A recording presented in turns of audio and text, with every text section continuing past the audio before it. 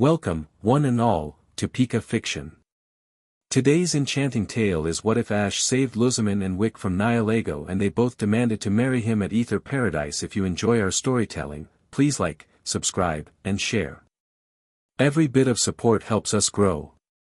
Now, prepare yourself for the journey ahead. Chapter 1, What burns through the boat cut a lazy line through water so blue it didn't look real. Ash leaned against the railing with his arms folded, letting the salt wind push his hair back, and watched Aether Paradise grow from a white speck on the horizon into something that looked like a floating city. Pikachu perched on the railing beside him, ears twitching, nose working the air. "Smells different out here, huh?" Ash said. "Pika." Pikachu's cheek sparked once, not alarm, just energy. The little electric mouse had been restless the whole trip from Melee. Couldn't sit still.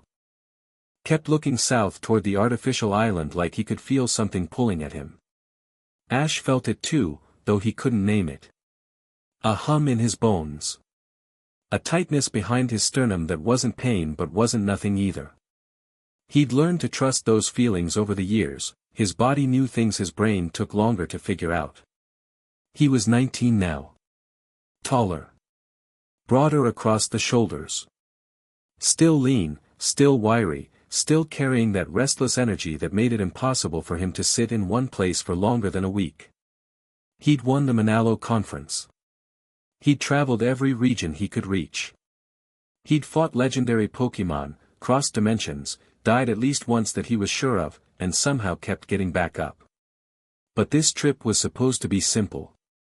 Wicke had called him, her voice warm and slightly worried on the other end of the line, and asked if he'd be willing to come consult on some unusual ultra wormhole readings.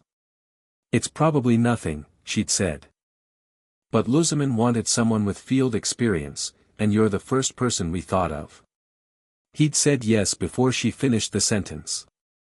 Partly because he never turned down a chance to help. Partly because Alola felt like home in a way few other places did. And partly, if he was honest with himself, standing here watching the white spires of Aether Paradise catching the midday sun, because it had been too long since he'd seen them. Both of them. The fairy horn sounded. Ash pushed off the railing and grabbed his bag. Pikachu jumped to his shoulder with practiced ease. "Let's go." The dock at Aether Paradise was clean enough to eat off. Everything here was, the Foundation spent more on maintenance than some small towns spent on everything combined. Ash walked down the gangplank, squinting against the glare off the white surfaces, and immediately spotted Wicke waiting at the end of the pier. She hadn't changed much. Maybe a little. Her lavender hair was down today instead of in its usual neat arrangement, and the wind played with it in a way that made her look younger than her 32 years. She wore the standard Aether uniform, white, fitted, professional, but she'd rolled the sleeves up past her elbows, which told Ash she'd come straight from working. She always rolled her sleeves up when she was in the middle of something. He noticed that he noticed. Filed it away. "Ash." Her face broke into a smile that reached her eyes, and she crossed the remaining distance with quick steps. "You made good time. We weren't expecting you until this afternoon. Caught an earlier ferry." He grinned. Pikachu was getting antsy. "Pika Pie." Pikachu confirmed, leaping from Ash's shoulder to Wicke's outstretched hands. She caught him easily, laughing as he nuzzled against her cheek. "Oh, I missed you too," she said, scratching behind his ears. She looked up at Ash over the yellow ball of fur in her arms. "Both of you." There it was again, that hum in his chest. "It's good to be back. How long's it been? A year? 14 months. She said it immediately, then caught herself and adjusted her glasses. "Not that I was counting. We keep thorough records of all consultant visits." Ash laughed. "Right. Records." They walked together along the pier, Wicke falling into step beside him easily. She moved with quiet efficiency, no wasted motion, no hesitation. Ash had always liked that about her. She didn't perform competence. She just was competent. So, he said. These ultra-wormhole readings. What are we looking at? Wicke's expression shifted. Not quite worried, she was too composed for that in public, but the warmth dimmed a few degrees. Spikes. Irregular, unpredictable. 3 times the normal background readings over the last 2 months. We've had 2 minor breaches, small wormholes that opened and closed within seconds. No ultra beasts came through, but that's how it starts. That's how it started last time, yes. They both knew what she meant by last time. The Nihilego. Lusamine. The whole catastrophe that had nearly consumed the woman and torn her family apart. Ash didn't bring it up. Neither did Wicke. Lusamine requested you specifically, Wicke continued as they entered the main building. The lobby was massive, white and glass, full of employees in matching uniforms moving with purpose. A few of them recognized Ash and did double takes. He'd become something of a legend at Aether Paradise after the last crisis. She said, and I quote, "Get me the trainer who has actually survived ultra space, not another scientist who's only read about it." That sounds like her. She's been intense lately. More than usual. Wicke paused at an elevator, pressing her palm to the security panel. The readings have her on edge. She won't say it, but I think she's scared. The elevator opened. They stepped inside. Pikachu hopped back to Ash's shoulder. Are you scared? Ash asked. Wicke looked at him. Behind the glasses, her dark eyes were steady but honest. I'm concerned. There's a difference. What's the difference? Scared people react. Concerned people prepare. The elevator hummed upward. I've been preparing. Ash smiled. That's why they need you here. Something flickered across Wicke's face, surprise, maybe, or gratitude, or something softer that she tucked away before it could fully form. That's kind of you to say. It's not kind. It's true. The elevator opened onto the executive level. Wicke led him down a corridor of frosted glass and polished steel, and Ash took in the subtle changes since his last visit. New security cameras at every junction. Reinforced blast doors at intervals. Emergency supply stations built into the walls, stocked with potions, revives, and what looked like portable containment units. You really have been preparing, he said quietly. Like I said. They stopped at a set of double doors at the end of the hall. Wicke straightened her uniform, smoothed her hair, and then knocked twice before pushing them open. Lusamine's office was exactly what Ash remembered, enormous, elegant, dominated by the floor-to-ceiling windows that looked out over the ocean in every direction. The room felt like standing inside a diamond. Everything was white and gold and glass, catching light from angles that shouldn't have been possible. And in the center of it, behind a desk that was more sculpture than furniture, sat Lusamine. She was reading something on a tablet, her brows slightly furrowed, one hand resting against her temple. Her blonde hair caught the light like spun gold, it always did, Ash thought, like she existed in her own personal spotlight. She wore white, as always, but the outfit was sharper than he remembered. More structured. Like armor disguised as fashion. She looked up when they entered, and for just a moment, half a heartbeat, her composure cracked. Something raw and complicated moved behind her green eyes. Then the mask snapped back into place, and she was Lusamine again. President. Commander. The woman who ran a billion-dollar foundation from a floating fortress and bent the world to fit her vision. Ash. She stood, and her voice carried the same cool authority it always did, but there was warmth buried in it. You came. You asked. I did. She came around the desk, and he was struck, not for the first time, by how she moved. Like every step was deliberate. Like she was aware of every eye on her at all times and had decided long ago that she would give them something worth watching. She stopped an arm's length away and studied him openly. You've grown, she said. It's been 14 months. Has it? She glanced at Wicke. Wicke looked at the ceiling. You look good, Lusamine, Ash said, because she did, and because he'd learned over the years that saying true things simply was usually better than dancing around them. Her eyebrows rose slightly. Thank you. You look like you've been sleeping outdoors for a month. 3 weeks, actually. Camping in Pony Wilds before I got Wicke's call. Of course you were. She gestured to a sitting area near the windows, 2 white couches facing each other across a low table. Sit. We have a lot to discuss. They sat, Ash and Wicke on one couch, Lusamine across from them. Pikachu curled up on the table between them like he owned it. Lusamine's eyes lingered on the little Pokémon for a moment, and something softened in her face. The readings, she began without preamble. She pulled up a holographic display from the table's surface. Ash still wasn't used to how casually Aether threw around technology that would make a Sylph Company engineer weep.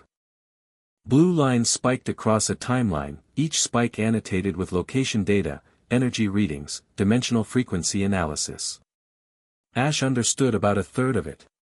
But the shape of the data was clear enough, things were getting worse, and they were getting worse faster. The baseline ultra-wormhole energy around Alola has always been higher than other regions, Lusamine said, tracing a line with her finger. It's why the ultra beasts were drawn here in the first place. But over the last 60 days, the background energy has tripled. And these spikes, she tapped the sharp peaks, are concentrated here. Around Aether Paradise. Around you, Ash said. Lusamine's jaw tightened. Around the facility, yes. We don't know why. Faba has theories, Faba. Ash didn't quite manage to keep the skepticism out of his voice. Branch Chief Faba, Wicke corrected gently, has been running diagnostics on our dimensional monitoring equipment. He believes the spikes may be echoes, residual energy from the original ultra-wormhole incidents bouncing back. Does he believe that, or does he want you to believe that? Ash asked. Lusamine's lips curved, not quite a smile, but close. You've always been more perceptive than people give you credit for. People give me plenty of credit. Not the right kind. She leaned back, crossing her legs. The holographic data cast blue light across her features. I don't trust Faba's assessment. The readings don't match echo patterns. They match approach patterns. Ash felt Pikachu's ears stiffen against his neck. Something's coming. Something's trying to. The room went quiet. Outside, the ocean stretched endlessly, calm and blue and completely indifferent to the things that might be swimming between dimensions beneath its surface. What do you need from me? Ash asked. Lusamine looked at him for a long moment. Really looked, not the performative gaze she used in board meetings and press conferences, but something searching. Like she was trying to decide how much to trust him with. I need someone who won't panic, she said. I need someone who's been to ultra space and come back with their mind intact. I need someone my employees will follow if things go wrong, because frankly, half of them are already terrified and the other half are in denial. She paused. And I need someone who will tell me the truth, even when I don't want to hear it. That last one might be the hardest, Ash said. I'm aware. He looked at Wicke. She was watching him with an expression he couldn't quite read, hope, maybe, threaded through with something that looked almost like protectiveness. Like she wanted him to say yes but was already worried about what it would cost him. I'll stay, Ash said. As long as you need me. Lusamine nodded once, crisp and decisive. Wicke will get you settled. I'll have a full briefing prepared for tomorrow morning. She stood, signaling the end of the meeting with the efficiency of someone who scheduled her hours in 5-minute blocks. But as Ash reached the door, she spoke again. Softer. Ash. He turned. Thank you for coming. I know I'm not always easy to work with. Nobody worth knowing is easy to work with. Another almost smile. This one reached her eyes. Get some rest. You look tired. You keep sweet-talking me like that, I might never leave. He caught the startled laugh she tried to suppress as the doors closed behind him. Beside him, Wicke was making a very concerted effort to look at her clipboard. What? Ash asked. Nothing. I've just never seen anyone make her laugh when she's in command mode. Secret talent. Clearly. She glanced at him sideways. I'll show you to your quarters. Are you hungry? Always. I anticipated that. She pulled a wrapped sandwich from behind her clipboard, and Ash stared at it like she'd produced a miracle. Wicke.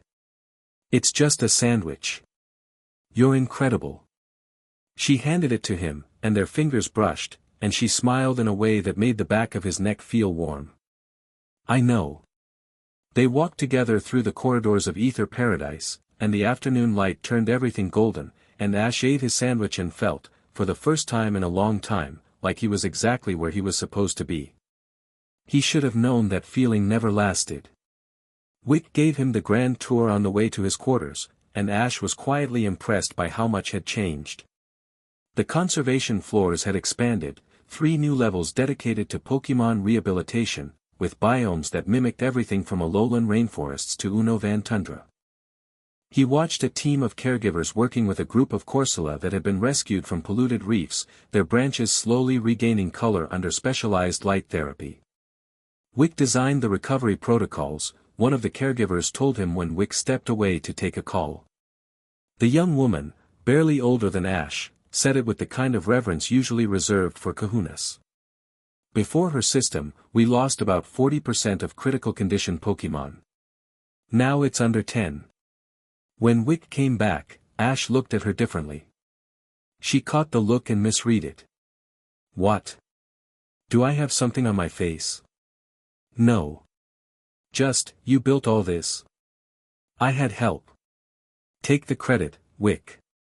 She adjusted her glasses. I'd rather take results. On the lower levels, he saw the containment wing, heavily reinforced chambers designed to safely hold ultra beasts that came through wormholes. Most were empty. 2 held Kartana that had breached months ago and were being studied before release back into ultra space. We're trying to develop a humane return protocol, Wicke explained, her heels clicking on the metal floor as they walked between the containment cells. The ultra beasts aren't malicious, most of them are confused, frightened. They end up in our world by accident and don't know how to get home. Ash pressed his hand against the glass of one cell. Inside, a Kartana hovered motionless, its paper-thin body catching the light. It rotated slowly to face him, and he could swear it was studying him back. Hey, he said softly. We'll get you home. The Kartana folded slightly, an origami bow. It likes you, Wicke said, surprised. Pokémon usually do. People are more hit or miss. She laughed. He liked her laugh, it was unguarded, a little louder than she probably intended, and she always looked slightly embarrassed afterward. Like joy was something she felt she needed to apologize for. They reached his quarters eventually, a guest suite on the residential level that was nicer than any apartment he'd ever rented. Clean lines, a real bed instead of a sleeping bag, and windows that looked out over the ocean. If you need anything, I'm 2 floors up, Wicke said, hovering in the doorway. My number's programmed into the room's comm system. Don't hesitate to call. Even at 3 a.m. Especially at 3 a.m. That's usually when I'm still working anyway. He frowned. You should sleep more. You should eat more vegetables. Touché. She lingered for just a moment longer than necessary, her hand on the doorframe, her eyes on his. Then she straightened, professional again, and said, "Good night, Ash. I'm glad you're here." Me too. She left. Pikachu jumped onto the bed and immediately claimed the center of the pillow with the territorial authority of a Pokémon who had claimed 10,000 pillows across 30 regions. Ash stood at the window and watched the sun set over the ocean. The water was beautiful, deep blue shading to orange and gold near the horizon. Perfectly calm. Too calm. He pressed his forehead against the glass and reached for that feeling, the hum, the tightness. It was still there. Stronger now. Like standing next to a speaker playing a note just below the range of hearing. "Something's wrong, buddy," he said. Pikachu agreed, ears flat. Ash stood there until the sun was gone and the ocean turned black, and he couldn't shake the feeling that something in that darkness was looking back. He was wrong about one thing. He didn't have until tomorrow morning. The alarm hit at 2:47 a.m., a sound like the world tearing. Not a siren. Sirens were designed sounds, controlled, measured. This was raw, a frequency that bypassed the ears and went straight to the spine. Ash was on his feet before he was fully awake, muscle memory overriding grogginess. Pikachu was already at the door, cheeks sparking, every hair standing on end. Emergency lights bathed the corridor in red. Ash was moving before he'd finished pulling on his shoes, Pikachu sprinting ahead of him, and he could already hear it, screaming. Not human screaming. The high, keening wail of dimensional fabric coming apart. He rounded a corner and skidded to a stop. The air in front of him was splitting open. A ultra wormhole, electric blue, edges crackling with energy that hurt to look at, was tearing itself into existence in the middle of the corridor. It was the size of a doorway. Then a window. Then a wall. And through it, something was pushing. Tentacles. Translucent. Glowing with a sickly bioluminescence. Bell-shaped bodies trailing behind them like jellyfish from a nightmare. Nihilego. Not one. Not two. Ash counted 6 pushing through this wormhole alone, and he could hear more alarms deeper in the facility, more breaches, more wormholes, more of them. Pikachu, Thunderbolt, now. Pikachu launched without hesitation. A bolt of electricity arced through the corridor and slammed into the lead Nihilego, sending it reeling backward into 2 others. But 3 more were already through, floating with that terrible, boneless grace, tentacles reaching. Ash grabbed 3 pokeballs from his belt, he'd slept with them, a habit born from years of exactly this kind of situation, and threw them in a single motion. Lucario, Lycanroc, and Charizard materialized in bursts of light. Lucario, Aura Sphere, clear left. Lycanroc, Stone Edge to block the wormhole. Charizard, Flamethrower, push them back. 3 commands. 3 instant responses. Lucario's hands came together and a sphere of blue energy blazed to life, launching into the cluster of Nihilego on the left side of the corridor. The impact scattered them like bowling pins. Lycanroc howled and slammed his paws into the floor, stone pillars erupted upward, forming a jagged barricade across the wormhole's mouth. It wouldn't hold, the wormhole was energy, not physical, but it slowed the flow. Charizard reared back and unleashed a torrent of flame that turned the corridor into an oven. The Nihilego recoiled. They didn't like heat, Ash remembered that from before. Their biology was chemical, crystalline. Extreme heat destabilized them. Keep the pressure on. Don't let them spread. He ran. Not away. Forward. Past the wormhole, ducking under a Nihilego tentacle that grasped at his hair, feeling the tingle of neurotoxin on his scalp as it barely missed. Pikachu blasted the creature away from behind. They moved as a unit, Ash and his team cutting through the corridor like a blade through water.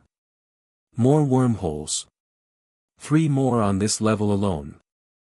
Ash could see them through the glass walls, blue tears in reality, each one vomiting Nihilego into the pristine white corridors of Aether Paradise. Employees were running. Some had their own Pokémon out, a woman with a Granbull fighting off a Nihilego near the elevators, a man and his Magneton forming a defensive line around a group of cowering researchers. But they were scattered, disorganized, overwhelmed. Ash made a decision in about half a second. Charizard, East Wing, clear it out and protect anyone you find. Lycanroc, West Wing, same thing. Pikachu, you're with me. His Pokémon didn't hesitate. Charizard banked hard and blasted through a glass partition, fire already building in his throat. Lycanroc howled and took off at a dead sprint, claws sparking on the metal floor. Lucario stayed close. Ash hadn't dismissed him, and the fighting type understood without being told that wherever Ash was going, he'd need backup. Where Ash was going was the research wing. Because that's where Wicke would be. He knew it in his gut. She'd said it herself, she was usually still working at 3 a.m. And the research wing was on this level, and 3 of the wormholes had opened in that direction, and if she was there, he ran faster. The research wing was chaos. Equipment sparking. Glass shattered across the floor. Emergency containment foam sprayed from ceiling nozzles, designed to slow ultra beasts. It was doing approximately nothing. 6 Nihilego floated through the wreckage, their bell-shaped bodies pulsing with light, tentacles probing every corner. And there, backed against a wall near the emergency exit, was Wicke. She wasn't alone. 3 junior researchers were behind her, barely out of university by the look of them, white-faced and trembling. And Wicke was standing in front of them with her arms spread and a look on her face that Ash had never seen before. Not fear. Fury. The quiet, contained fury of someone who would not let anything touch the people behind her. She had 2 pokeballs in her hands. A comfey floated at her shoulder, flowers spinning, ready. A clefable stood in front of her, massive and pink and radiating a protective safeguard that shimmered in the air like a heat haze. But there were 6 Nihilego, and they were closing in, and one of them, the largest, its body darker than the others, tinged purple, was rearing back, tentacles contracting. Ash recognized the posture. He'd seen it before. Neurotoxin blast. Point-blank range. Wicke's safeguard might absorb it. Might not. He didn't wait to find out. Lucario, Aura Sphere, the big one. Now. Lucario moved like thought. The Aura Sphere blazed across the research wing and struck the dark Nihilego a fraction of a second before it fired, knocking its aim wide. The neurotoxin blast hit the wall instead of Wicke, and the metal dissolved into smoking ruin where it struck. Wicke's head snapped toward him. Her eyes went wide. Ash, move. He was already there, sliding across the floor on his knees. The smooth ether paradise tile was good for something, and grabbing Wicke's arm, pulling her and the researchers toward the cover of an overturned lab bench. His hand found her waist, and he pulled her in close, and for just a second her face was inches from his, her breath warm against his neck, her glasses slightly askew. Stay behind me, he said. Ash, there are 6 of them, I can count. Stay behind me. She looked at him, really looked, the same way Lusamine had in her office but without the mask, and something shifted in her expression. She nodded once. Then she said, I'm staying behind you, but I'm not staying out of the fight. Wouldn't dream of asking. They fought together. It was messy, desperate, nothing like the clean tactical battles in stadiums and arenas. The Nihilego came from every direction. Lucario moved like a dancer, aura spheres and close combats, his body a blur of blue and black. Pikachu was everywhere, lightning arcing between Nihilego, his speed making him almost impossible to track. And Wicke's Clefable was a revelation. The pink Pokémon moved with a grace that belied its rounded body, moonblasts launching with devastating precision. Each impact sent a Nihilego reeling, the fairy-type energy burning through their crystalline bodies like acid through glass. Her Comfey wove between the fighters, floral healing stitching up every scratch and wound before it could slow them down. Ash and Wicke fell into a rhythm without discussing it. He pushed forward, she covered his flanks. He attacked, she healed. When a Nihilego got behind Lucario, Clefable was there. When the 3 researchers cowered as a tentacle reached for them, Pikachu fried it out of the air. One by one, the Nihilego went down. Stunned, burned, blasted. The last one, the big dark one, tried to flee back toward its wormhole. Lucario hit it with a final aura sphere that left blue fire trailing through the air, and it collapsed in a heap of translucent jelly. Silence. The research wing was destroyed, glass, foam, scorch marks, the acrid smell of ozone and burned crystal. But Wicke was standing. The researchers were standing. Nobody was absorbed. Nobody was gone. Wicke's hands were shaking. She clenched them at her sides, took a breath, and turned to the researchers. Take the emergency exit to the evacuation point on level 3. Stay together. Go. They went. Fast. Then it was just Ash, Wicke, their Pokémon, and the wreckage. Are you hurt? Ash asked. No. You? No. Good. She took another breath. It wasn't quite steady. That was, how did you know I was here? Didn't know. Guessed. You guessed. You said you work late. Research wing. Wasn't complicated. She stared at him. Her glasses were cracked on one side and her hair had come completely loose, falling around her shoulders in lavender waves, and there was containment foam on her sleeve and something that might have been tears she hadn't let fall in her eyes. Thank you, she said. Don't thank me yet. It's not over. Because it wasn't. He could still hear alarms. Could still feel the hum, louder now, angrier. And through the broken windows of the research wing, he could see more wormholes opening across Aether Paradise, blue tears in the night sky. He recalled Lucario, grabbed Pikachu, and ran. The central tower of Aether Paradise was where the fighting was worst. Ash could see why. The wormholes here were bigger, denser, overlapping. The air itself felt wrong, heavy and electric, like the moment before a thunderstorm dialed up to 11. Nihilego poured through in waves, dozens of them, their translucent bodies filling the corridors with shifting, alien light. Aether employees and their Pokémon were fighting on every level. Ash saw a security team with Arcanine and Electivire holding a junction. Saw a group of caretakers from the conservation floor using their healing Pokémon to form triage stations. The Foundation was fighting back, but they were losing ground. Ash released Greninja and Charizard. Charizard had already cleared the east wing, soot and scorch marks trailed behind him like a calling card. Greninja materialized in a crouch, eyes sharp, already reading the battlefield. Greninja. We're going up. Bond with me. Greninja looked at him. The water-type's eyes narrowed with something that might have been anticipation. Then the connection hit, that rushing sensation, like a river pouring into his chest, their senses merging. Ash gasped. The world sharpened. He could feel every ultra-wormhole in the building, their dimensional frequencies vibrating against his awareness like plucked strings.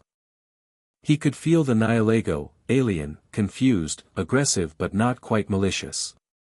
They didn't understand where they were. They were following something. Drawn by something. Something above him. The executive level. Lusamine's office. They're going for her, Ash breathed. Charizard, clear a path to the central elevator. Pikachu, Greninja, with me. We're going to the top. Charizard roared, a sound that shook the walls and sent the nearest Nihilego scattering, and launched himself into the corridor like a living flamethrower. The fire-type blazed a trail through the swarm, and Ash ran in his wake, the heat washing over him in waves. Pikachu clung to his shoulder. Greninja moved beside him, water shurikens forming in his palms, cutting down any Nihilego that got too close. They reached the elevator. It was dead, power to this section was out. Ash looked at the shaft. Looked at Greninja. Up. Greninja grabbed him. They went up the shaft in a series of wall jumps that would have made a ninja proud, because that's what Greninja was, that's what they both were when the bond was active. Ash moved with Greninja's reflexes, planted his feet where Greninja's instincts told him to, and the levels blurred past. They burst through the shaft doors on the executive level, and Ash's blood went cold. The entire floor was infested. Not dozens of Nihilego. Scores. They covered the ceiling, the walls, their tentacles intertwining until they formed a living web of translucent flesh. The air was thick with neurotoxin, a fine mist that made Ash's eyes water and his skin tingle. And at the center of it, in her office with the doors blown open, Lusamine was fighting for her life. She wasn't hiding. She wasn't cowering. She was standing in the middle of her destroyed office with Beware and Milotic flanking her, and she was commanding them with a ferocity that took Ash's breath away. Beware smashed Nihilego aside with devastating force palms, each impact sending shockwaves through the floor. Milotic coiled and struck, ice beams freezing Nihilego into crystalline statues that shattered against the walls. Lusamine herself was moving, dodging tentacles, pulling employees to safety, shouting orders into a calm that probably wasn't working anymore. Her hair was wild, her white outfit torn, and there was a cut on her cheek that she hadn't bothered to notice. She looked terrifying. She looked magnificent. But there were too many. Ash saw it happen in slow motion. A Nihilego, larger than the rest, darker, its bell pulsing with deep violet light, dropped from the ceiling behind Lusamine. Beware was engaged. Milotic was across the room. No one was covering her back. The Nihilego's tentacles wrapped around her head. Lusamine screamed. Not in pain, in rage. Her hands came up, clawing at the tentacles, but the neurotoxin was already seeping in. Ash could see it, through the bond, through his aura, he could see the venom working through her system like purple lightning, racing toward her brain. No. He moved. Later, he wouldn't remember deciding to move. His body simply responded, to the threat, to the sound of her scream, to something deeper than thought. He crossed the office in a sprint, Pikachu and Greninja clearing Nihilego from his path like a human bullet. He reached Lusamine, grabbed the Nihilego's tentacles with his bare hands, pain. Searing, chemical, wrong. The neurotoxin burned into his palms like liquid fire. He didn't let go. He pulled. The Nihilego fought him. Its tentacles tightened around Lusamine's head, and through his aura Ash could feel what it was doing, not just poisoning her, but reaching into her mind. Finding the old pathways. The obsession. The desire. The need that had nearly consumed her before. It was using her own psychology as an anchor, digging in deeper with every heartbeat. Ash's aura responded. Not consciously, he'd never trained for this, never practiced it, didn't even know he could do it. But the energy rose in him like a wave, blue-white light erupting from his hands where they gripped the Nihilego's tentacles. It wasn't an attack. It was a presence. A declaration. I'm here. You're not taking her. The light burned through the tentacles. The Nihilego shrieked, a sound like crystal shattering, and released Lusamine, recoiling from the aura that now blazed around Ash like a halo. It fled, trailing sparks of blue energy, and Greninja hit it with a water shuriken that sent it spiraling into the nearest wormhole. Lusamine collapsed. Ash caught her. She was trembling. Her eyes were unfocused, the pupils blown wide, the green of her irises nearly swallowed by black. The venom was still in her system, he could feel it, a toxic current beneath her skin. Her lips moved, but the words weren't for him. Moan. I can see, it's so beautiful there. Lusamine. Look at me. The light, the ultra space. I want. Look at me. He held her face in his burned hands, and his aura pulsed again, gentler this time, not a weapon but a lifeline. He poured it into her, not knowing what he was doing, only knowing that he couldn't let her go where the venom wanted to take her. Not again. Not back into that obsession, that beautiful terrible madness. Her eyes focused. Slowly. Like someone surfacing from deep water. The black receded. The green came back, bright, sharp, alive. She looked at him. Really looked. You came back, she whispered. I never left. Her hand came up and gripped his shirt, fingers tangling in the fabric, and she held on like she was drowning and he was the shore. Her forehead fell against his chest. He felt her shudder, one great tremor that ran through her entire body as the last of the venom burned away against his aura. They stayed like that for 3 heartbeats. 4. 5. Then Lusamine pulled herself upright, straightened her shoulders, wiped the blood from her cheek with the back of her hand, and said, in a voice that only shook a little, "Status report." "How many breaches?" And Ash thought, there you are. The battle lasted another 47 minutes. Ash would learn that later. In the moment, time had no meaning. There was only the next wormhole, the next Nihilego, the next corridor to clear, the next person to protect. He called out every Pokemon he had. Naganadel, his own Ultra Beast, claimed during a previous journey through Ultra Space, proved invaluable. The Poison Dragon type understood the Nihilego in a way no other Pokemon could.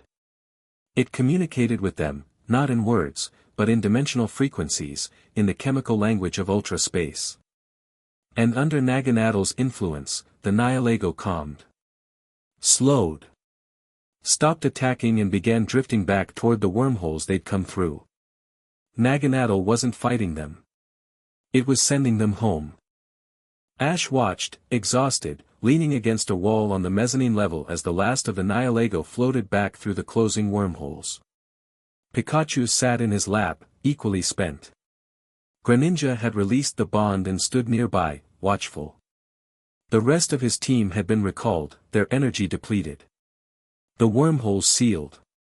One by one, the blue tears in reality knitted themselves shut, the air pressure normalizing, the electric hum fading to nothing. Emergency lights switched to standard. The alarm cut off, leaving a silence so sudden it felt like a sound itself. Aether Paradise was standing. Damaged, heavily, but standing. Smoke drifted from a dozen sections.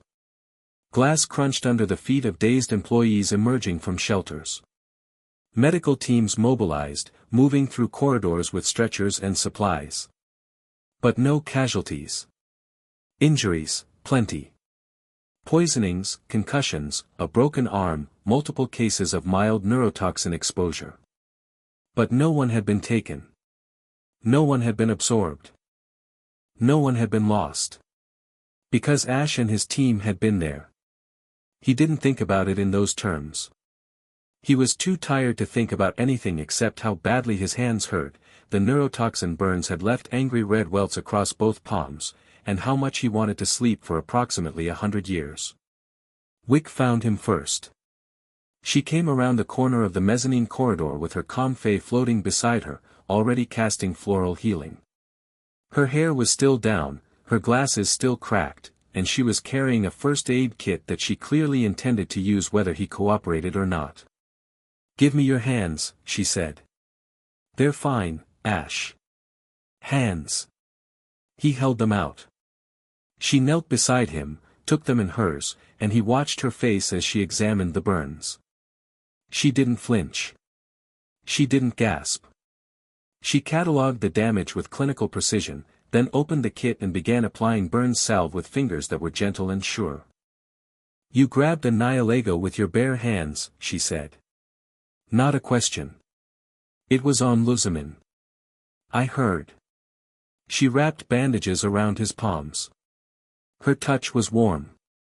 "You're either incredibly brave or catastrophically stupid.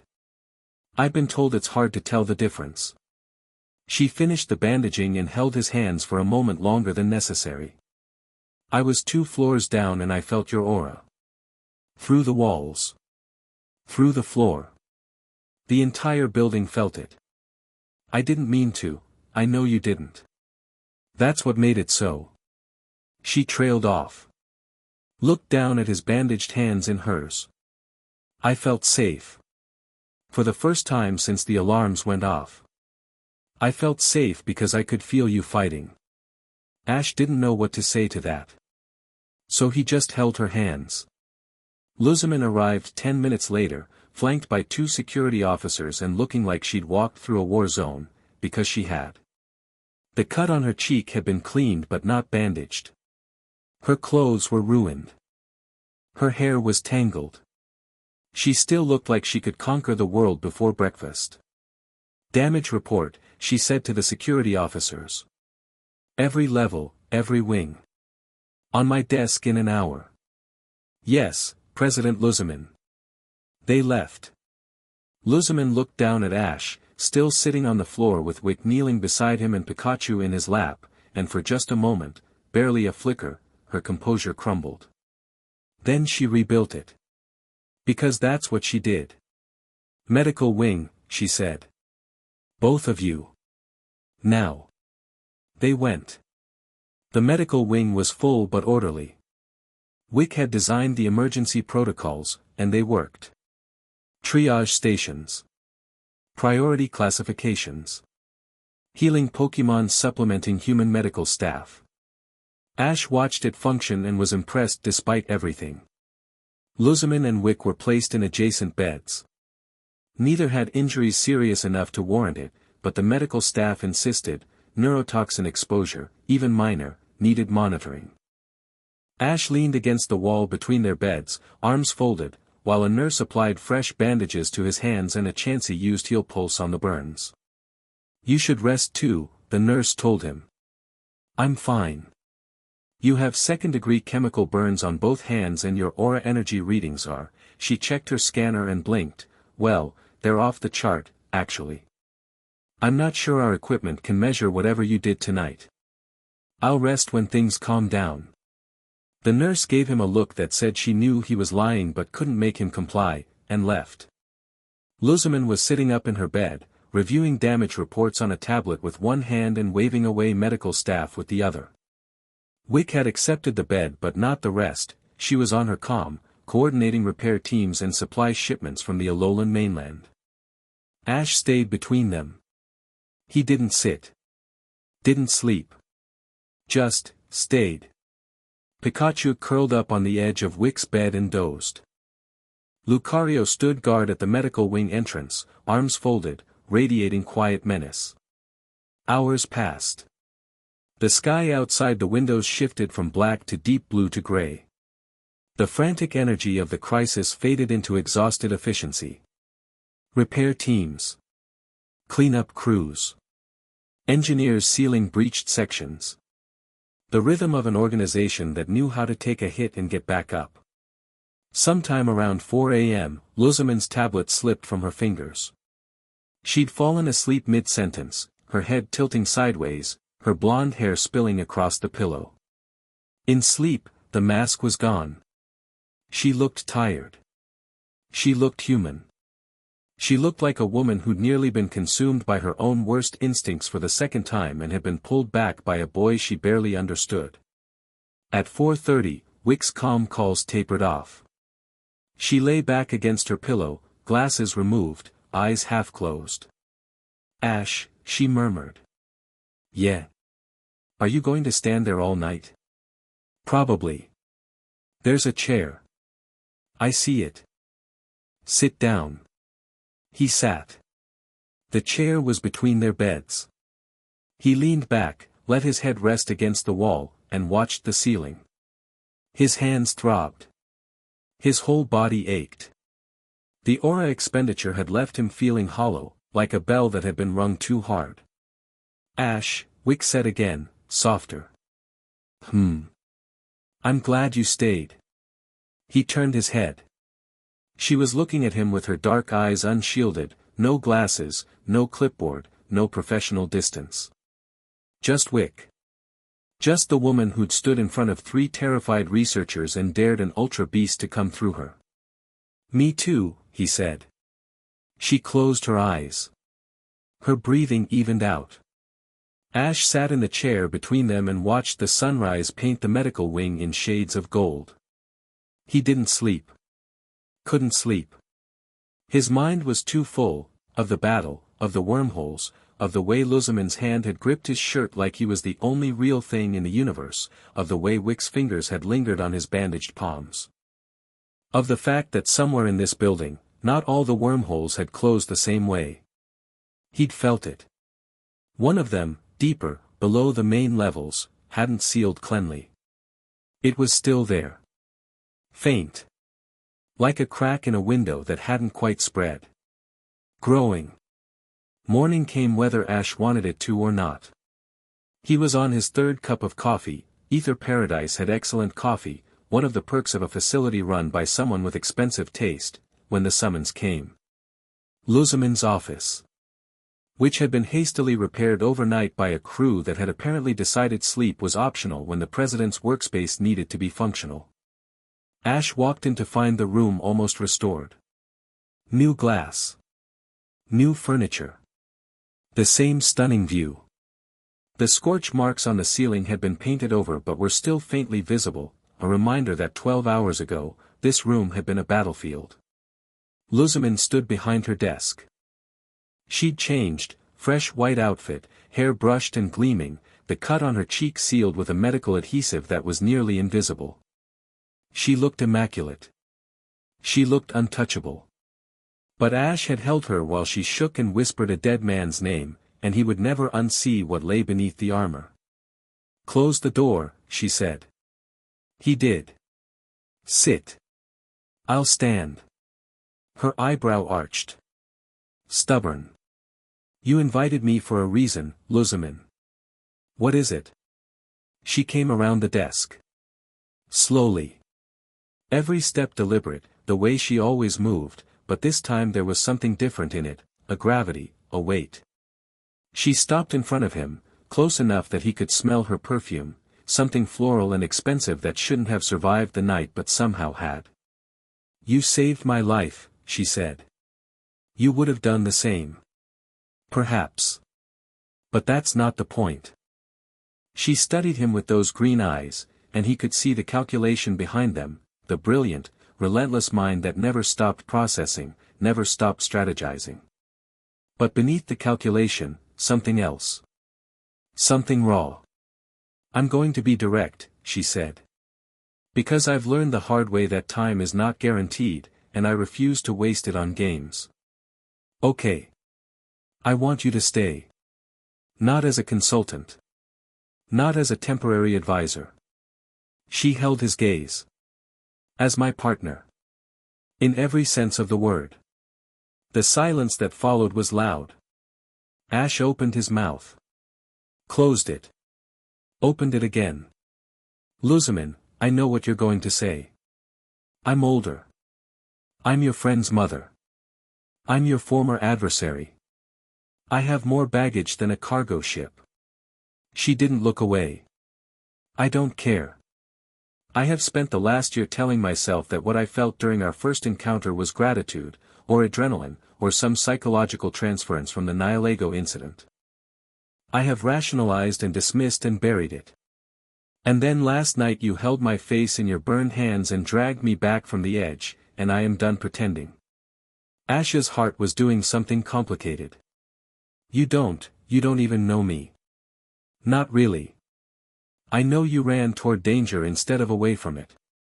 I know you grabbed a Nihilego barehanded rather than let it take me. I know you stayed in a chair between two hospital beds all night because you couldn't bring yourself to leave." She lifted her chin. "I know enough." He stared at her. She stared back. The morning light turned her hair to gold and her eyes to emeralds, and she was, in that moment, the most intimidating and beautiful person he had ever stood across from. And then the door opened. Wicke stepped in. She was carrying a tablet, probably bringing morning reports, but she stopped cold when she read the room. Her eyes went from Lusamine, standing too close to Ash, looking like someone had hit him with a confusion attack, and back. "I'm interrupting," she said. "Yes," Lusamine said. "No," Ash said, at the same time. Wicke looked between them. Something shifted in her expression, a flicker of understanding, then a flash of something that might have been pain, quickly mastered. She straightened her shoulders. "Actually," she said, and her voice was steady in a way that Ash recognized as hard-won. I think I came at exactly the right time.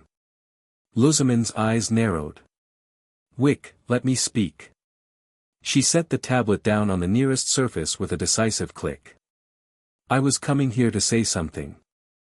I've been working up the courage since about 5 a.m., which is 2 hours of courage building, which for me is unprecedented. She turned to Ash. Her hair was up today, back in its neat professional arrangement. Her glasses had been replaced with a new pair. She was perfectly composed, perfectly put together, perfectly Wicke. Except for her eyes, which were terrified. Last night, she said, you ran past 6 Nihilego to get to me. You pulled me behind you and told me to stay. And I felt your aura wrap around me like warmth, like sunlight, like someone saying you matter, you're worth protecting.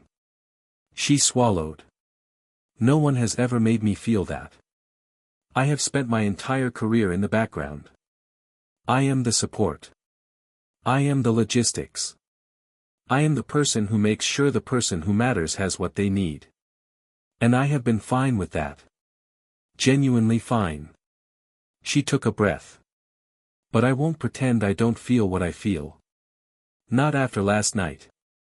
Not after you looked at me like I was, the only person in the room, Ash finished, because he remembered her saying that to him once, a long time ago, and because it was true.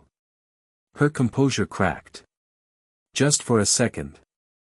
Then she pulled it back together with an act of will that Ash found genuinely awe-inspiring. Yes, she said. That.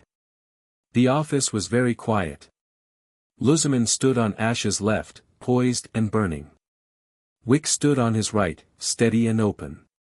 And Ash stood in the middle with bandaged hands and a heart that felt too big for his chest.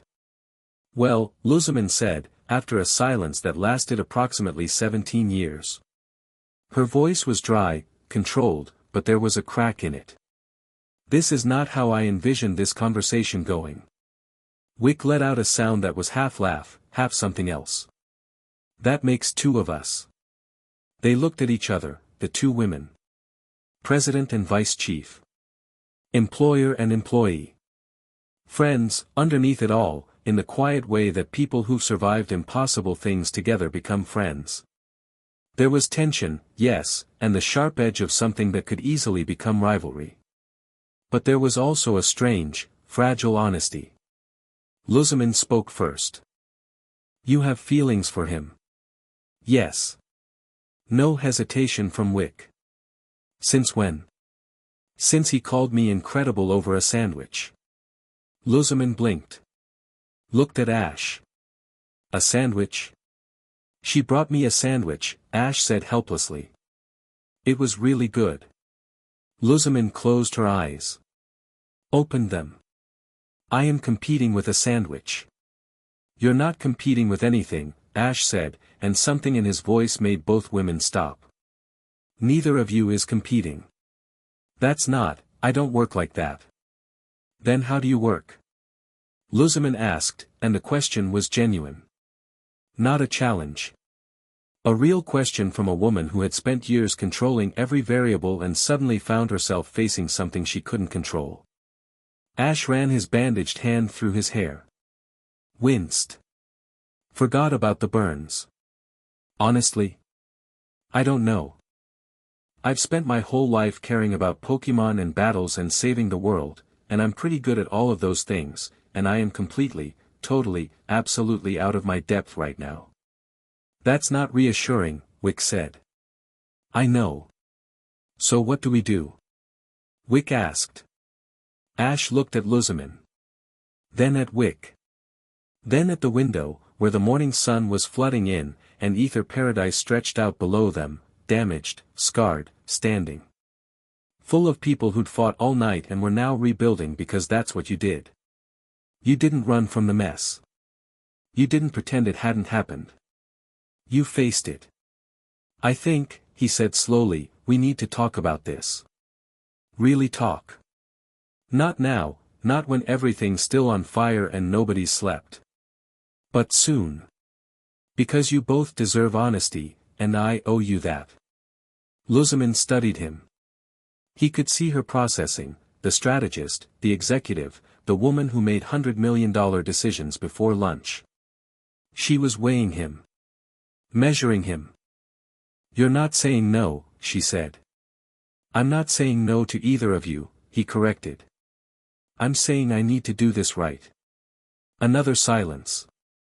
Then Wicke's voice, soft and a little wondering, "He actually means it." Annoyingly, yes, Lusamine agreed. "He always means it. It's his most infuriating quality." The tension broke, not entirely, not permanently, but enough. Enough to let air in. Enough to let them breathe. "Tomorrow," Ash said. "We talk tomorrow. All three of us. Honestly. No games, no strategies, no," he looked at Lusamine, "corporate maneuvering. I don't maneuver. You absolutely maneuver." The corner of her mouth twitched. "Perhaps occasionally." Wicke picked up her tablet. Pushed her glasses up her nose. "I'll clear your morning schedule." She paused at the door and looked back at Ash with an expression that made his stomach flip. "For the record, I make excellent sandwiches." She left. Lusamine and Ash stood in the sun-drenched office. Outside, repair crews worked. Pokémon called to each other. The ocean lapped against the foundation of the artificial island. "She's remarkable, you know," Lusamine said quietly. "I know. I'm not going to make this easy for you. I didn't expect you to." "Good." She reached out and straightened the collar of his jacket, a small, proprietary gesture that sent electricity down his spine. "Go get some sleep, Ash. You look terrible. You keep saying that. Because it keeps being true." He made it to the door before she called his name one last time. "Ash." He turned. She was standing in the light, golden and fierce and wounded and strong, and she said, "Thank you. For pulling me back." "Always," he said. And meant it. He walked back to his quarters through corridors that were being repaired around him. Employees nodded as he passed, respect, gratitude, something deeper. He'd fought for them. They wouldn't forget. Pikachu was waiting on his pillow. The little Pokémon looked up at him with knowing eyes. "Don't start," Ash said. "Pika Pika." "I said don't start. Pika." He fell onto the bed, fully clothed, and stared at the ceiling. His hands throbbed. His body ached. His heart was doing something he didn't have a word for. Two women. Both extraordinary. Both wanted him, not the champion, not the hero, but him. And he'd felt something with each of them that he couldn't dismiss, couldn't rationalize, couldn't outrun. "What am I doing, buddy?" he whispered. Pikachu climbed onto his chest, curled into a ball, and closed his eyes. The answer, apparently, was sleeping. Ash closed his eyes too. He dreamed of blue light and golden hair and lavender and the sound of something vast and patient breathing in the dark beneath the ocean. 14 levels below Ash's quarters, in a section of Aether paradise that wasn't on any official schematic, a man stood alone in front of a screen. Faba's lab was small, hidden, and very illegal. He'd carved it out of a maintenance sublevel 3 years ago, rerouting power from the facility's secondary grid and installing monitoring equipment that would have made Lusamine's R&D department weep with envy, or rage. The screen showed a wormhole reading. Most of the breaches from last night had sealed cleanly, the dimensional fabric healing itself, as it always did. But one hadn't. Deep below the facility, in the suboceanic foundation layer, a wormhole signature persisted. Small. Stable. Barely there. And it was growing. Faba adjusted his glasses, a gesture eerily similar to Wicke's, though he'd die before admitting the resemblance, and pulled up the frequency analysis. The wormhole wasn't random. It had a pattern. A rhythm. Like breathing. Like something on the other side was keeping it open on purpose. Faba reached for the console. His fingers hovered over the keys. A reasonable person would report this. Would alert Lusamine. Would call in the champion-level trainer sleeping upstairs. Faba pulled up his private research files and began cross-referencing the wormhole's frequency with his stabilization models. The math was beautiful, elegant, precise, resonant. His device could lock onto this frequency. Could hold the wormhole open. Could stabilize it into a permanent, controlled gateway. A permanent door to ultra space. His fingers trembled. Not with fear. With excitement. There you are, he whispered to the screen. I've been looking for you. The wormhole pulsed. Once. Twice. Like a heartbeat answering his. Faba smiled, and the cold light of the screen made his face into something that was not quite human.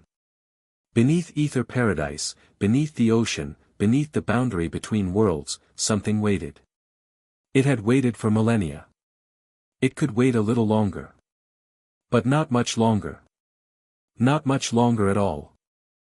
Chapter 2, The Weight of Want. Ash woke to the smell of coffee and the sound of Pikachu growling at someone. He opened one eye. Sunlight flooded the room, late morning, maybe early afternoon, judging by the angle.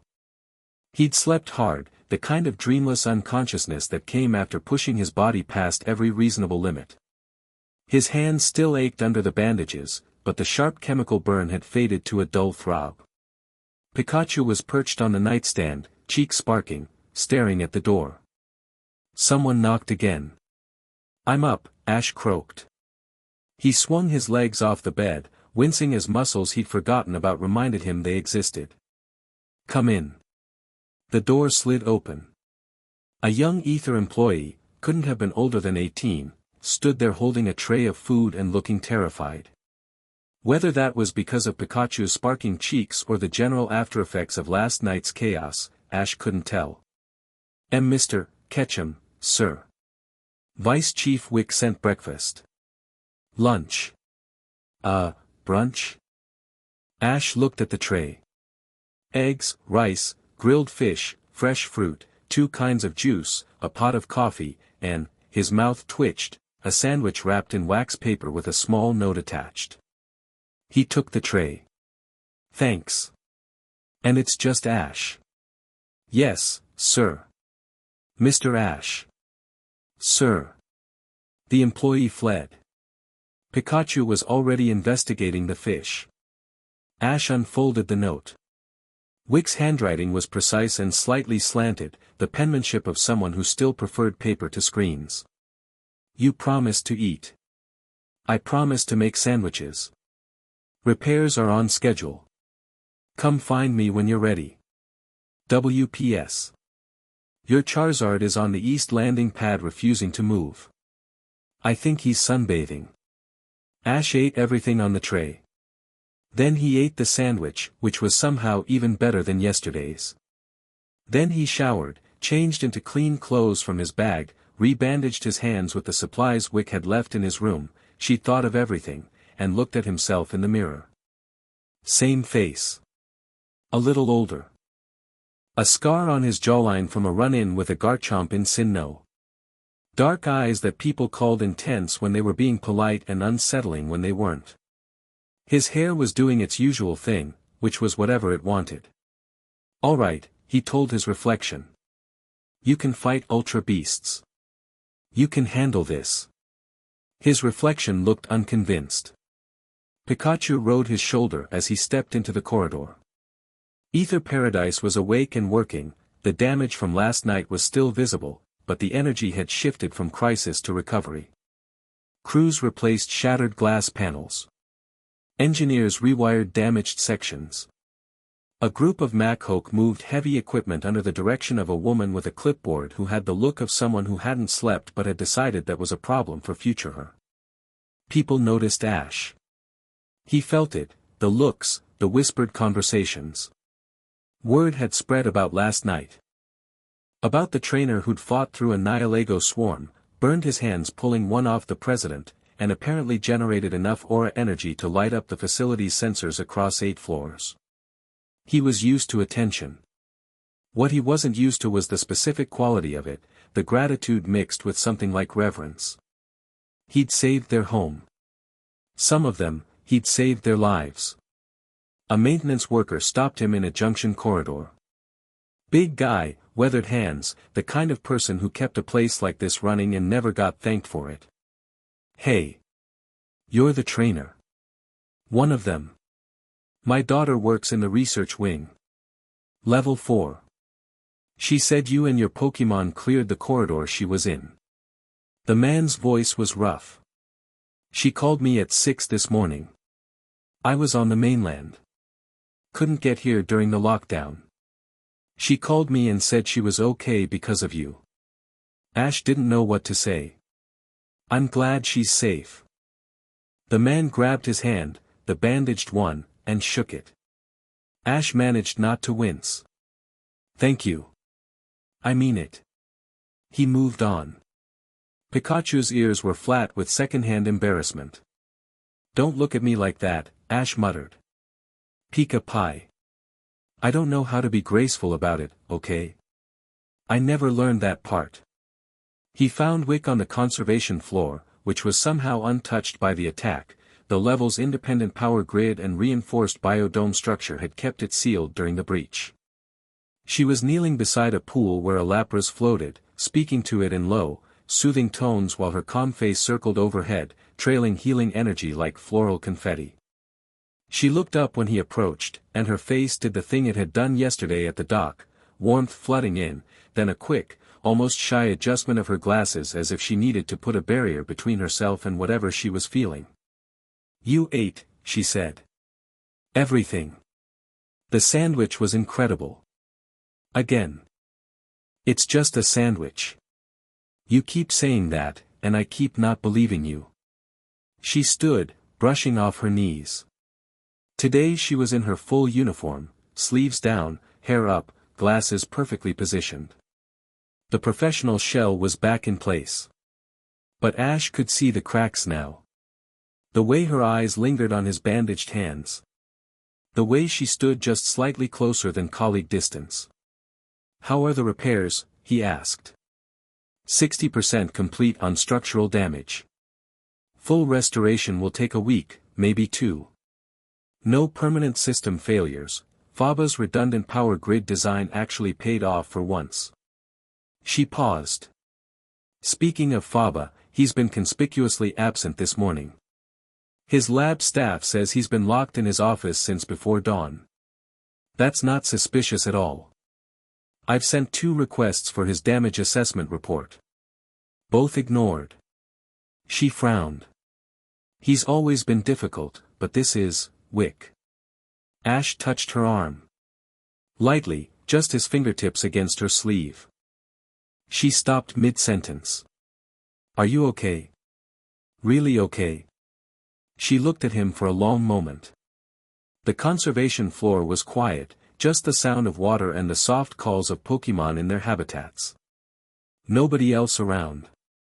"I didn't sleep," she said. "Not because I wasn't tired. Because every time I closed my eyes, I saw that Nihilego coming at me, and," she stopped. Adjusted her glasses. "I'm fine. Wicke. I'll be fine. I just need to keep working. If I keep working, I don't have to," she gestured vaguely. "Process." Ash understood that impulse. He'd lived most of his life on it. Running from crisis to crisis, battle to battle, never stopping long enough for the weight of it all to catch up. It worked. Until it didn't. "When you're ready to process," he said, "I'm here." Her hand came up and covered his where it rested on her arm. Just for a second. Her fingers were cool and steady against his. "I know," she said. "That's the part I'm still getting used to."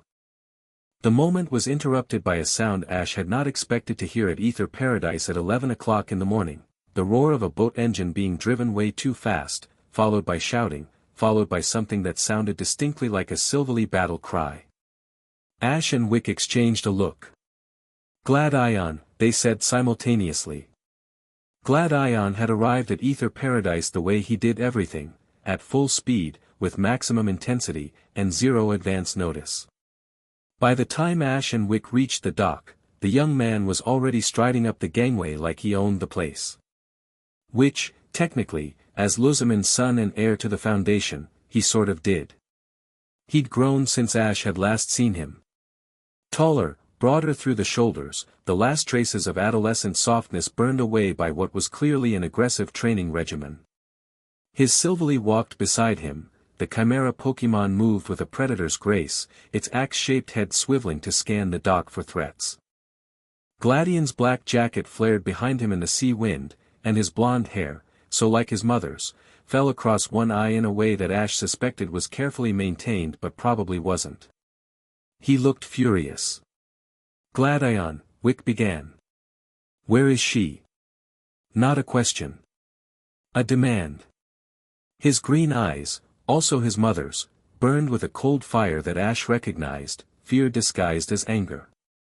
A 17-year-old who'd heard his home was attacked and his mother was nearly taken again and had spent the entire boat ride converting terror into rage because rage was something he could use. "She's in her office," Wicke said calmly. "She's fine. Minor injuries, fully treated." Minor injuries. Gladion's jaw clenched.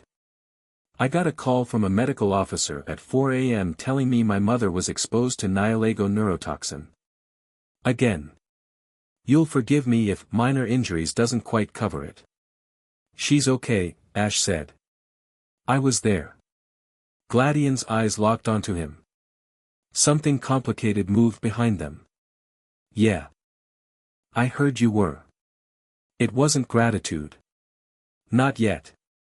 It was something rawer, the recognition that the person standing in front of him had done what Gladion himself couldn't. Been here. Protected her. Pulled her back. "I need to see her," Gladion said. "Of course. I'll take you," Wicke started. "I know the way." He was already moving. Silvally padded after him, claws clicking on the dock. Then Gladion stopped. Turned back. Looked at Ash with an expression that was trying very hard to be hostile and not quite managing it. "Catch 'em." "Yeah. We're going to talk later." It wasn't a request. Gladion spent an hour with Lusamine. Ash didn't know what they said to each other, the office doors were sealed, and Wicke gently steered him away when he lingered too long in the corridor. "Family business," she said. "Let them have it." He used the time to check on his Pokémon. Charizard was, as Wicke's note had predicted, sprawled across the east landing pad in full sunbathing mode, wings spread, tail flame crackling contentedly. He cracked one eye when Ash approached and made a rumbling sound that translated roughly to, "Go away, I'm busy." "Big help you are," Ash said. Charizard yawned. Lycanroc was in the training facility on the lower levels, running laps around the battle court with manic energy.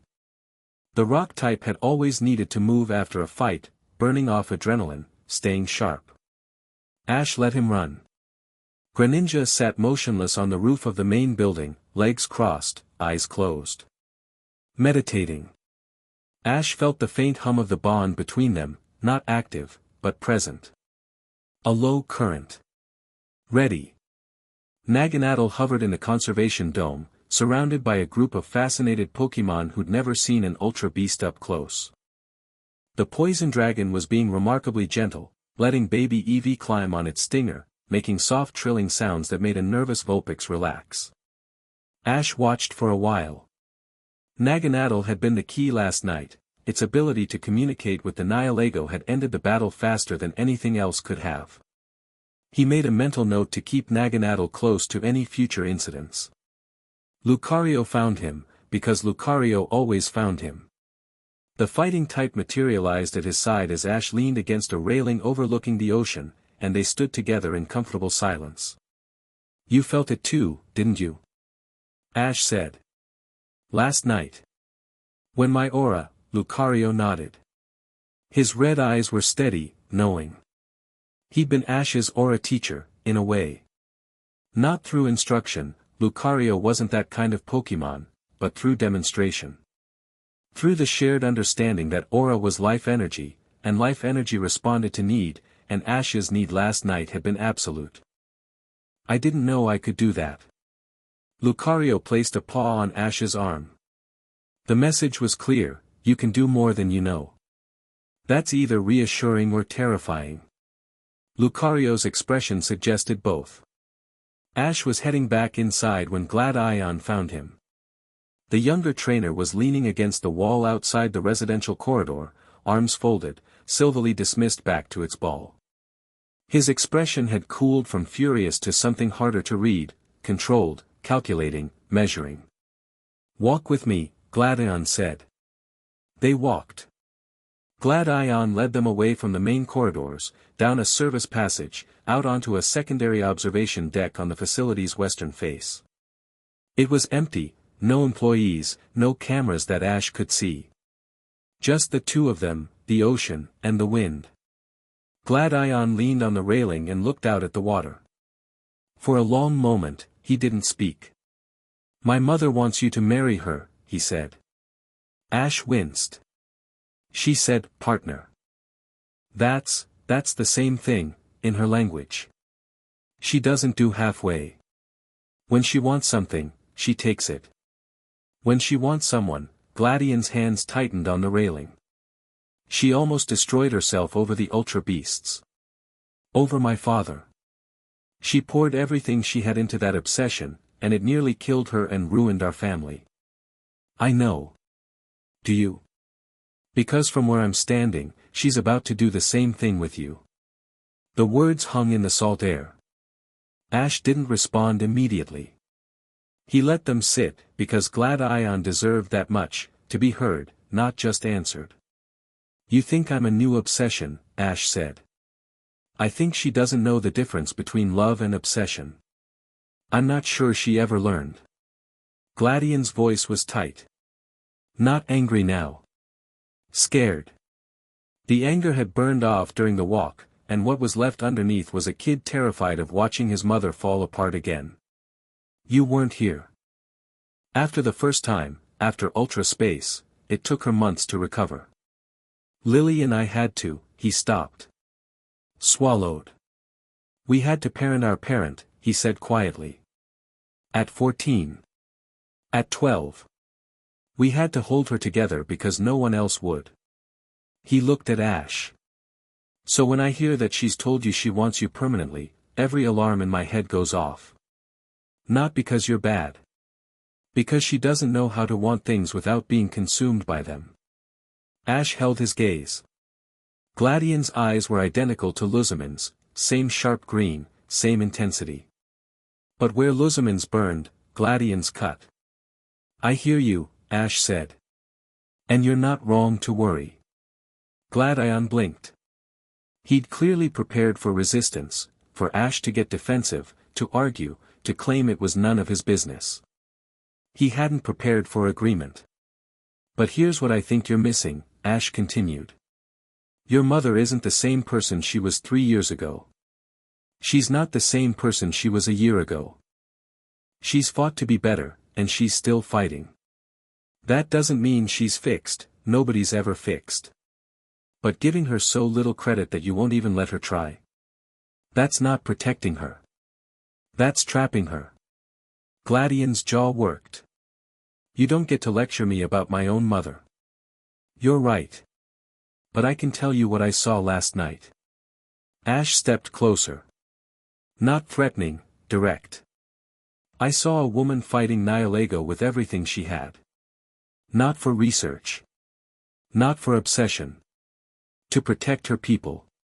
The venom hit her and tried to pull her back into the old patterns, and she fought it. She was fighting it when I reached her. I helped, but she was already fighting." Silence. The wind blew. Waves crashed against the artificial island's foundation far below. "She was fighting," Gladion repeated. "Yeah. She was." Gladion turned back to the ocean. He was quiet for a long time. Ash waited. "And Wicke?" Gladion asked. "What about her? Don't play dumb. Half the facility's talking about it. The great Ash Ketchum saved both the president and the vice chief, and now they're both. He made a frustrated gesture. How does that even work? I don't know yet. That's a terrible answer. It's an honest one. Gladion almost smiled. Almost. The expression flickered across his face like light through clouds and was gone. You know what's infuriating about you, Ketchum? You actually mean the things you say. There's no angle. No strategy. You're just, he gestured again, more broadly. You. Is that a compliment? I haven't decided. Gladion pushed off the railing. Faced Ash squarely. I'm staying. At least until this ultra wormhole situation is resolved. And I'm watching. Fair enough. And if you hurt her, either of them, I will make you regret it. Not with threats. With civility. Ash met his stare. If I hurt either of them, I'll deserve whatever comes. Gladion studied him for 3 long seconds. Then he nodded once and walked away. Ash exhaled. That went better than expected, he said to Pikachu. Pika. Pikachu's tone suggested the bar for expectations had been somewhere in the sub-basement. The afternoon brought a new kind of problem. Ash was in the briefing room with Lusamine, Wicke, and a dozen senior Aether staff reviewing damage reports when the call came in. Wicke took it, listened for 30 seconds, and her face went carefully blank. We have visitors, she said. The Alolan Regional Council has dispatched an oversight committee. They'll be here within the hour. The room went cold. Ash looked around, every face at the table had tightened. Even the stoic security chief looked like someone had slapped him. Lusamine set down her tablet. Her expression didn't change, but Ash saw her shoulders draw back, a fighter squaring up. On what authority? The emergency infrastructure provision, Wicke said, reading from her screen. Any facility operating under regional charter that experiences a containment failure involving extradimensional entities is subject to immediate review. If the committee finds negligence, they can, I know what they can do. Lusamine's voice was ice. They can revoke our charter. They can shut us down. Silence at the table. Ash leaned forward. Someone explain to me why the government would want to shut down the only organization in Alola equipped to handle Ultra Beast incursions. Politics, Lusamine said, the word carrying roughly the same inflection she'd give to a slur. The Council has wanted oversight authority over Aether Foundation for years. We operate independently, our own funding, our own research, our own security. That makes certain politicians very uncomfortable. Because they can't control it, Gladion added from the corner of the room, where he'd been standing with his arms crossed. He'd joined the briefing uninvited and no one had dared tell Lusamine's son to leave. And because some of them want access to our technology. Particularly the ultra wormhole research. Which is exactly why we've maintained independence, Lusamine said. Ultra Beast technology in the hands of politicians is a nightmare, Wicke finished. Agreed. But the provision is legal. We can't refuse the committee. Lusamine's fingers drummed once against the table. Twice. Then she stood, and the room stood with her, because that's what happened when Lusamine stood. Prepare the main conference hall. Full damage documentation, transparent, nothing hidden. I want every department head ready to present. And for God's sake, someone find Faba and make him shower. He's been in his lab for 14 hours. The room mobilized. People moved with the rapid efficiency of a crew that knew their captain well. Ash caught Lusamine's eye as the room emptied. You're worried. I'm annoyed. There's a difference. Wicke told me the same thing about scared and concerned. The faintest trace of amusement crossed her face. We trained her well. Lusamine. Is this serious? She looked at him. The mask slipped, just for a moment. The committee chair is Councilwoman Hala. She's ambitious, intelligent, and she's been building a case against Aether's independence for 2 years. Last night's breach is the ammunition she's been waiting for. So yes, Ash. This is serious. The committee arrived at 3 p.m. on a government transport boat that was aggressively medium-sized, too large for a casual visit, too small for an invasion. A calculated choice. Everything about Councilwoman Holla turned out to be calculated. She stepped onto the dock first. Mid-50s, steel-gray hair pulled back in a severe bun, wearing a traditional Alolan government robe over a modern suit. Her face was handsome rather than pretty, strong jaw, sharp cheekbones, eyes that missed nothing and forgave less. She carried herself like someone who'd spent decades turning political instinct into art. Behind her came 3 aides, 2 inspectors with scanning equipment, and a legal counsel who looked like he'd been born holding a briefcase. President Lusamine. Councilwoman Holla extended her hand. Her voice was warm, publicly warm, the kind of warmth that had a thermostat. Thank you for accommodating us on such short notice. Councilwoman. We're happy to cooperate. Lusamine shook the hand with a smile that matched the warmth exactly. 2 professionals measuring each other in real time. Though I confess, I hadn't expected such a rapid response. We only filed our incident report 6 hours ago. Efficiency is a virtue we take seriously on the council. Holla's eyes moved past Lusamine to the visible damage on the facility's exterior, a cracked window here, a scorch mark there. Minor things, already being repaired, but she noted each one. It seems you've had quite the evening. We've had worse. Have you? The question was pleasant. The implication was not. We'd love to hear all about it. Ash watched the exchange from 3 steps behind Lusamine, positioned between Wicke and Gladion. He'd dealt with politicians before, the kind who smiled while they positioned the knife, but Councilwoman Holla was operating at a level he hadn't encountered. She wasn't hostile. She was precise. Every word, every glance, every moment of eye contact was a data point being collected and filed for later use. They moved to the conference hall.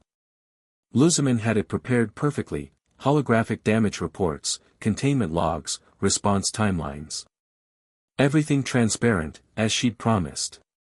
Department heads presented their sections. Security detailed the breach response. Medical reported on injuries, none critical, none permanent.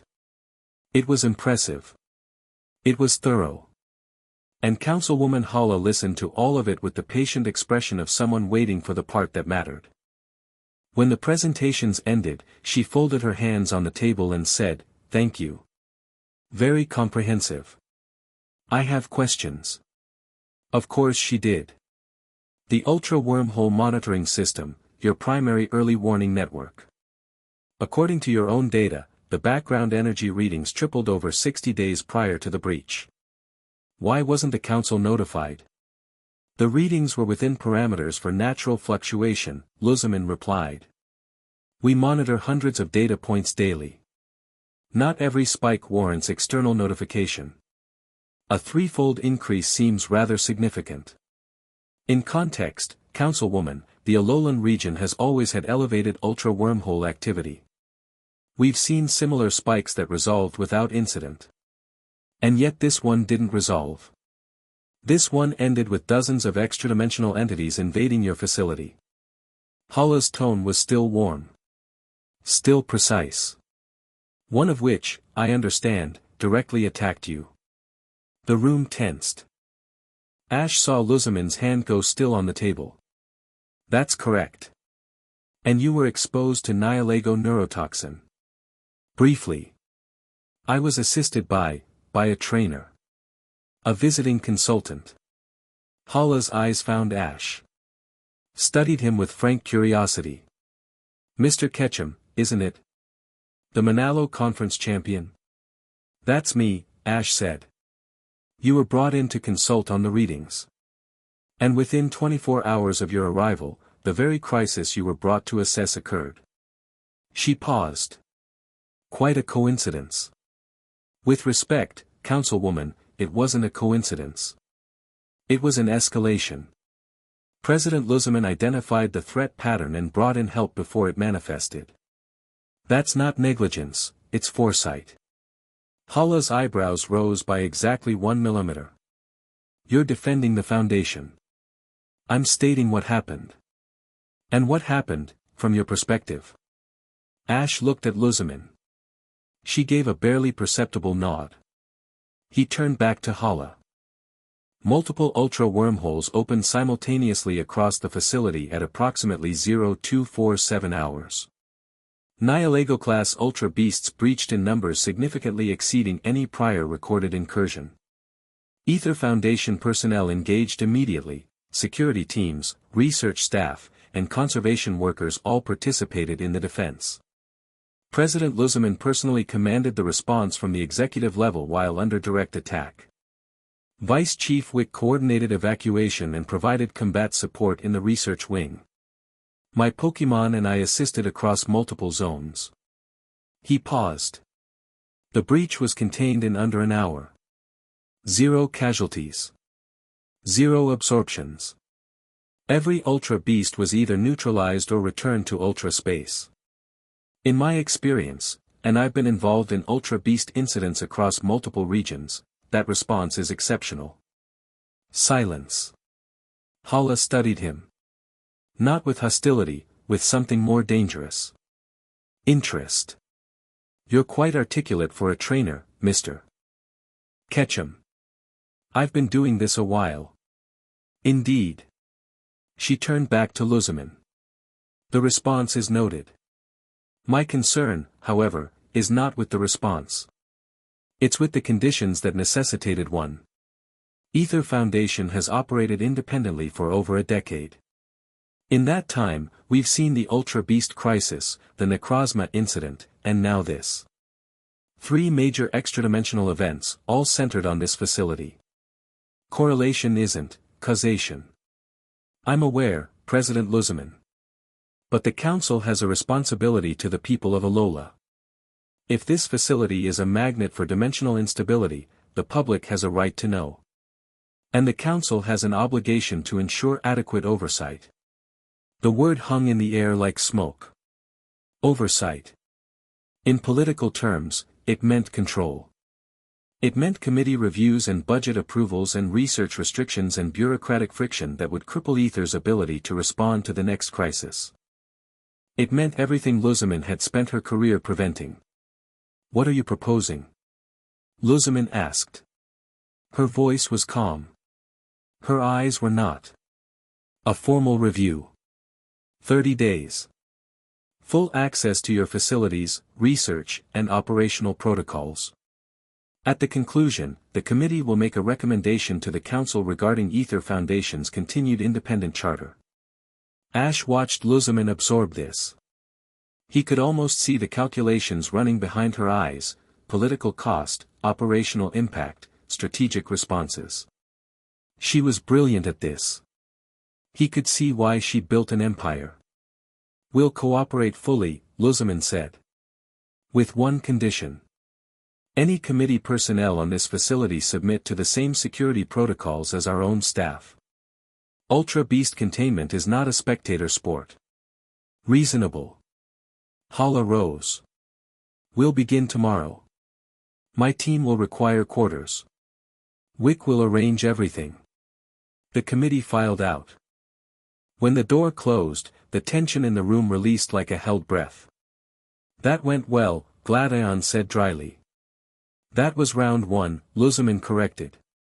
She turned to Ash, and something complicated lived in her expression: gratitude, frustration, something warmer. Your testimony helped. More than you know. I told the truth. Exactly. Hala expected corporate talking points. You gave her something she couldn't dismiss. Lusamine gathered her materials. But she's not done. She'll dig. She'll look for cracks. Will she find any? Lusamine didn't answer immediately. She glanced at Wicke, who glanced at the floor. Faba, Wicke said quietly. If she audits his department, then we need to audit it first, Lusamine said. Tonight. Before she gets anywhere near it. The meeting broke up. People scattered to their tasks. Ash found himself standing in the empty conference hall with Wicke, who was organizing the presentation materials with a methodical precision that he recognized as her way of processing stress. "You were good in there," she said without looking up. "I was honest. That's what made it good. Politicians expect spin. You gave her something real." She paused, hands still on the holographic controls. "You know what she's actually after, don't you? She wants control of the Foundation. She wants control of the ultra-wormhole research. Specifically, the dimensional stabilization technology we've been developing." Wicke's voice was careful. "In the right hands, it could prevent incidents like last night entirely. In the wrong hands, weapons. Or worse. Imagine a government with the ability to open controlled portals to ultra-space. The military applications alone, I get it." Ash moved closer. "Is that why Lusamine's been so protective of the Foundation's independence?" Wicke looked at him. "That's part of it. The other part is simpler. She built this. Every floor, every program, every protocol. It's hers. And she doesn't share well. I've noticed." The faintest smile. "That applies to more than the Foundation." He caught the implication. "Wicke, I know. Tomorrow. We talk tomorrow." She closed the holographic display and straightened. "But today, there's something I want to show you. Something that has nothing to do with politics or ultra beasts or," she gestured vaguely at the space between them, "any of that." "What is it?" "The real Aether Foundation." She took him below. Not the executive levels, not the research wings, not the gleaming white corridors that visitors saw. Below. Into the working heart of the facility, where the walls were practical steel instead of aesthetic glass, and the lighting was functional fluorescent, and the air smelled like antiseptic and Pokémon feed and the particular warmth of living things in close quarters. The recovery ward. Ash had been to Pokémon centers across every region. He'd seen rehabilitation facilities and breeding programs and conservation areas of every size and description. But he'd never seen anything like this. The ward stretched across an entire sublevel, dozens of individual treatment bays, each one customized for a different type of Pokémon and a different kind of injury. Water bays with temperature-controlled pools for aquatic Pokémon. Climate chambers replicating everything from volcanic heat to Arctic cold. Surgical suites with equipment so advanced that the machines had machines. And everywhere, people working. Not in pristine Aether uniforms, in scrubs and aprons and gloves stained with potion residue and berry juice. These weren't executives or researchers. These were caregivers. Veterinarians. Healers. The invisible workforce that made Aether Foundation worth existing. Wicke walked through the ward like she belonged to it, and every person she passed acknowledged her, not with the deference they showed Lusamine, but with genuine warmth. Respect born from shared work, not hierarchy. She knew their names. Asked about their cases. Stopped to check a chart, adjust a treatment, comfort a frightened Pokémon with a touch and a quiet word. "This Corsola came in 3 weeks ago," she said, kneeling beside a tank where a bleached white Corsola lay listlessly on a rock bed. Pollution damage, acidified water destroyed her coral branches. Standard treatment would take 6 months with a 60% survival rate. "What's your treatment?" She smiled. Not the professional smile or the shy one, the real one, the one that transformed her entire face. Mineral bath supplementation combined with targeted heal pulse therapy at specific frequencies. "I developed the protocol after studying coral regrowth patterns in Alola's natural reefs." She touched the glass. "She'll be ready for release in 4 weeks." Ash looked at the Corsola, then at Wicke. The Corsola's branches were already showing new pink growth at the tips, fragile and bright. "You save Pokémon," he said. "We save Pokémon. I just designed the system." You designed the system that saves Pokemon. If you're trying to make me blush, it's not going to. She stopped. She was blushing. Oh, fine.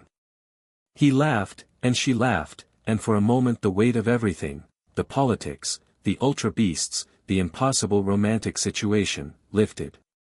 They were just two people standing in a room full of healing Pokemon, and the world was smaller and warmer than it had any right to be. A baby Vulpix toddled over and bumped against Ash's ankle. He bent to pick it up, carefully, with his bandaged hands, and it yipped and licked his chin. That's Snowdrop, Wicke said. Abandoned by her trainer. She's been here 2 months. Who abandons a Vulpix? Someone who wanted a fire type and got an ice type. It happens more than you'd think. Ash held the Vulpix against his chest. She was cold to the touch, not uncomfortable, just different. She curled against him with a small, contented sound. She likes you, Wicke said, and her voice had gone soft. Pokemon usually do. People are more hit or miss. She was quoting him. He realized she'd remembered. You said that yesterday. Did I? You did. And I think you're wrong. She reached out and scratched Snowdrop behind the ears. Her hand was close to his. Close enough that he could feel the warmth of her skin. People like you too, Ash. They can't help it. You walk into a room and something shifts. Pokemon feel it. People feel it. She stopped. Pulled her hand back. Sorry. We said tomorrow. Yeah. His voice was rougher than he intended. Tomorrow. They stood there for a moment longer than was strictly comfortable, with a baby Vulpix between them and the sound of healing all around them, and Ash thought, I am in so much trouble. Gladion was waiting for him when he left the recovery ward. The younger trainer had changed into training gear, sleeveless shirt, battle gloves, a look in his eyes that Ash recognized from every rival he'd ever faced. I want a battle, Gladion said. Now. Now. Ash looked at him. Gladion was vibrating with suppressed energy, not anger, not anymore, but something he needed to burn. Ash understood. Sometimes you couldn't talk through it. Sometimes you had to fight through it. Full team. Full team.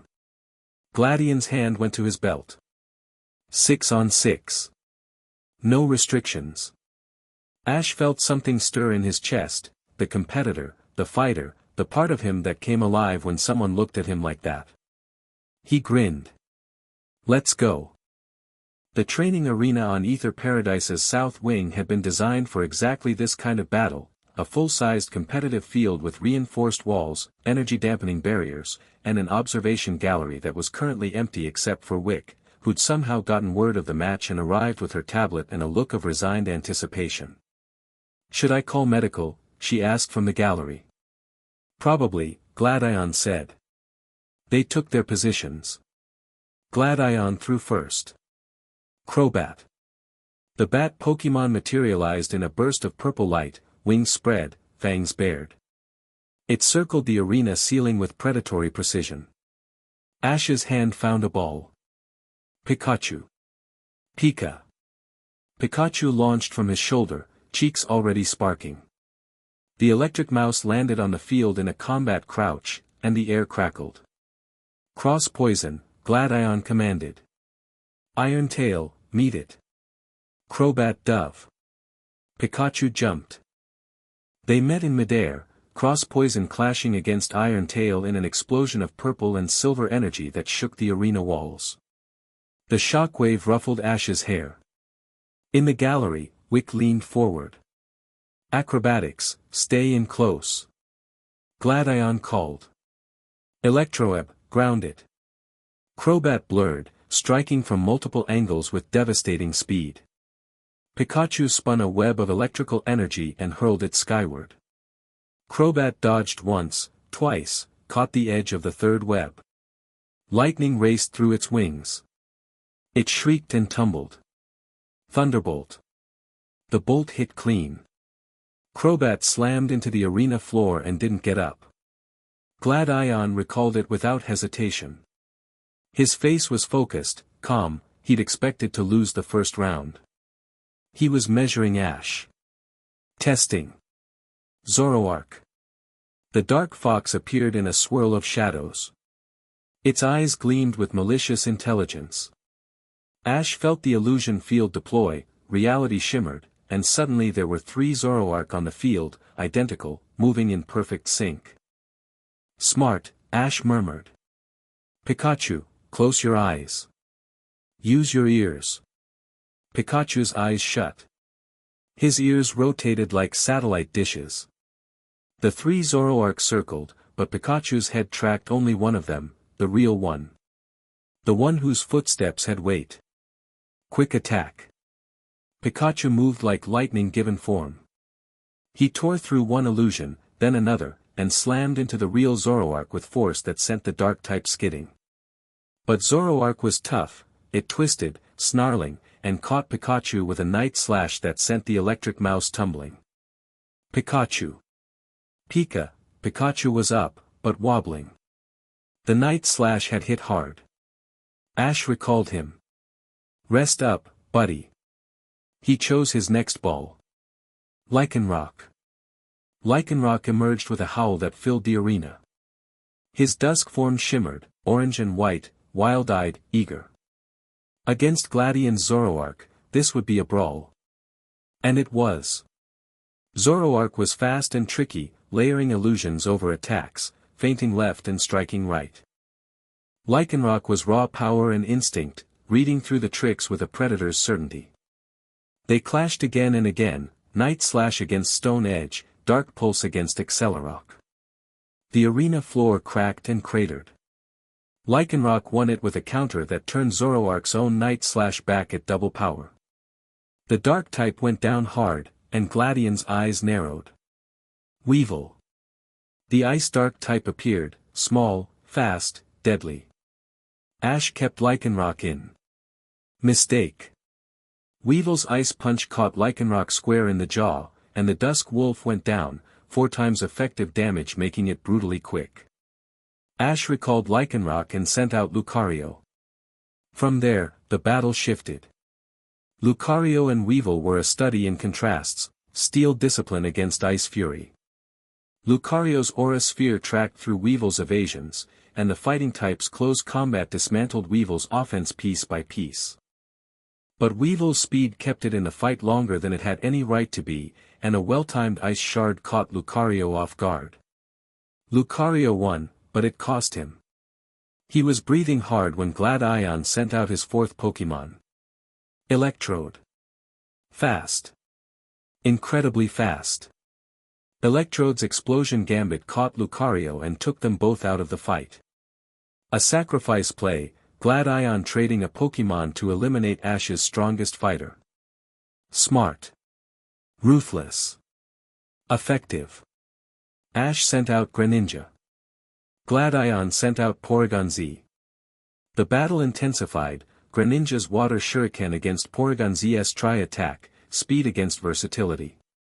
Ash activated the bond, and Greninja transformed, the water veil sharpening into something blade-like and lethal.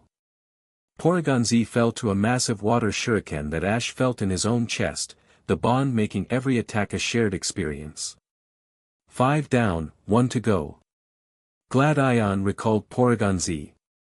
His hand went to his last ball, and he held it for a moment. Looked at Ash across the scarred, cratered arena floor. Something passed between them, respect, rivalry, understanding. Silvally. The Chimera Pokémon materialized with a cry that shook the arena. It was magnificent, a creature designed to fight gods, every line of its body built for battle. The RKS system hummed, and Silvally's type shifted, Fairy, countering Greninja's Dark Secondary. Multi-attack. Silvally moved like nothing that size should be able to. It crossed the arena in 2 strides and hit Greninja with an attack that shimmered pink-white, Fairy energy disrupting the bond. Ash gasped, felt it like a blow to his own ribs. Greninja stumbled. Greninja, Water Shuriken, rapid fire. Greninja launched a barrage, but Silvally weaved through them with predatory grace. Multi-attack again, closer this time, heavier. Greninja took it on the arm and went to one knee. Ash gritted his teeth. The bond wavered. Silvally was stronger than the last time he'd faced it. Gladion had been training hard. This wasn't the same Pokemon. Greninja. Look at me. The water type looked. Through the bond, Ash felt what Greninja felt: pain, determination, trust. Absolute trust.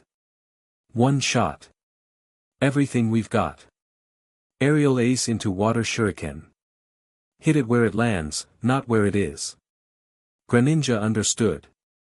The Frog Ninja vanished, pure speed, faster than sight, and reappeared behind Silvally, Aerial Ace driving forward. Silvally spun, multi-attack meeting the charge. They clashed, energy erupting outward. The arena barriers flickered. But Greninja was already gone again, using the clash as a feint, the real attack forming behind his back.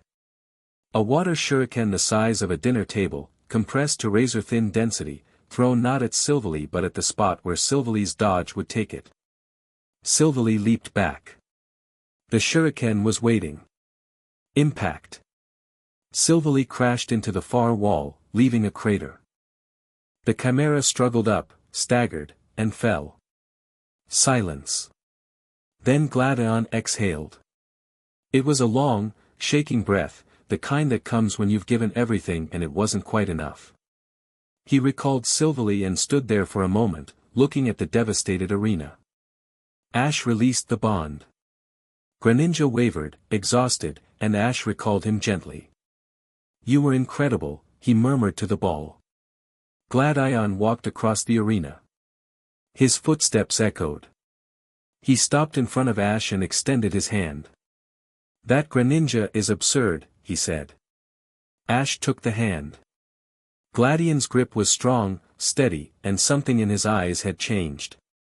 The wariness was still there, probably always would be, but the hostility had burned away. What was left was cleaner. "Your Silvally almost had us. That fairy-type shift was genius. Almost doesn't win battles. No. But it earns respect." In the gallery, Wicke set her tablet down and quietly applauded. Gladion glanced up at her, then back at Ash. "I still don't understand," he gestured vaguely. "The situation. Join the club. But I understand you better now." He released Ash's hand. "Whatever happens with my mother and Wicke, you're not pretending. You're not using them. You're actually this," he struggled for the word. "Stupid. Genuine. I was going to say genuine." Gladion almost smiled again. "Second time today. A new record. But stupid works too." They walked out of the arena together.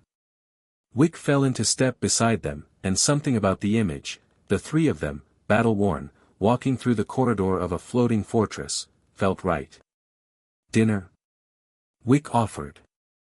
"I imagine you're both starving." "I could eat a Tauros," Ash said.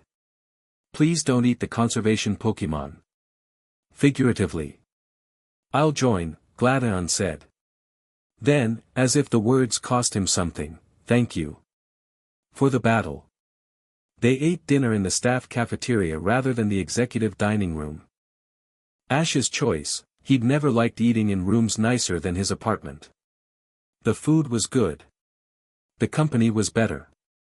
Gladion was prickly but sharp, and once you got past the defensive shell, surprisingly funny.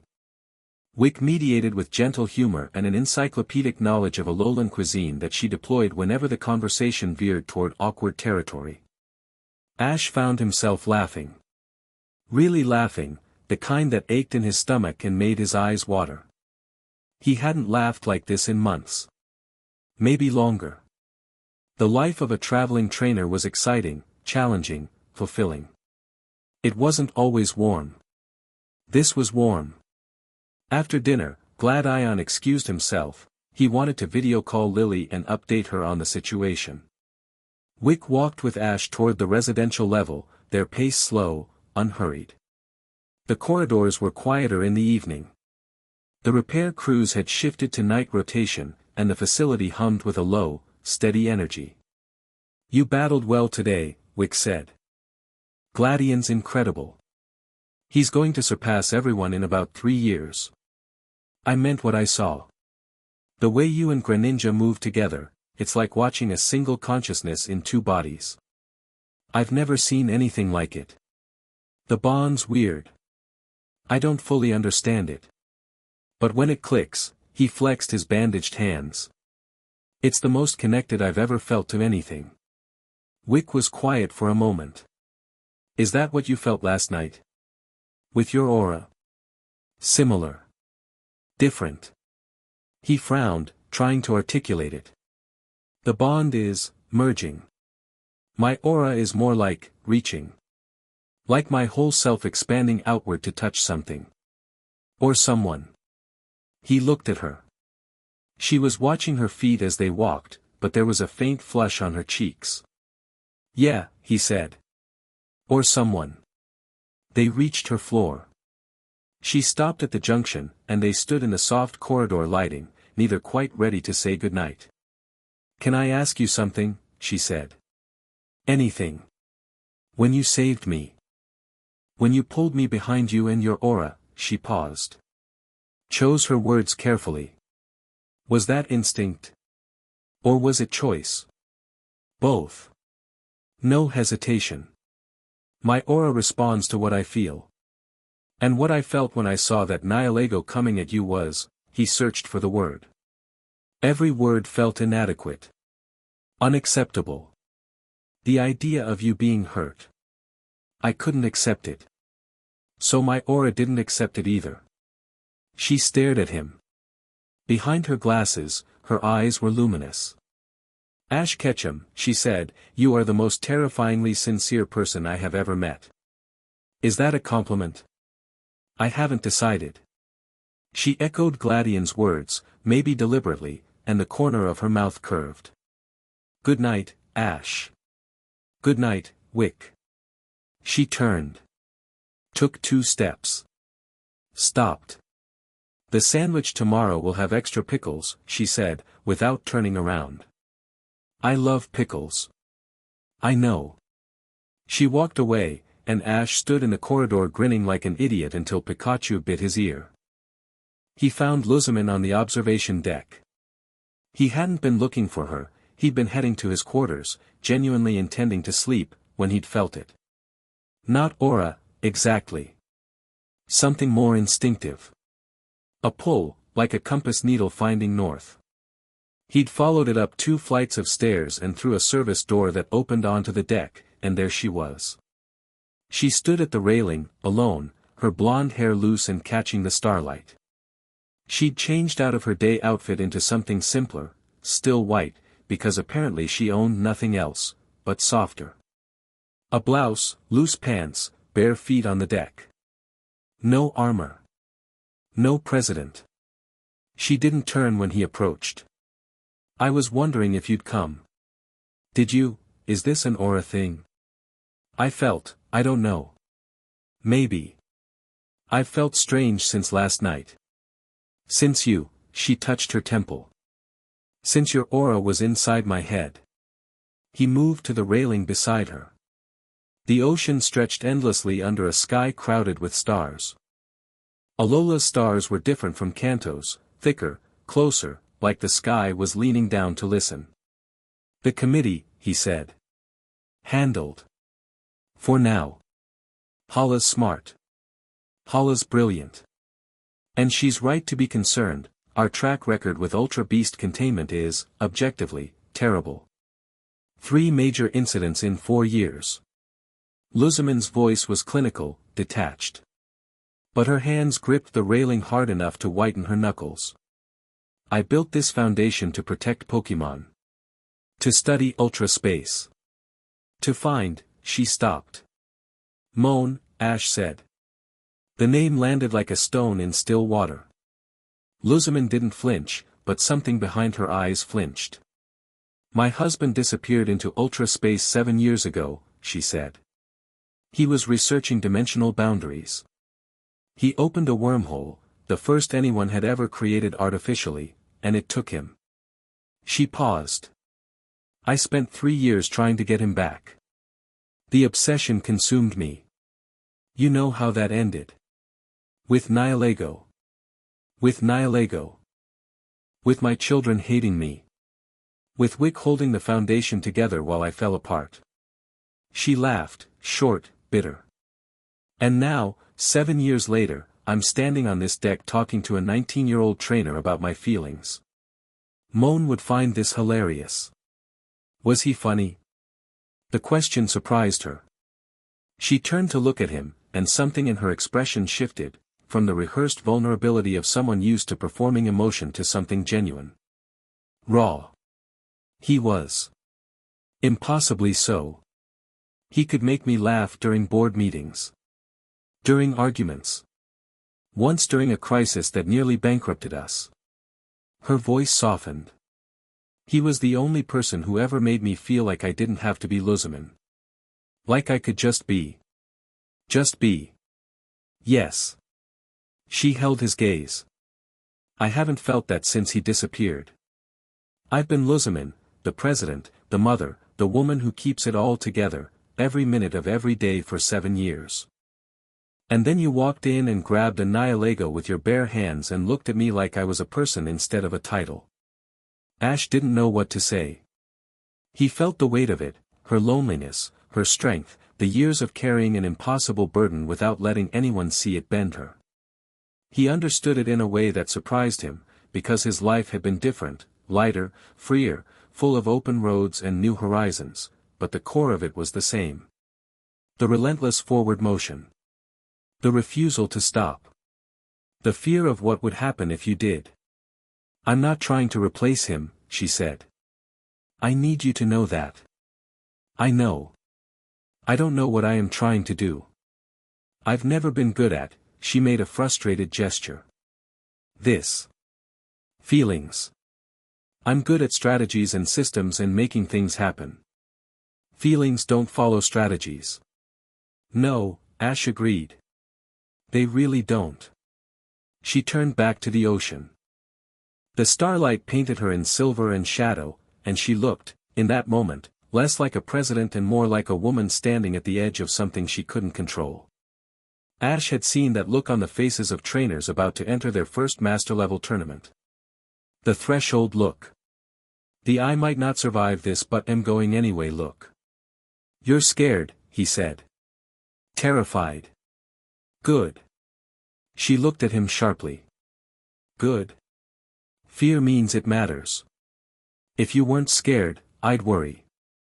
She stared at him. Then she laughed, not the bitter laugh from before, but something lighter, startled out of her. When did you get wise? Somewhere between the third legendary Pokemon battle and the second time I died. You've died twice. Technically. Long story. I want to hear it. Tomorrow. She smiled. A real smile, the rarest thing in Lusamine's arsenal, more valuable than anything in her foundation's vaults. It changed her face, softened it, made her look like someone who'd forgotten how to smile and was remembering in real time. Tomorrow, she agreed. They stood at the railing together, not touching, not speaking, watching the stars reflect off the impossible calm of the ocean. The silence was comfortable. Easy.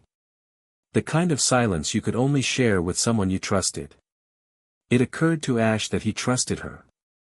Despite everything, her history, her intensity, the very real chance that Glad-Ion was right and this could become another obsession, he trusted her. Because he'd felt her fighting the Nihilego venom. He'd felt her choosing to come back.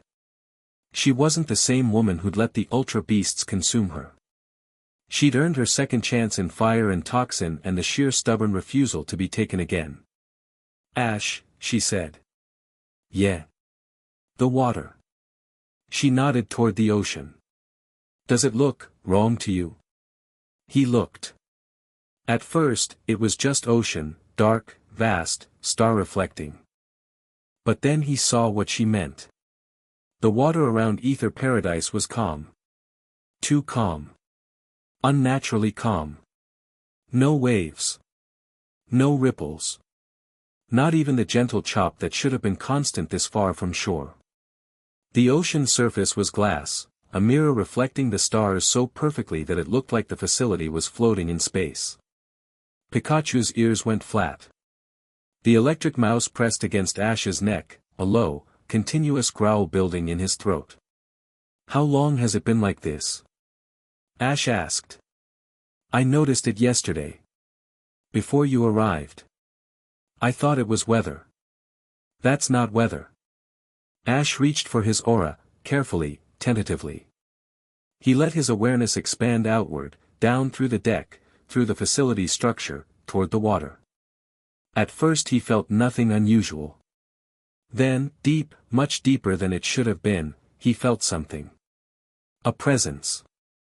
Not hostile. Not friendly. Simply present. Massive and patient, like a mountain that had learned to wait. It wasn't watching them, Ash wasn't sure it was even aware of them, specifically.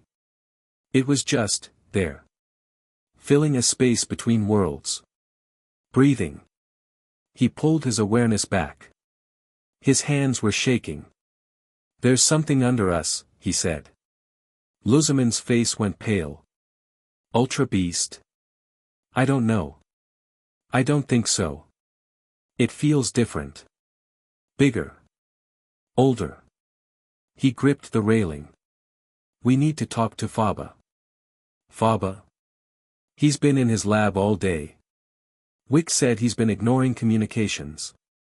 That's not like him. Faba loves the sound of his own voice too much to go quiet unless he's hiding something. Lusamine's expression hardened. The president was back, the strategist, the commander.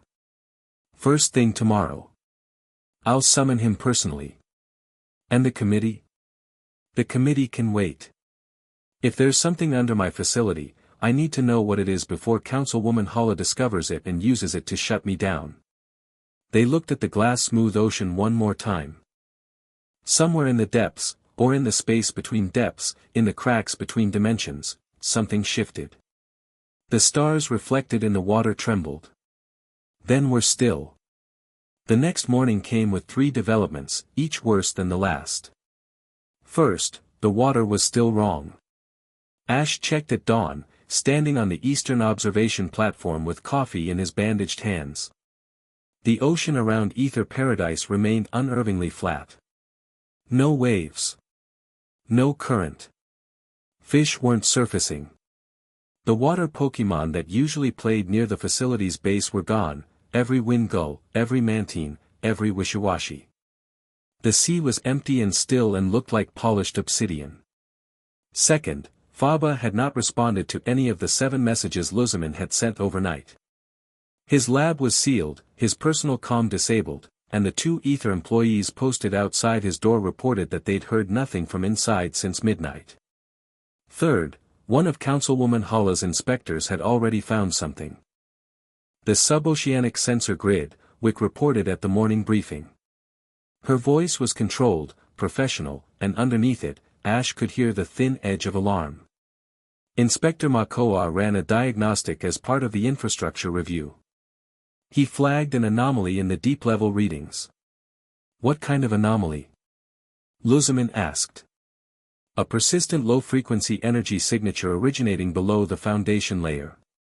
Consistent with ultra-wormhole activity.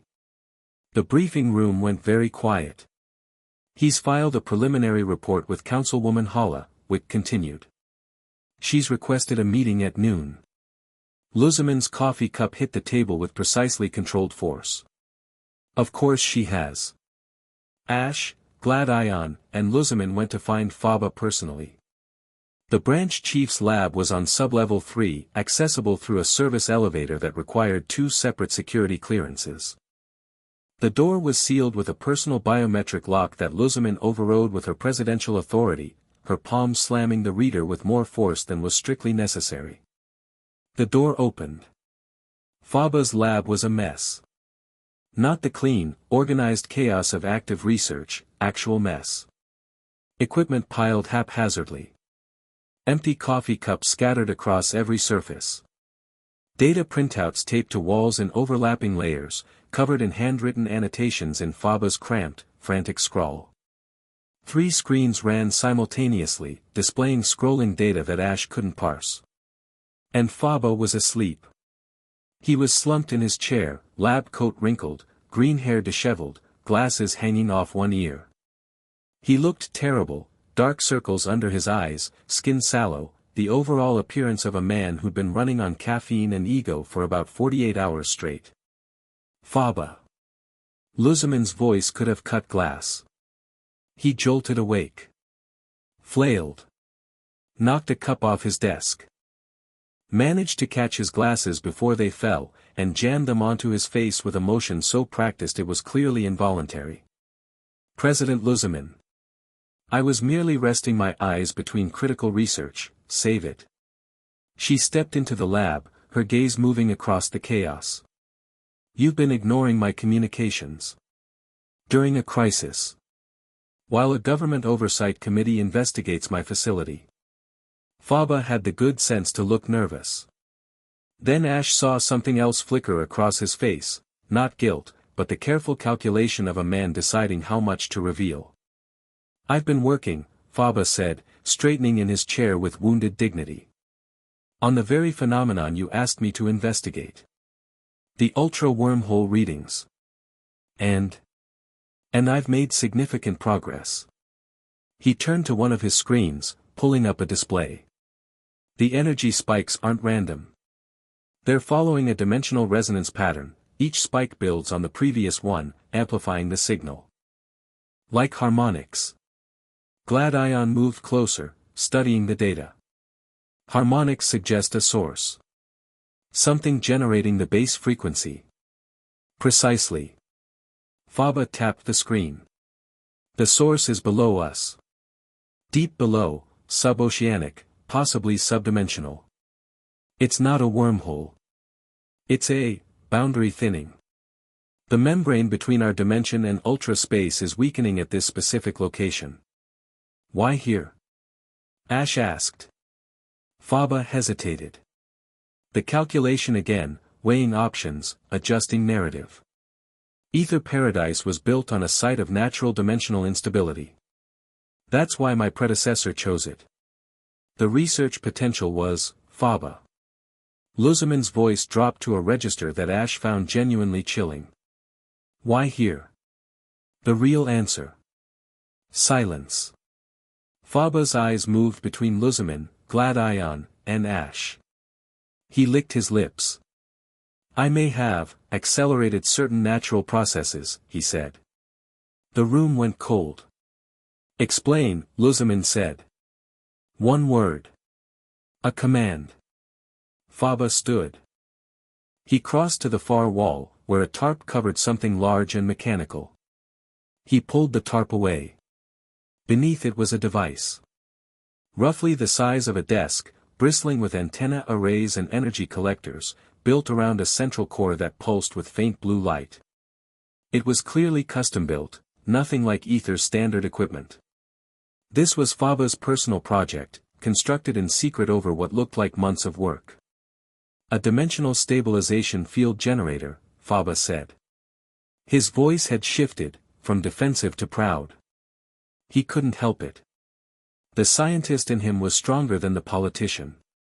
It generates a controlled resonance field that can stabilize ultra-wormhole activity within a specific radius. Stabilize, Gladion repeated. As in maintain. A wormhole within the field's radius won't collapse naturally. It can be held open indefinitely. Ash felt Pikachu bristle on his shoulder. His own aura prickled, not in response to a threat, but in recognition. This is what he'd been feeling. The hum. The wrongness. Faba's device was singing to something in the deep, and something was singing back. You've been opening wormholes, Ash said. Not a question. Testing. Controlled, limited tests. Small wormholes, contained within my lab's shielding. Perfectly safe. Perfectly safe, Lusamine repeated, and her voice was the coldest thing in the room. Last night, dozens of Nihilego invaded my facility. My people were injured. I was attacked. And you're telling me you've been running unauthorized dimensional experiments beneath my feet. The breach was not caused by my tests. The resonance pattern clearly shows, your tests weakened the dimensional boundary. The Nihilego came through because you thinned the wall between worlds. Lusamine stepped toward him. Faba stepped back. How long? President Lusamine, how long? Faba's remaining composure crumbled. 3 months. Perhaps 4. The early tests were minimal, barely detectable. I was careful, you were reckless. You were arrogant. And you nearly got everyone in this facility killed. Lusamine's voice didn't rise. It didn't need to. The fury was in the precision, the control, the absolute zero of it. Give me one reason I shouldn't hand you to Councilwoman Holla right now. Faba's face went through several expressions in rapid succession: fear, anger, desperation. He landed on something Ash didn't expect: resolve. Because my device can find Moan. The silence that followed was deafening. Lusamine went still. Completely, utterly still, a statue of a woman, her face blank, her eyes fixed on Faba with an intensity that should have burned him where he stood.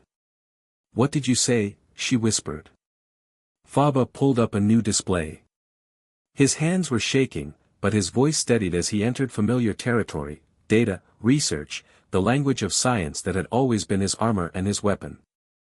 My stabilization tests generated detailed maps of the dimensional boundary structure around Aether Paradise.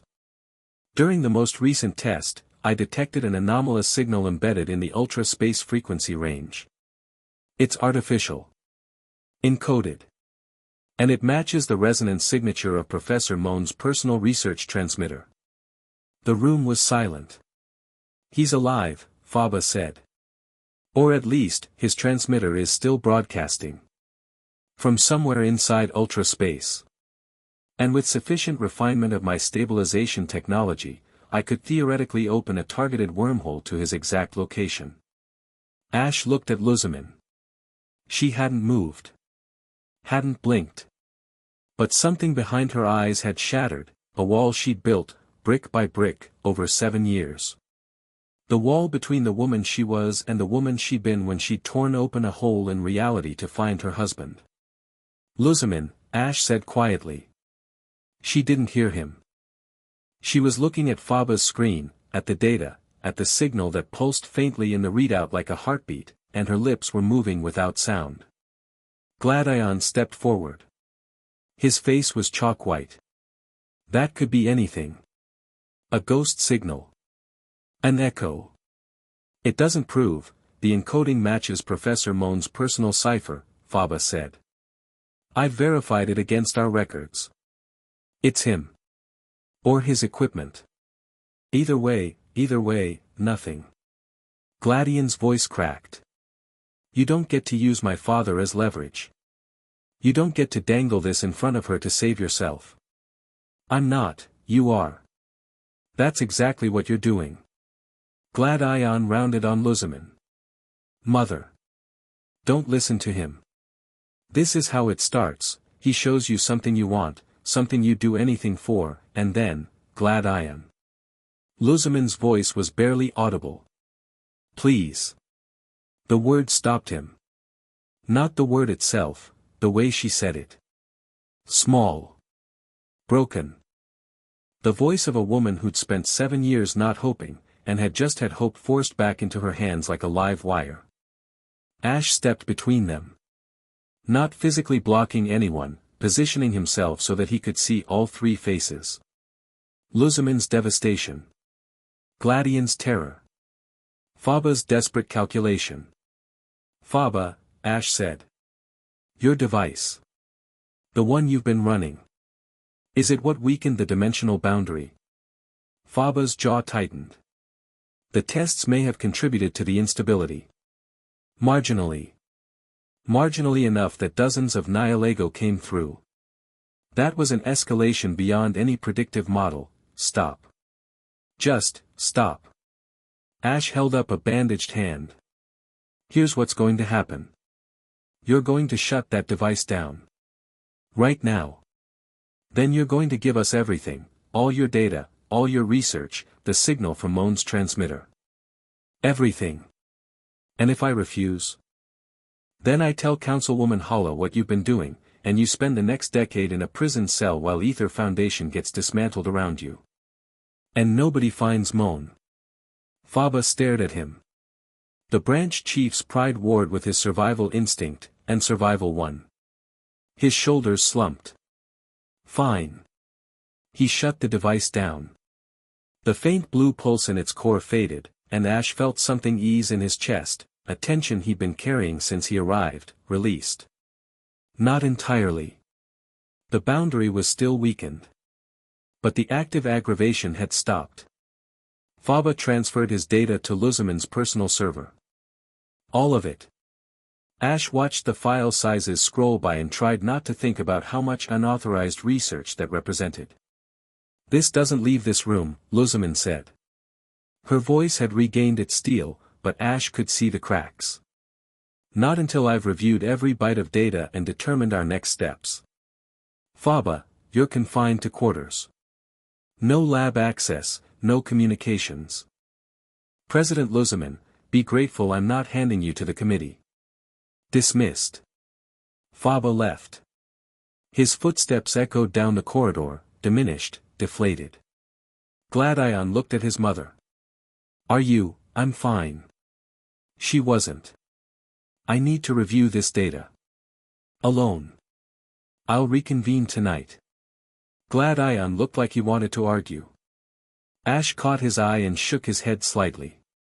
Gladion clenched his jaw, nodded, and left. Ash stayed. Lusamine stood in Faba's lab, surrounded by the detritus of secret ambition, and she did not cry. She didn't crumble. She stood straight and breathed in and out, and only the white-knuckle grip on her own arms betrayed her. He might be alive, she said. He might be. And the device that might find him nearly destroyed everything I've built. Yeah. She laughed. It was not a happy sound.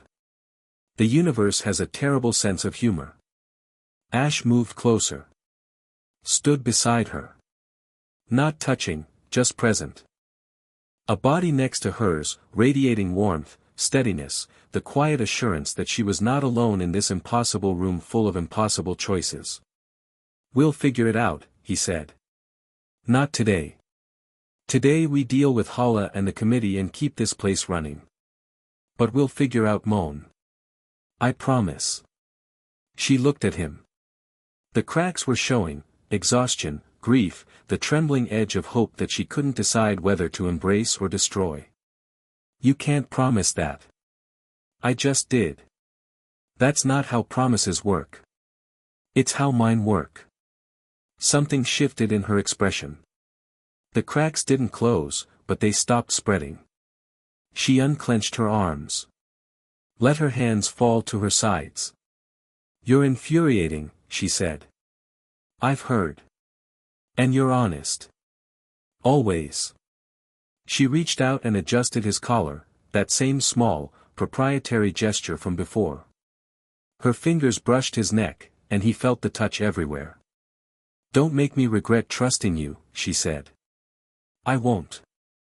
She held his gaze for one more moment. Then the president was back, spine straight, chin up, eyes clear. She walked out of Faba's lab and toward the noon meeting with Councilwoman Hala, and her heels struck the floor like war drums. Ash followed. Because that's what he did. The meeting with Hala was a minefield. The councilwoman had the suboceanic sensor data spread across the conference table like evidence at a trial, and she approached it with the same clinical precision. An unexplained energy signature beneath your facility, consistent with ultra-wormhole activity. Persistent and growing. Your assessment, President Lusamine? Lusamine didn't miss a beat. A natural phenomenon we've been monitoring for weeks. The Alolan dimensional boundary has always been thinner here, it's why Aether Paradise was built on this site. We have protocols for managing periodic fluctuations. And last night's breach? Was that a periodic fluctuation? An extreme event. Unprecedented in scale. But our response contained it completely. Thanks in part to Mr. Ketchum. Hala's eyes found Ash again. That calculating interest. Who happened to be here? Who was here because we anticipated increased activity and prepared accordingly, Lusamine corrected smoothly. Hala tapped the sensor readout. My inspector believes this signature warrants deeper investigation. I'm inclined to agree. As are we. Which is why I'm formally requesting that Ash Ketchum be designated as Aether Foundation's Ultra Beast Response Consultant, with full authority to coordinate our dimensional security protocols. Ash blinked. She hadn't mentioned this to him. Hala's eyebrows rose. A trainer as your security lead?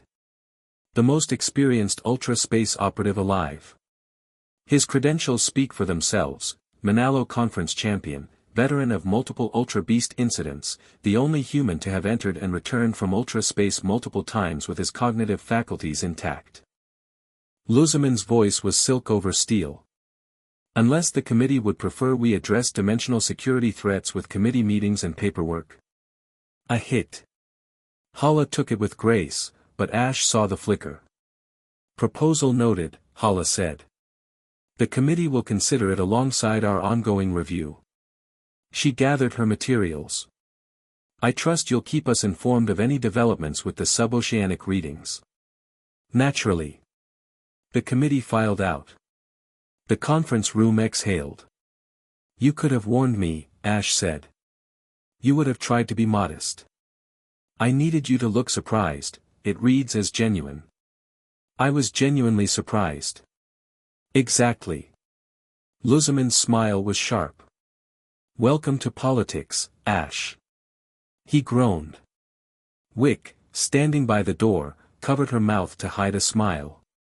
The rest of the afternoon was logistics, repair coordination, committee management, the 1,000 small decisions that kept a floating city functioning.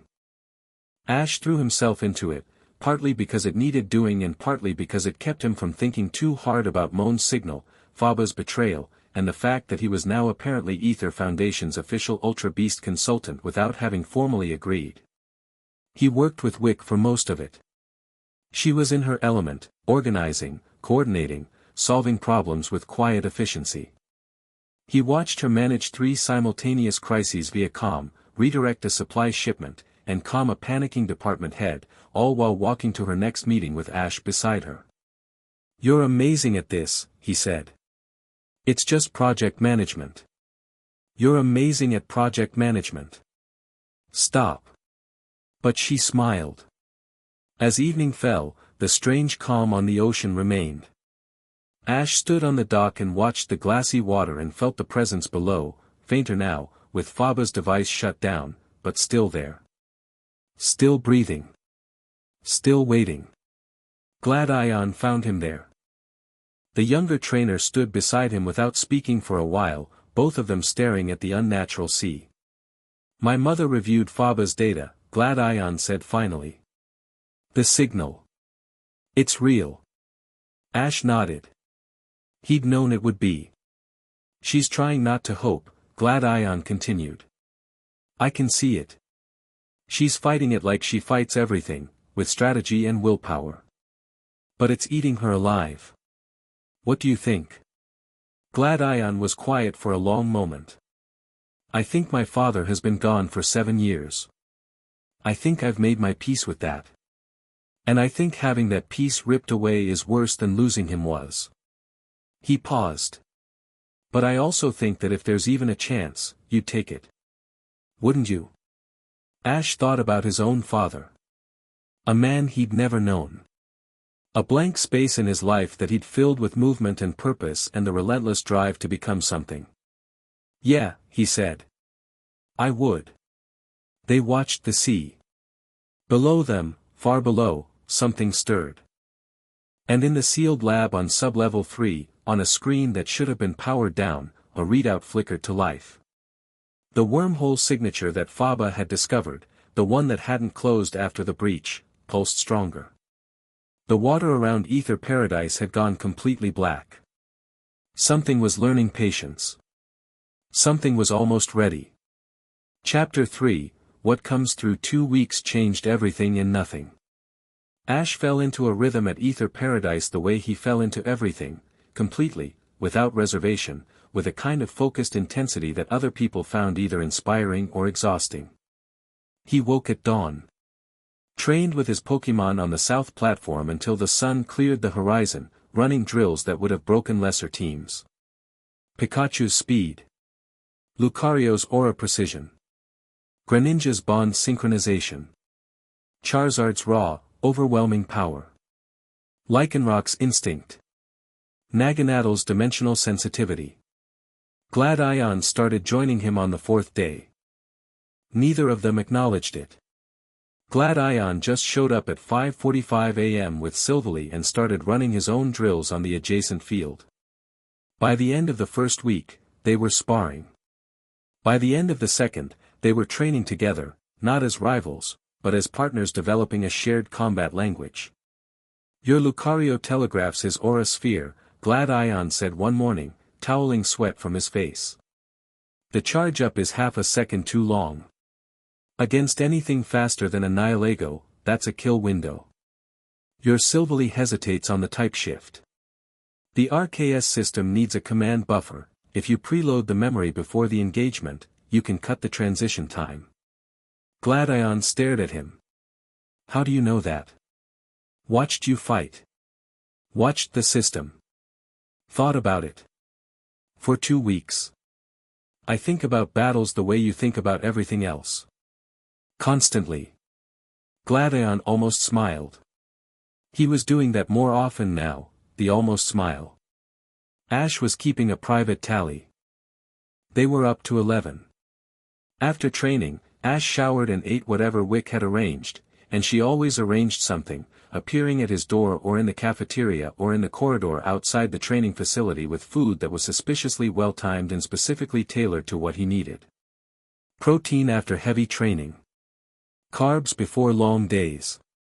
Fruit when the heat was bad. And always, a sandwich wrapped in wax paper with a note. The notes had evolved. The first week they were practical, meeting at 10. Hala's inspector is auditing the conservation floor. Try not to punch Faba. By the second week, they become something else. The Corsola from the recovery ward opened her eyes today. I thought you'd want to know. And once, I made these with the good pickles. Ash kept the notes. He wasn't sure when that had started, or what it meant, but he kept them in the drawer of his nightstand, folded neatly, and sometimes at night he'd read them and feel something settle in his chest.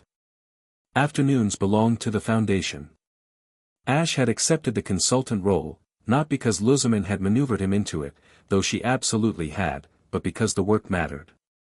Ultra wormhole monitoring. Containment protocol development. Training Aether's security teams in Ultra Beast engagement tactics, which mostly involved Ash demonstrating what not to do by doing it and somehow surviving. He worked with Wicke on these projects. Closely. Constantly. They developed a shorthand, half-finished sentences, shared glances across conference tables, the ability to communicate entire strategic concepts with a look and a nod. She anticipated his needs before he voiced them. He challenged her assumptions in ways that made her solutions stronger. You're good at this, she told him one afternoon, reviewing the updated containment protocols they'd co-designed. The organizational stuff. I didn't expect that from someone who's lived out of a backpack for 10 years. Battles are organization. Reading the field, positioning your team, adapting to new information in real time. This is the same thing, just with more paperwork. Everything is more paperwork. Is that a universal law? It should be. Wicke's first law of institutional physics, the complexity of any task increases proportionally to the amount of paperwork generated. He laughed. She adjusted her glasses, pleased. Evenings were Lusamine's. Not by design, or at least, not entirely by design.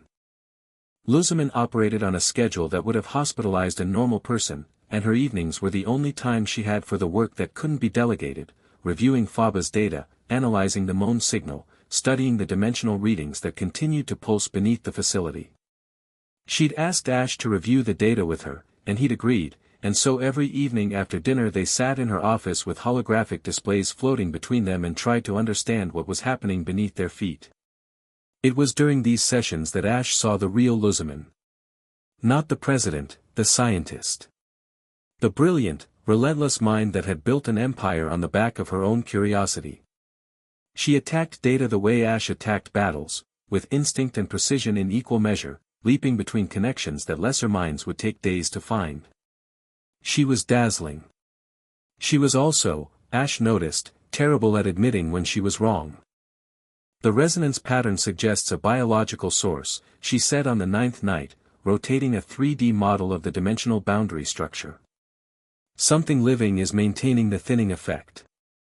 Or something that used to be living, Ash said. The signal could be residual. An echo. Echoes don't grow stronger. This one does. She pulled up the timeline. The suboceanic signal had increased by 12% since Faba's device was shut down. Whatever was down there, cutting off its food supply hadn't starved it. It had just made it hungrier. We need to go down there, Ash said. Below the facility. Below everything. Into the water. To the source. Lusamine's jaw tightened. The last time someone went looking for an ultra-space anomaly, I lost my husband. The words hung between them. Ash didn't fill the silence. He'd learned that Lusamine needed space when she said things like that, room for the admission to exist without being crowded by reassurance. I'm not saying no, she said after a moment. I'm saying we prepare first. Thoroughly. Agreed. She looked at him across the holographic data, blue light playing across her features, and said, You're the first person in years who disagrees with me and doesn't make me want to fire them. Low bar. You have no idea. These evening sessions often ran late. Midnight, sometimes later. They'd start with data and end with conversation, real conversation, the kind that happened when two people stopped performing and started being honest. Lusamine told him about building Aether Foundation from nothing. About the early years with Moan, when they were both young and idealistic and convinced they could save every Pokemon in the world. About watching that idealism curdle into obsession after he disappeared, and the slow, agonizing process of finding her way back. Ash told her about his journey. Not the highlight reel, the real version. The loneliness of the road. The weight of being the person everyone looked to when things went wrong. The nagging fear that he was running towards something he'd never reach, or running from something he'd never escape. You're afraid of stopping, Lusamine said one night. It wasn't a question. Yeah. Because if you stop, you have to sit with who you are instead of what you do. He looked at her. When did you get wise? Somewhere between the Ultra Beast obsession and the second time my son told me he hated me. She paused. I'm teasing. He's only said it once. That you know of. That I know of. She smiled. It was becoming more frequent, the real smile, the one she couldn't manufacture. It always caught him off guard. You're good for me, Ash. I don't know if that's the right thing to say, or the smart thing to say, but it's true. You're good for me too.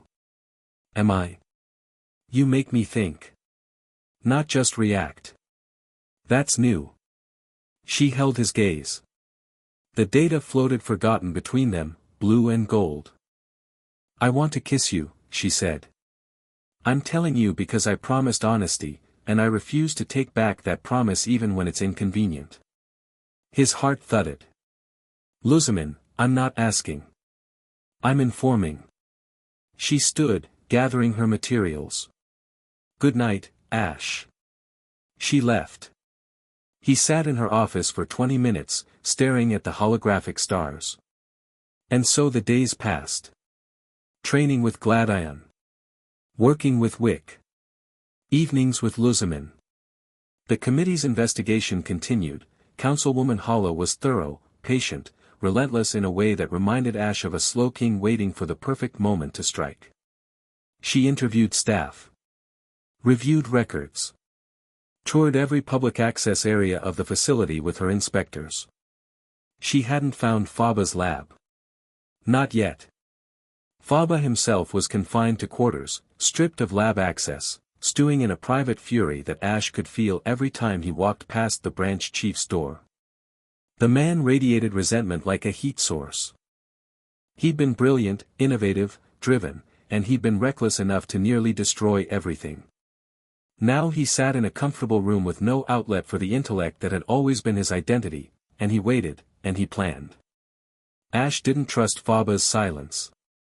But the thing that occupied most of Ash's thoughts, the thing he couldn't strategize around or battle through or solve with determination and a good thunderbolt, was simpler and more complicated than all of it.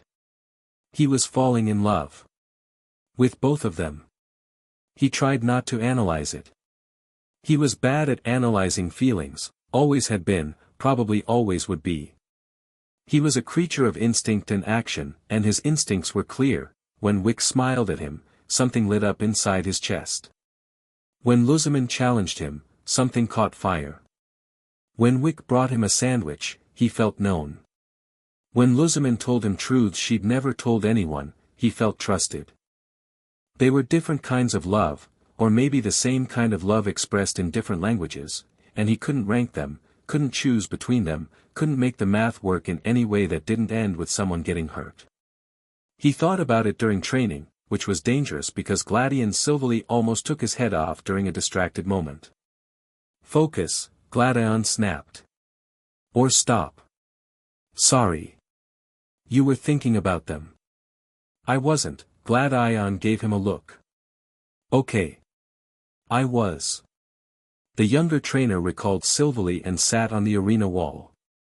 He was quiet for a while, Gladion quiet, which meant he was organizing his thoughts into something precise and pointed.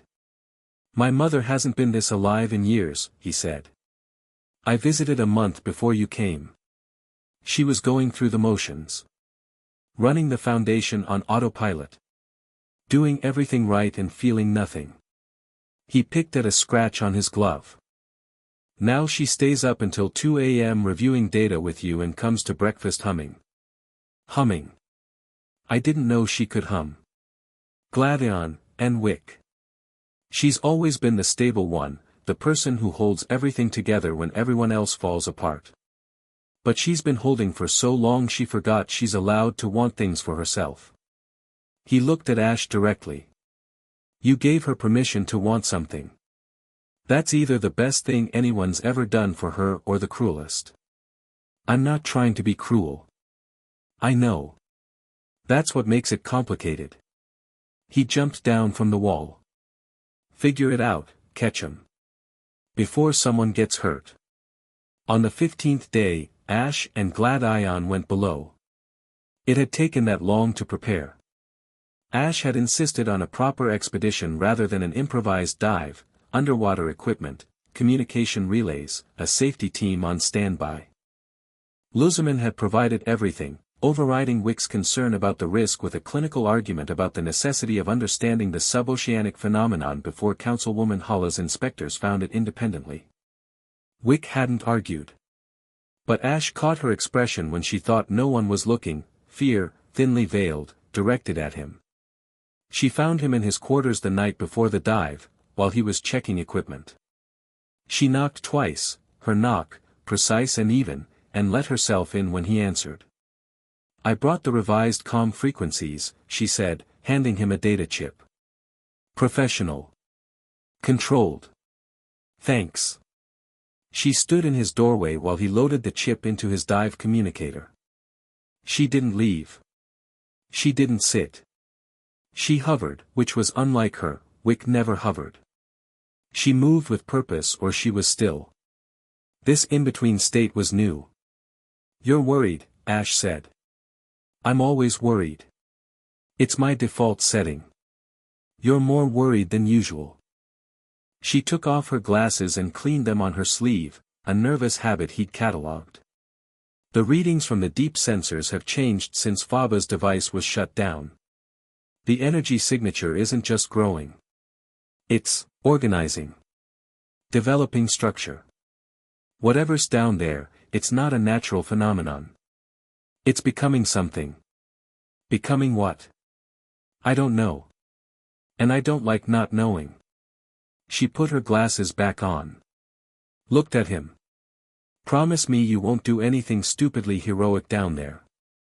I can promise reasonable heroism. Ash. I'll be careful. You don't know how to be careful. Careful isn't in your vocabulary. Your vocabulary starts at bold and goes up to reckless with occasional stops at insane. That's unfair. I'm also occasionally cautious. Name one time. He opened his mouth. Closed it. I'll get back to you. She moved closer. Close enough that he could see the gold flecks in her dark eyes, the faint freckles across her nose that her glasses usually hid. She smelled like the recovery ward, antiseptic and healing herbs and the particular warmth of someone who spent their days caring for living things. Come back, she said. I will. Come back to me. The words slipped out before she could stop them, and he watched her face cycle through surprise, embarrassment, and finally a quiet defiance, a refusal to take the words back. Wicke. His hand found hers. Bandages off now, the burns had healed, leaving faint scars across his palms like the ghost of Nihilego tentacles. Her fingers were cool, slender, steady. They interlocked with his like they'd done it 1,000 times before. I know we said we'd talk, she whispered.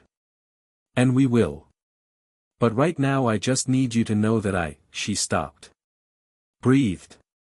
If something happens to you down there, I will never forgive you. Or myself. So just, come back.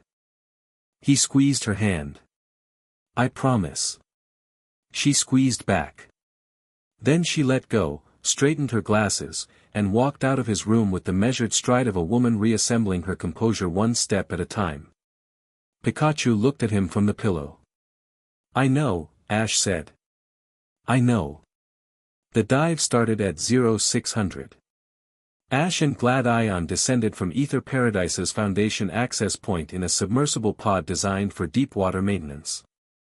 It was cramped, barely room for 2 people and their gear, plus Pikachu, who had refused to be left behind and was now pressed against the viewport with his nose flat against the glass. Naginatl floated alongside the pod in a modified containment bubble that allowed the Ultra Beast to move freely in the water while maintaining atmospheric pressure. Its role was critical. Naginatl could sense dimensional disturbances the way a compass sensed magnetic north. The ocean below Aether Paradise was wrong. It had been wrong from the surface, the unnatural calm, the absence of marine life, but from below, the wrongness had texture. The water was dark, far darker than it should have been at this depth. Light from the pod's floods hit a wall of opacity about 30 meters out, beyond which everything was black. Not just dark. Black. The kind of black that didn't reflect light so much as consume it. Water temperatures dropping, Glad Ion said, reading the pod's instruments. His voice was calm. Glad Ion under pressure was always calm, the ice counterpart to Ash's fire. We're at 30 meters and it reads like deep ocean. That shouldn't be possible this close to the surface. Nothing about this is possible. Ash pressed his palm against the pod's viewport. Through his aura, he could feel it, the presence he'd sensed from the observation deck, closer now, vast and patient. It wasn't hostile. That was the strange part. It wasn't reaching for them or reacting to them. It was simply there, the way a mountain was there, immense, indifferent, ancient. Naginatl pulsed in its containment bubble, bioluminescence rippling across its body in patterns that Ash had learned to read. Agitation. Not fear, recognition. The Ultra Beast sensed something familiar in the deep water. Something that reminded it of home. Dimensional readings are spiking, Gladion said. We're approaching the boundary thinning Faba identified. How thin? Gladion checked. Checked again. His jaw tightened. At this depth, the membrane between our dimension and ultra-space is approximately 40% of normal density. That's tissue paper.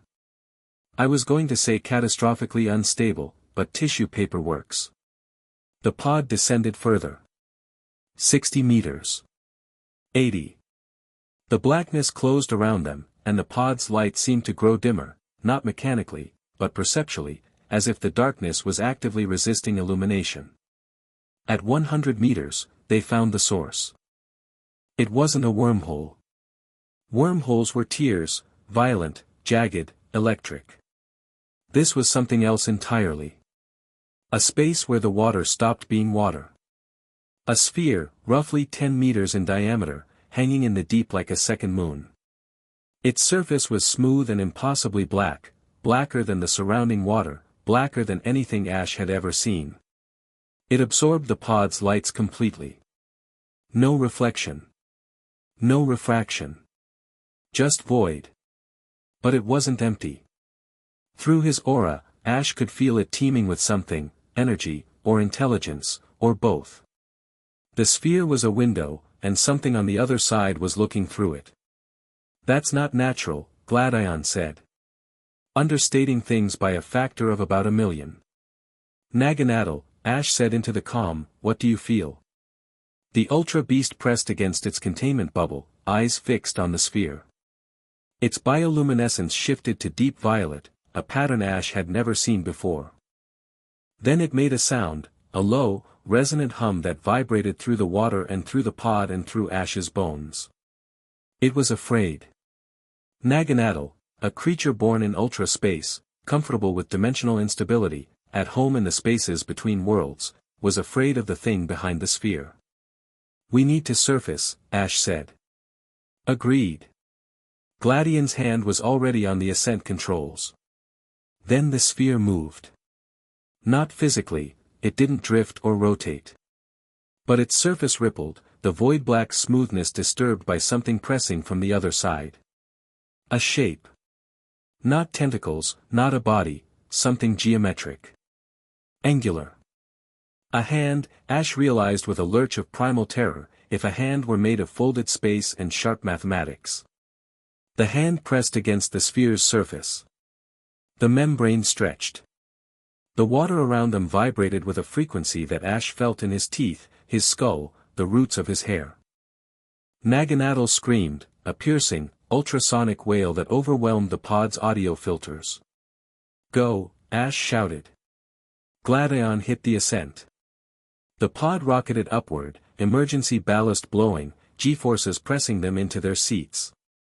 Below them, the sphere pulsed once, a slow, measured pulse, like a heartbeat, and then was still. The hand withdrew. They broke the surface at speed, the pod lurching out of the water like a breaching Wylord and crashing back down with a splash that sent spray across the Foundation access platform. Wicke was there, of course she was there, she'd been monitoring from the moment they'd submerged, and she grabbed Ash's arm as he climbed out, her face white. Your aura readings went off the scale at depth, she said. What happened? Something's down there. Ash was breathing hard, adrenaline still spiking. Something big.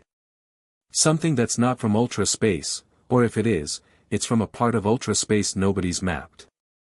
Gladion climbed out behind him, steadier but pale. It tried to come through. The sphere, it's a weak point, a window. And whatever's on the other side is testing it. Testing it for what? Ash and Gladion exchanged a look.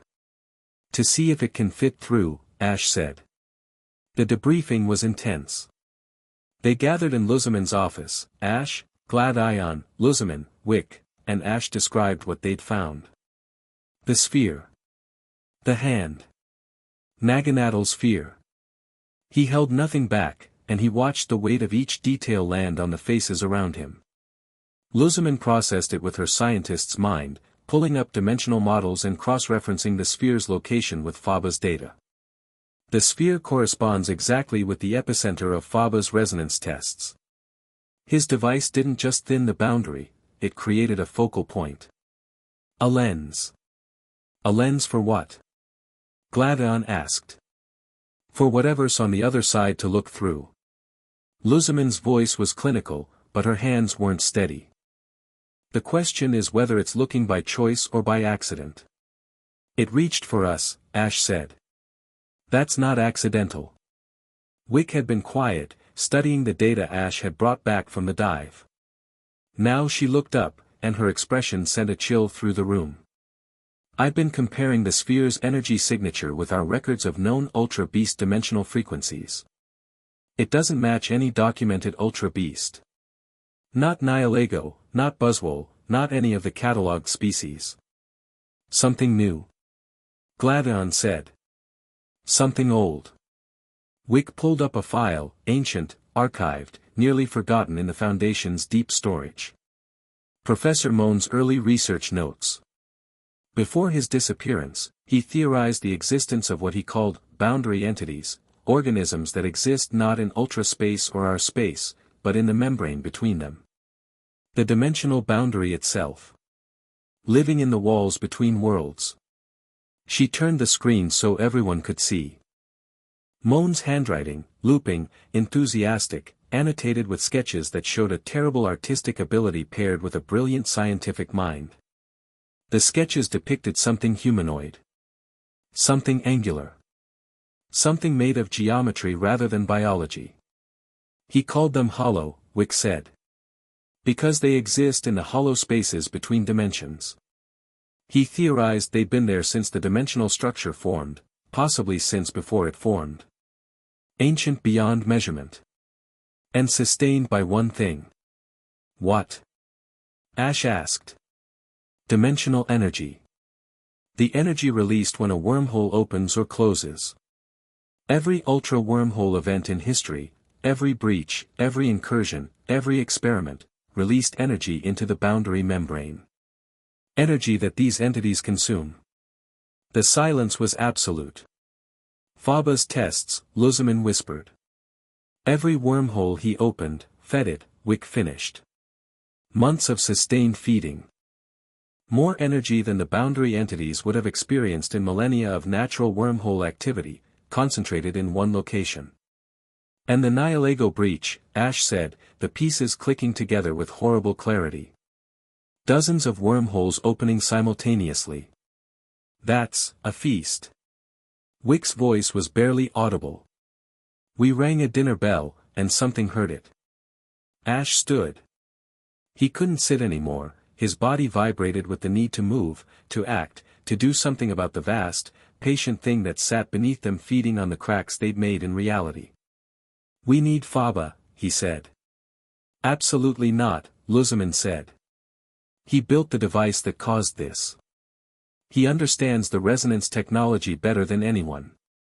If we're going to seal that sphere, he's the reason the sphere exists. I know. And he's also the only person who can help us close it. Lusamine stood too, she wasn't the kind of woman who'd let someone tower over her in her own office. They faced each other, and the air between them crackled with something that wasn't quite anger and wasn't quite attraction but lived in the charged space between both. He nearly destroyed my Foundation, she said. And now he can help save it. Or make it worse. His track record suggests he's brilliant, arrogant, and desperate to prove his worth. Right now, I'd rather have that brilliance pointed at the problem than locked in a room. Gladion leaned back in his chair. I hate that he's right. Lusamine's eyes stayed on Ash. Green fire. You're asking me to trust the man who did this. I'm asking you to use the man who did this. Trust is optional. She held his gaze for 3 heartbeats. Then she exhaled, a controlled release, the sound of a woman choosing pragmatism over pride. Wicke. Bring Faba to the briefing room. Under escort. Faba arrived looking like a man who'd been marinating in his own resentment for 2 weeks and had come out the other side into something sharper. He'd showered, barely. Changed clothes, into an older lab coat that he'd apparently kept in his quarters. His green hair was slicked back, his glasses polished, and his expression was a careful mask of injured dignity. Then Wicke showed him the sphere data, and the mask crumbled. He sat down. Stood up. Sat down again. His fingers moved involuntarily, reaching for instruments that weren't there, the muscle memory of a scientist confronted with something that rewrote his understanding. A boundary entity, he breathed. Moan was right. My God, he was actually right. Your admiration is noted, Lusamine said coldly. Can you close the sphere? Faba's mind was already racing. Ash could see it in the way his eyes moved, processing data, running calculations. The sphere is a resonance focal point created by my stabilization field.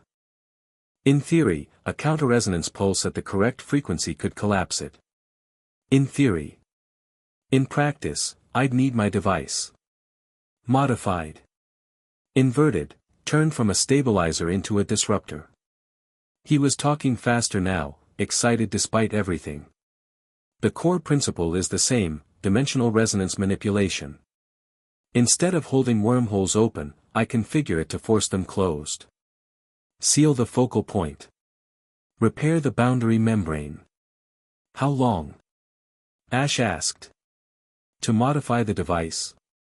3 days. Perhaps 4. I'd need full lab access, my equipment, and, he glanced at Lusamine, the Foundation's computational resources. And you're certain this will work? Faba hesitated. Just a fraction of a second, but Ash caught it. The mathematics are sound. The engineering is achievable. What I cannot guarantee is the entity's response. Its response, Gladion said. If this entity has been feeding on dimensional energy, collapsing its primary food source will provoke a reaction. The nature of that reaction is, Faba spread his hands, unpredictable. Best guess, Ash said. Faba looked at him. For once, there was no arrogance in his expression. Just honesty, sharp and uncomfortable. My best guess is that it will try to stop us. And given that we don't know the full extent of its capabilities, that attempt could range from disruptive to catastrophic. The room was quiet. Lusamine made the decision in 3 seconds. Full lab access. Under supervision. Wicke will assign a monitoring team. You will report progress every 6 hours. And Faba, she waited until he met her eyes. If you deviate from this objective by 1 degree, I will personally ensure you never work in any scientific capacity again. On this planet or any other. Faba nodded. Swallowed. One more thing, Ash said. He turned to Faba. The moan signal. You said your device detected his transmitter broadcasting from ultra-space. Faba went still. If we collapse the sphere and seal the boundary, does that signal disappear? The question hit the room like a physical force. Lusamine's breath caught, audible, involuntary, the sound of a woman who'd been trying not to think about this exact question for 2 weeks. Faba looked at her. Then at Ash. His expression was complicated, guilt, calculation, something that might have been genuine remorse. If the boundary is sealed, the signal would be cut off. We would lose the only confirmed evidence of Professor Moan's location. Can you isolate the signal before sealing? Record the coordinates? Possibly. With enough time. But the modification work and the signal isolation require the same equipment running contradictory processes. I can do one optimally or both poorly. Then do both, Ash said. We don't have the luxury of optimal. Faba opened his mouth, probably to argue, because arguing was his default state, then closed it. He nodded once and left the room with his escort, already muttering calculations under his breath. Lusamine sat heavily in her chair. The political animal, the commander, the untouchable president, all of it gone. She was just a woman staring at the table. If we seal the boundary, she said to no one in particular, we might lose the only way to find him. If we don't seal the boundary, Gladion said quietly, we lose everything else. Ash knelt beside her chair. Not dramatically, just got down to her level, so she didn't have to look up at him. We'll find Moan. If not through this, then through something else. I don't break promises. You promised to find him. I promised we'd figure it out. Same thing. She looked at him. Her eyes were bright, wet, furious at the wetness. You are impossibly stubborn. Best quality. Worst quality. Same quality. She almost laughed. Almost. The sound caught in her throat and turned into something quieter, a breath, a release, a tiny surrender to the comfort he was offering. Her hand found his. Squeezed once, hard. Then she stood, straightened her clothes, rebuilt the mask. Wicke, I need a revised security assessment accounting for potential entity activity. Gladion, contact the Kahunas, informal channels only. If this escalates, I want them ready. The machine started moving. Everyone had a role. Everyone had a task. The gears turned, and Aether Paradise prepared for something it couldn't name. Ash stood in the briefing room after everyone left, looking at the holographic image of the sphere still floating above the table. The void-black surface stared back at him. Through his aura, faint and distant, he felt the pulse. Not hostile. Not friendly. Curious. Days blurred. Faba worked. Under Wicke's supervision, which meant under the watchful eyes of 2 armed security personnel and a rotating team of senior researchers, he dismantled his stabilization device and began rebuilding it into something new. The work consumed him. Whatever else could be said about Faba, his scientific focus was genuine. He stopped eating unless reminded. Stopped sleeping unless forced. The device took shape on his workbench like a mechanical flower blooming in fast forward, new components grafted onto old, the central core reconfigured from a resonance emitter to a resonance disruptor. Ash checked on the progress daily. Not because he understood the engineering, he didn't, but because he understood Faba.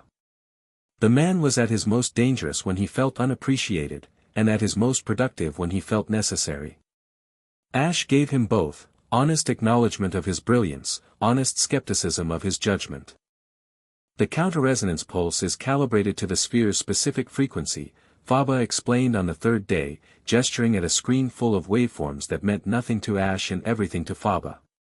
One burst, precisely targeted, should collapse the focal point and allow the boundary membrane to heal naturally. Should. Will. Almost certainly. Almost. Faba gave him a withering look. Science deals in probabilities, not fairy tales. I've given you 92% confidence. That's higher than most surgical procedures. And the other 8%? The other 8% is the entity. If it actively resists the collapse, channels energy into maintaining the focal point, then the counter-resonance could fail. Or worse, it could destabilize the surrounding boundary and widen the sphere rather than close it. That sounds bad.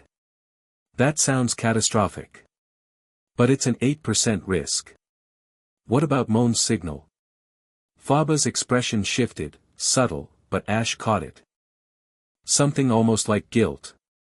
I've isolated the signal coordinates. The data is stored independently, even if the sphere collapses, we'll retain the location. Finding a way to reach those coordinates without an active focal point will be, he paused. A future problem. That's something. It's the best I can offer. Faba was quiet for a moment. Then, without looking at Ash, I didn't intend for this to happen. The experiments. The boundary weakening. I wanted to prove that dimensional technology could be controlled. Could be useful. Wanting to prove something is how most catastrophes start. That's remarkably philosophical for someone who solves problems by hitting them with lightning. Pikachu does the lightning. I do the philosophy. Faba almost smiled. Ash added it to his tally, separate from Gladians. While Faba worked, the world above continued.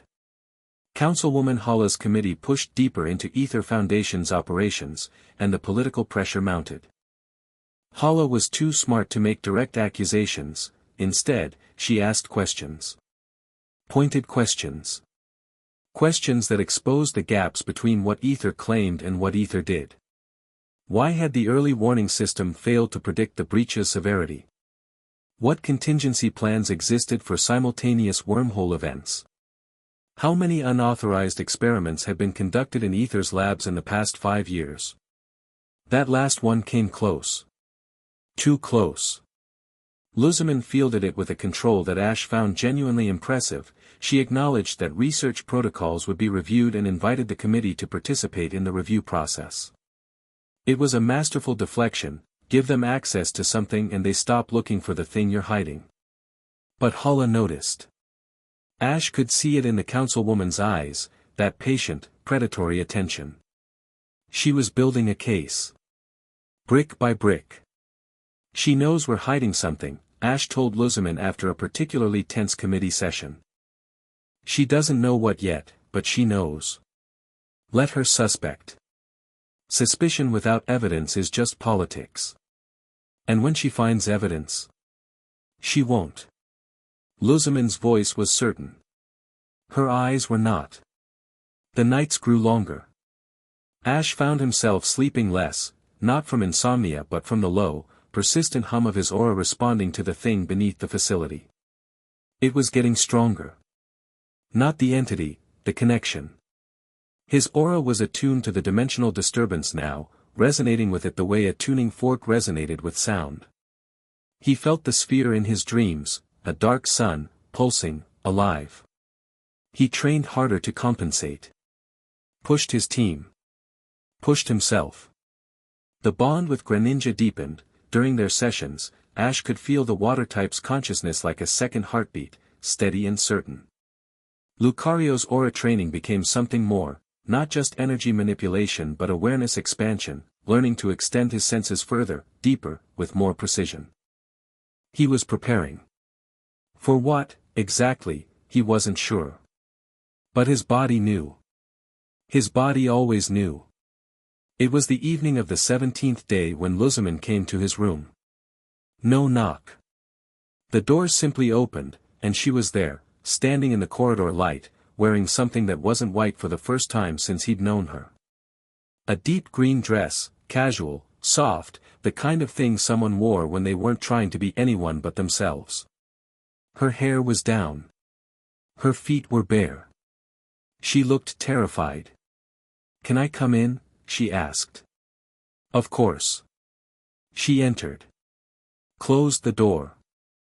Stood in his room with her arms wrapped around herself, and Ash understood immediately that this wasn't the president. This wasn't the strategist or the commander or the woman who bent the world to fit her vision.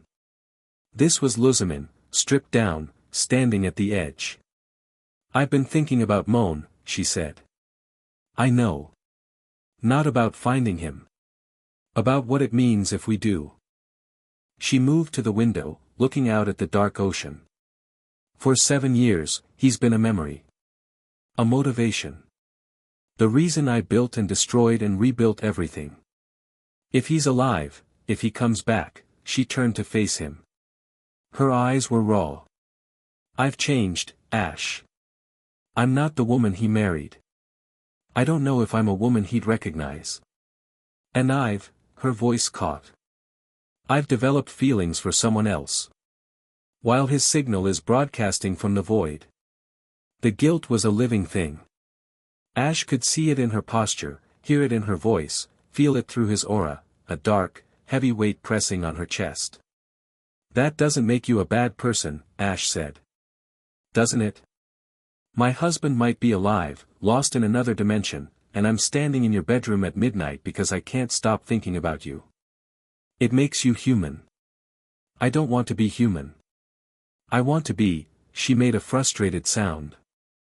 "I want to be the kind of person who waits. Who stays faithful to a memory until she has an answer. I want to be noble. Noble is overrated. You would know. You're the most annoyingly noble person alive. He crossed the room.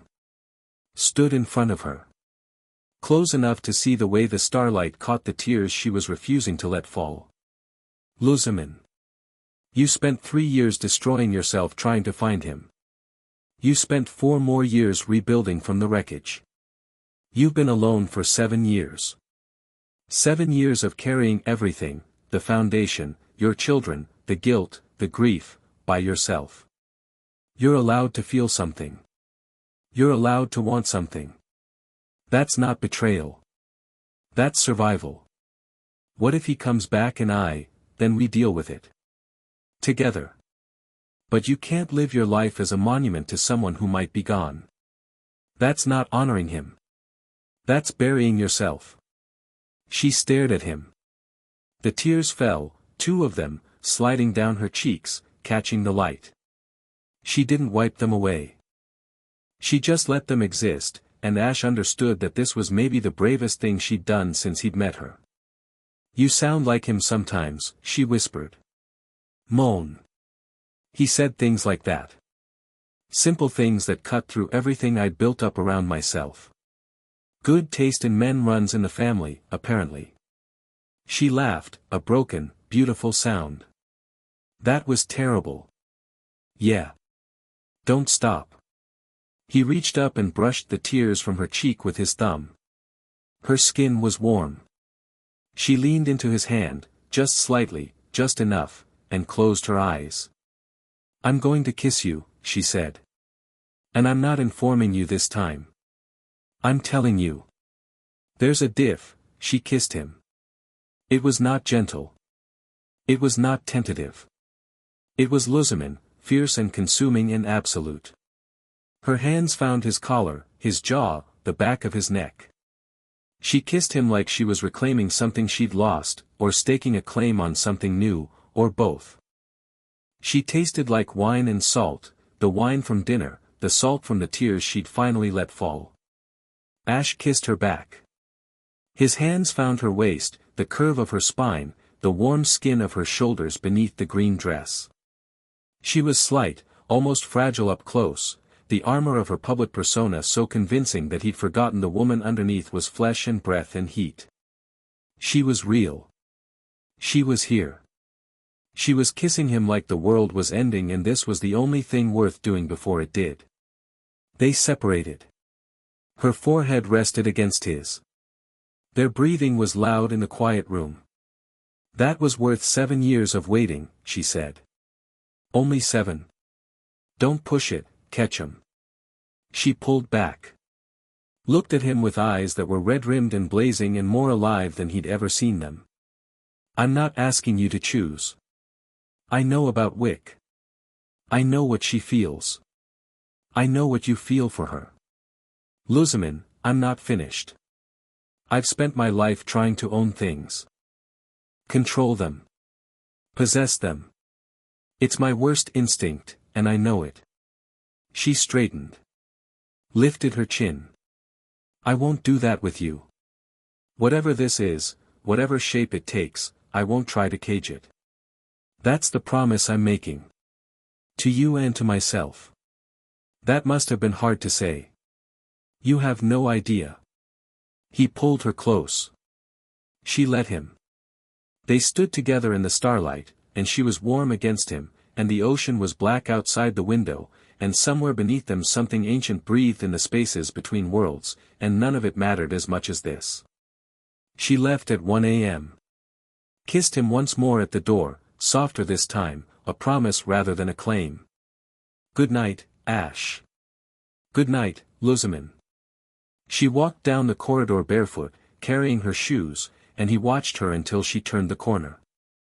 Pikachu was standing on the nightstand with an expression of profound judgment. Not a word, Ash said. Pika pika pie. I said not a word. Pikachu turned his back and went to sleep. Ash lay on his bed and stared at the ceiling and tried to organize his thoughts into something coherent. He failed. His mind was full of green dresses and burning kisses and the taste of salt and wine, and underneath it all, the persistent, terrible knowledge that he was falling deeper into something he might not be able to navigate without breaking someone. Or breaking himself. He found Wicke the next day. Not in the corridors or the briefing rooms or the conservation floor, he found her in the recovery ward, at 2 a.m., sitting on the floor between two tanks of sleeping water-type Pokemon, her tablet dark in her lap, her head resting against the glass. She wasn't crying. She was past crying. She was in the hollow space that came after, when the tears ran out and all that was left was the ache. Ash sat down beside her. The floor was cold. The tanks hummed softly, filtration systems cycling clean water over sleeping Lovedisk and Chincho. The blue light of the tanks cast everything in underwater shadow. "Hey," he said. "Hey." Her voice was flat. Emptied out. "Want to talk about it?" "Not particularly." A pause. "Yes." He waited. Wicke gathered herself, he could see it, the slow reassembly of a woman who'd been holding herself together with professional discipline and quiet strength and was now running out of both. "I know about last night," she said. Ash's stomach dropped. "Wicke, I'm not angry. I don't have the right to be angry. She went to you. You're both adults. You both feel what you feel." Her voice was careful, measured, every word placed like a brick in a wall she was building between herself and what she actually felt. I thought I'd be okay with it. I told myself I would be. I'm a logical person. I understand that emotions are complicated and that the heart doesn't follow rules and that." She stopped. The wall cracked. "I'm not okay with it," she whispered. "I thought I would be and I'm not. Because I keep telling myself that she's more beautiful and more powerful and more everything, and that of course she'd, and I know that's not fair to anyone, least of all me, but I can't, Wicke." "Stop." She looked at him. Her glasses were off, she'd been crying before he arrived, he realized. Without the glasses, her eyes were dark and huge and devastated. "You are not less," he said. "You are not second. You are not the backup or the consolation or the practical choice while she's the passionate one. That's not how this works. That's not how I work." "Then how does it work?" "Because from where I'm sitting, at 2 a.m. on the floor of a fish hospital, it feels like you're the one who always holds everyone else together, and no one holds you." She went still. The words hit something deep, something she'd never said aloud, maybe never even articulated to herself. The truth of it bloomed across her face like sunrise. "Yes," she said. "That's exactly what it feels like." Ash moved closer. Their shoulders touched. The tank's blue light washed over them, and the sleeping Pokemon murmured in their dreams. "I can't promise I know what I'm doing," he said. "Because I don't. I'm 19 years old, and I've fought gods and saved the world and died twice, and nothing has ever scared me as much as this. Because battles have rules. Feelings don't. That's not reassuring. I know. Here's what I can tell you." He turned to face her. "When you bring me sandwiches, I feel known. When you show me the recovery ward, I feel inspired. When you write notes in your perfect handwriting and pretend they're not personal, I feel." He reached into his pocket. Pulled out the folded notes, every one she'd written, kept, carried. "I feel like someone sees me. Not the champion. Not the hero. Me." She stared at the notes. Her hand came up to her mouth. "You kept them," she said. "Every one. They're about sandwiches and meeting schedules, they're about you. Everything you do is about you, the care, the precision, the way you make things better for everyone around you without asking for anything back. That's not being a background character, Wicke. That's being the foundation. You're the foundation of this foundation." He paused. "That sounded better in my head. She laughed. It was wet, raw, beautiful.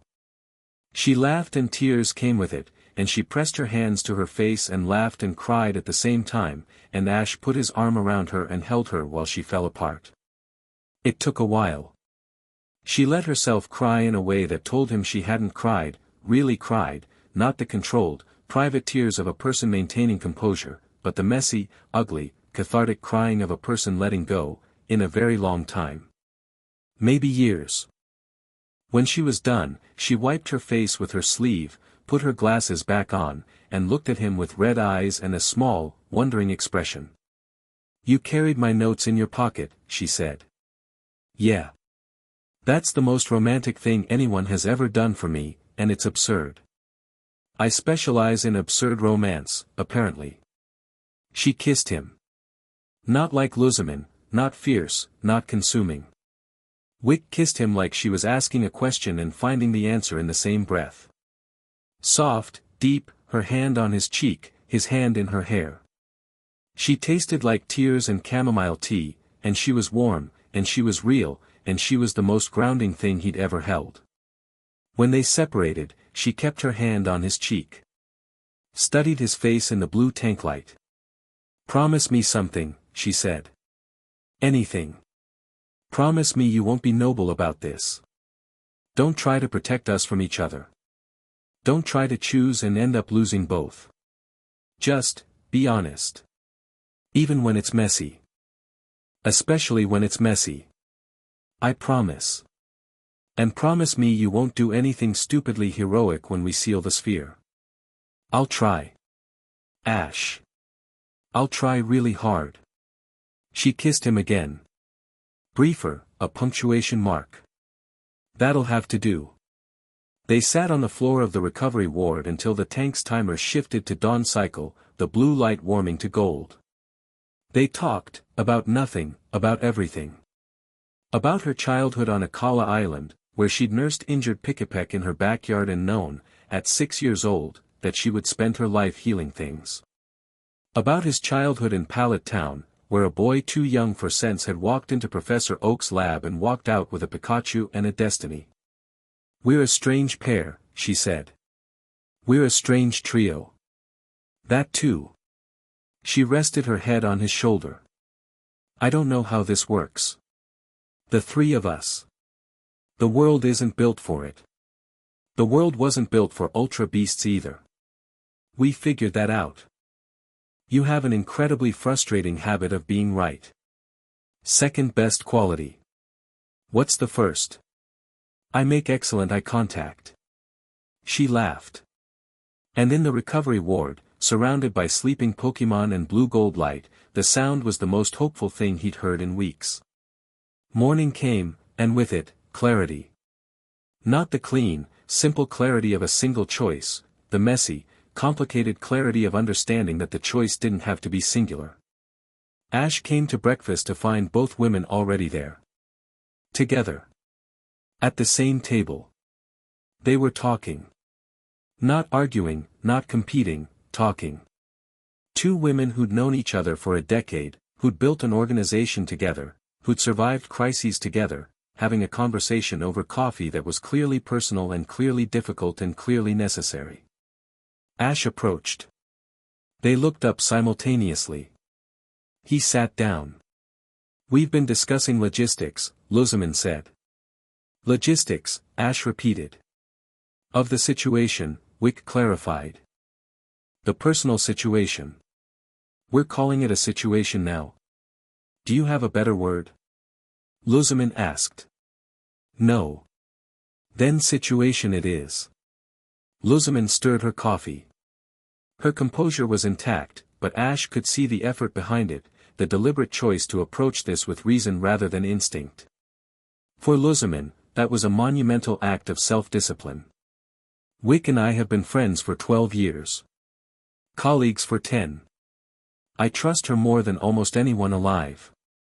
I refuse to let," she gestured at Ash. "This destroy that." "Agreed," Wicke said.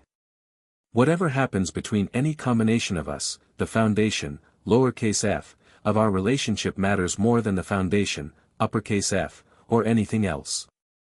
Including me? Ash asked. Including you, they said simultaneously. He should have felt diminished. Instead, he felt relieved. They were handling this with more maturity than he'd expected from anyone, let alone from two women who had every reason to be territorial. So where does that leave us? He asked. Lusamine and Wicke exchanged a look. Something passed between them, a communication in the shared language of people who'd weathered too much together to need words for everything. It leaves us here, Lusamine said. At a table, drinking terrible coffee, being honest with each other. That's enough for now. The coffee isn't terrible, Wicke said. I ordered new beans. It's adequate. It's excellent. You have no palate. I have an exquisite palate. I simply have higher standards. Ash watched them bicker with a warmth in his chest that had nothing to do with the coffee. This was real. Imperfect, unprecedented, potentially catastrophic, but real. I have something to say, he said. They stopped. Looked at him. I care about both of you. Not in the same way, but equally. Lusamine, you challenge me. You push me. You make me think bigger than I thought I could. Wicke, you ground me. You see me. You make me feel like who I am is enough. He took a breath. I don't know what shape this takes.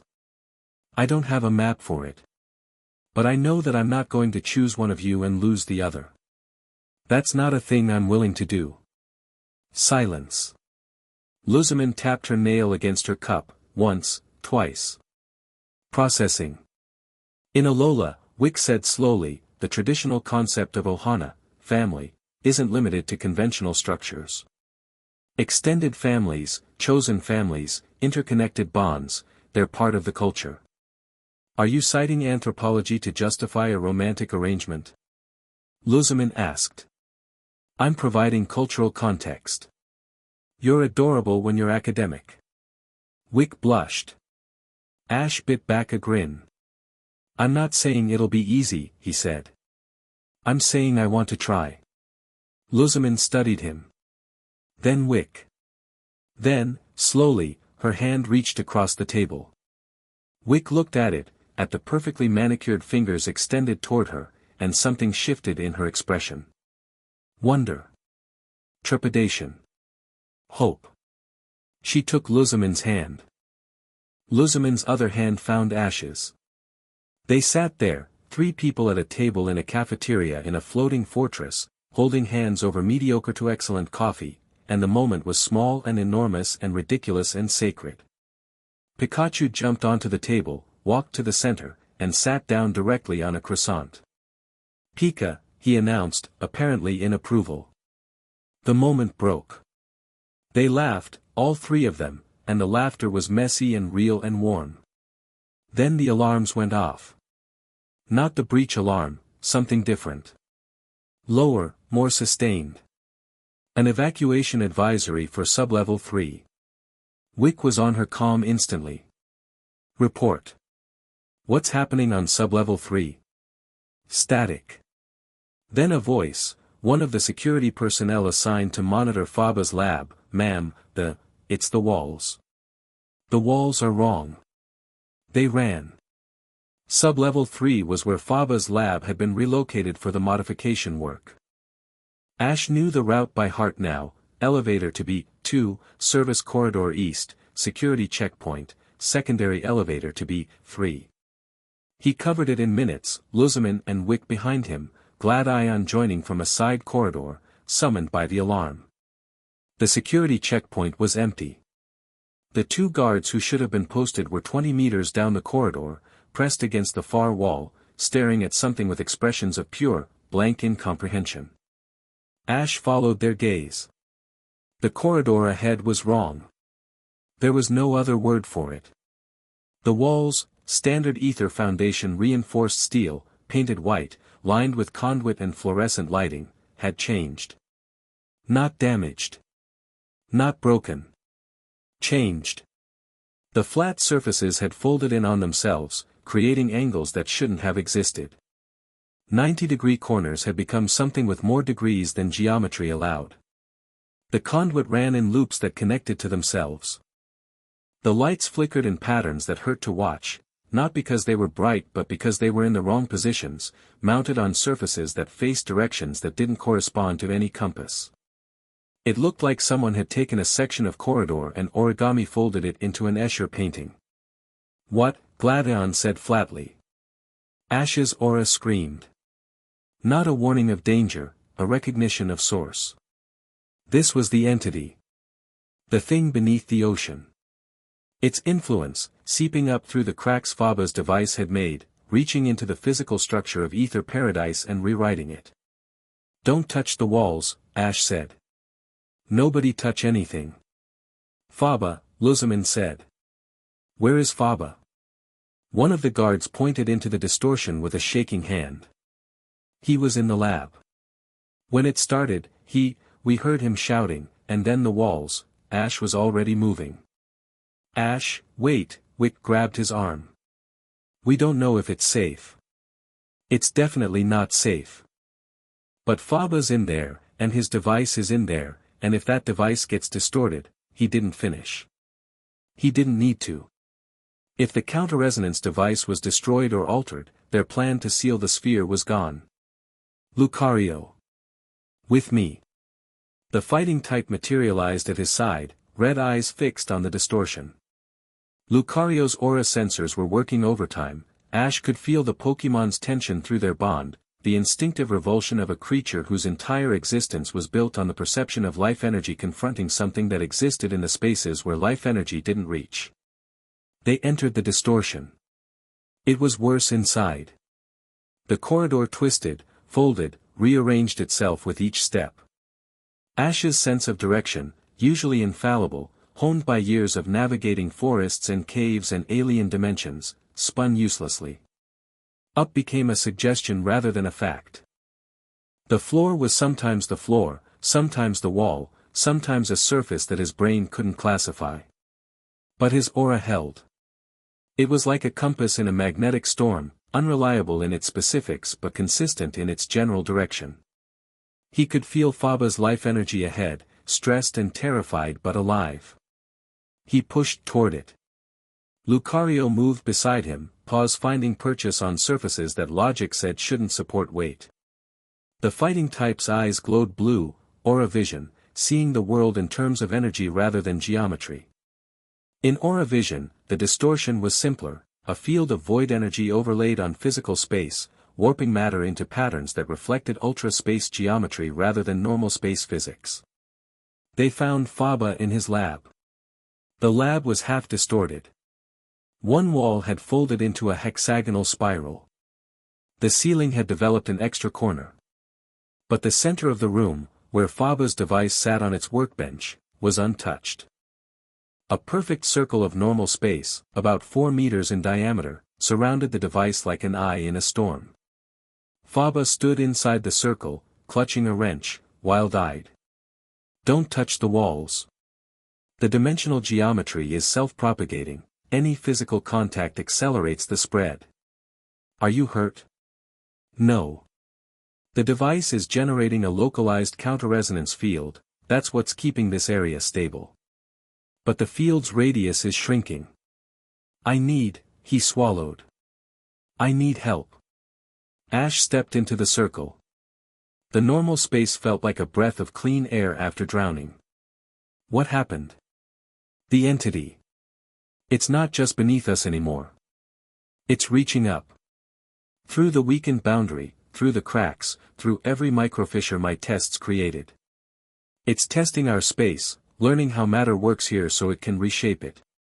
Faba's voice was high, tight, the sound of a man watching his worst nightmare unfold in real time. "This is what Moan warned about. The boundary entities don't invade. They integrate. They rewrite reality to match their native dimensional geometry. Can you stop it? With this device?" "Locally, yes. The counter-resonance is holding this pocket stable. But the distortion will keep spreading unless we seal the sphere. And the device isn't finished, I need another 12 hours of work. You have 12 hours. I need to work in an undistorted space. If the field shrinks any further, Lucario. Ash looked at his Pokémon. Can you expand the stable field? Use your aura to reinforce the counterresonance. Lucario hesitated. Closed his eyes. Extended his awareness into the device's energy field, feeling its resonance pattern. Then he nodded, placed his paws on the workbench, and began to glow. The stable circle expanded. Not much, another 2 meters in every direction, but enough. The distorted walls creaked and groaned as they were pushed back, normal geometry reasserting itself against the alien angles. That won't hold forever, Faba said. It doesn't need to hold forever. It needs to hold for 12 hours. Ash turned to leave. Work fast. He navigated back through the distortion, easier now, his aura having mapped the warped geometry on the way in. He emerged into normal space to find Lusamine, Wicke, and Gladion waiting with expressions ranging from furious to terrified. The distortion is the entity's influence, he reported. It's reshaping our space to match its native geometry. Faba's device is holding a stable zone, and Lucario is reinforcing it, but the distortion will keep spreading. How fast? Lusamine asked. Unknown. But we need to seal the sphere within 12 hours or the device might not be ready. Lusamine turned to Wicke. The two women communicated in that wordless language of theirs, a glance, a nod, an entire strategy agreed upon in silence. I'll seal off sublevel 3, Wicke said. Evacuate all personnel from B2 through B4. Redirect power to the containment barriers on the surrounding levels. I'll contact the Kahunas, Lusamine said. If this spreads beyond containment, Alola needs to be ready. I'll stay with Faba, Ash said. Make sure the device gets finished. Like hell you will, Gladion said. You've been in there once. You know the layout. I'll take a shift, 4 hours on, 4 hours off. We rotate. It wasn't a request. Ash looked at Gladion, 17 years old, jaw set, fear in his eyes but not in his spine, and felt something click into place. Not a rival anymore. A partner. Deal, Ash said. The next 12 hours were the longest of Ash's life. He took the first shift with Faba, sitting in the circle of stable space while the branch chief worked with manic focus. The distorted walls pressed inward, slowly, inexorably, centimeters per hour, and Lucario held them back, his aura a constant blue glow that turned the lab into something between a workshop and a shrine. Faba talked while he worked. Not to Ash, to himself, or to the device, or to the ghost of the man whose theories he was finally vindicating. The counter-resonance modulation needs to account for dimensional elasticity, the boundary won't snap back to normal if the frequency is too rigid. It needs to breathe. Like a living membrane. Moan understood that. He wrote about it in his third paper, the one everyone dismissed, on the biological properties of dimensional membranes. They called him a fantasist. He was 20 years ahead of every physicist alive. You admired him, Ash said. I envied him. There's a difference. Faba's hands moved across the device, soldering, adjusting, calibrating. Moan saw things I couldn't. Connections between biology and physics that shouldn't have existed but did. He was, a pause. Something painful crossed his face. He was better than me. And I spent years trying to prove otherwise, and all I proved was that he was right and I was dangerous. You can still fix this. Can I? I weakened the dimensional boundary. I attracted a boundary entity. I put the entire facility at risk. I put Lusamine at risk, a woman I've worked beside for a decade, a woman he stopped. Set down his tools.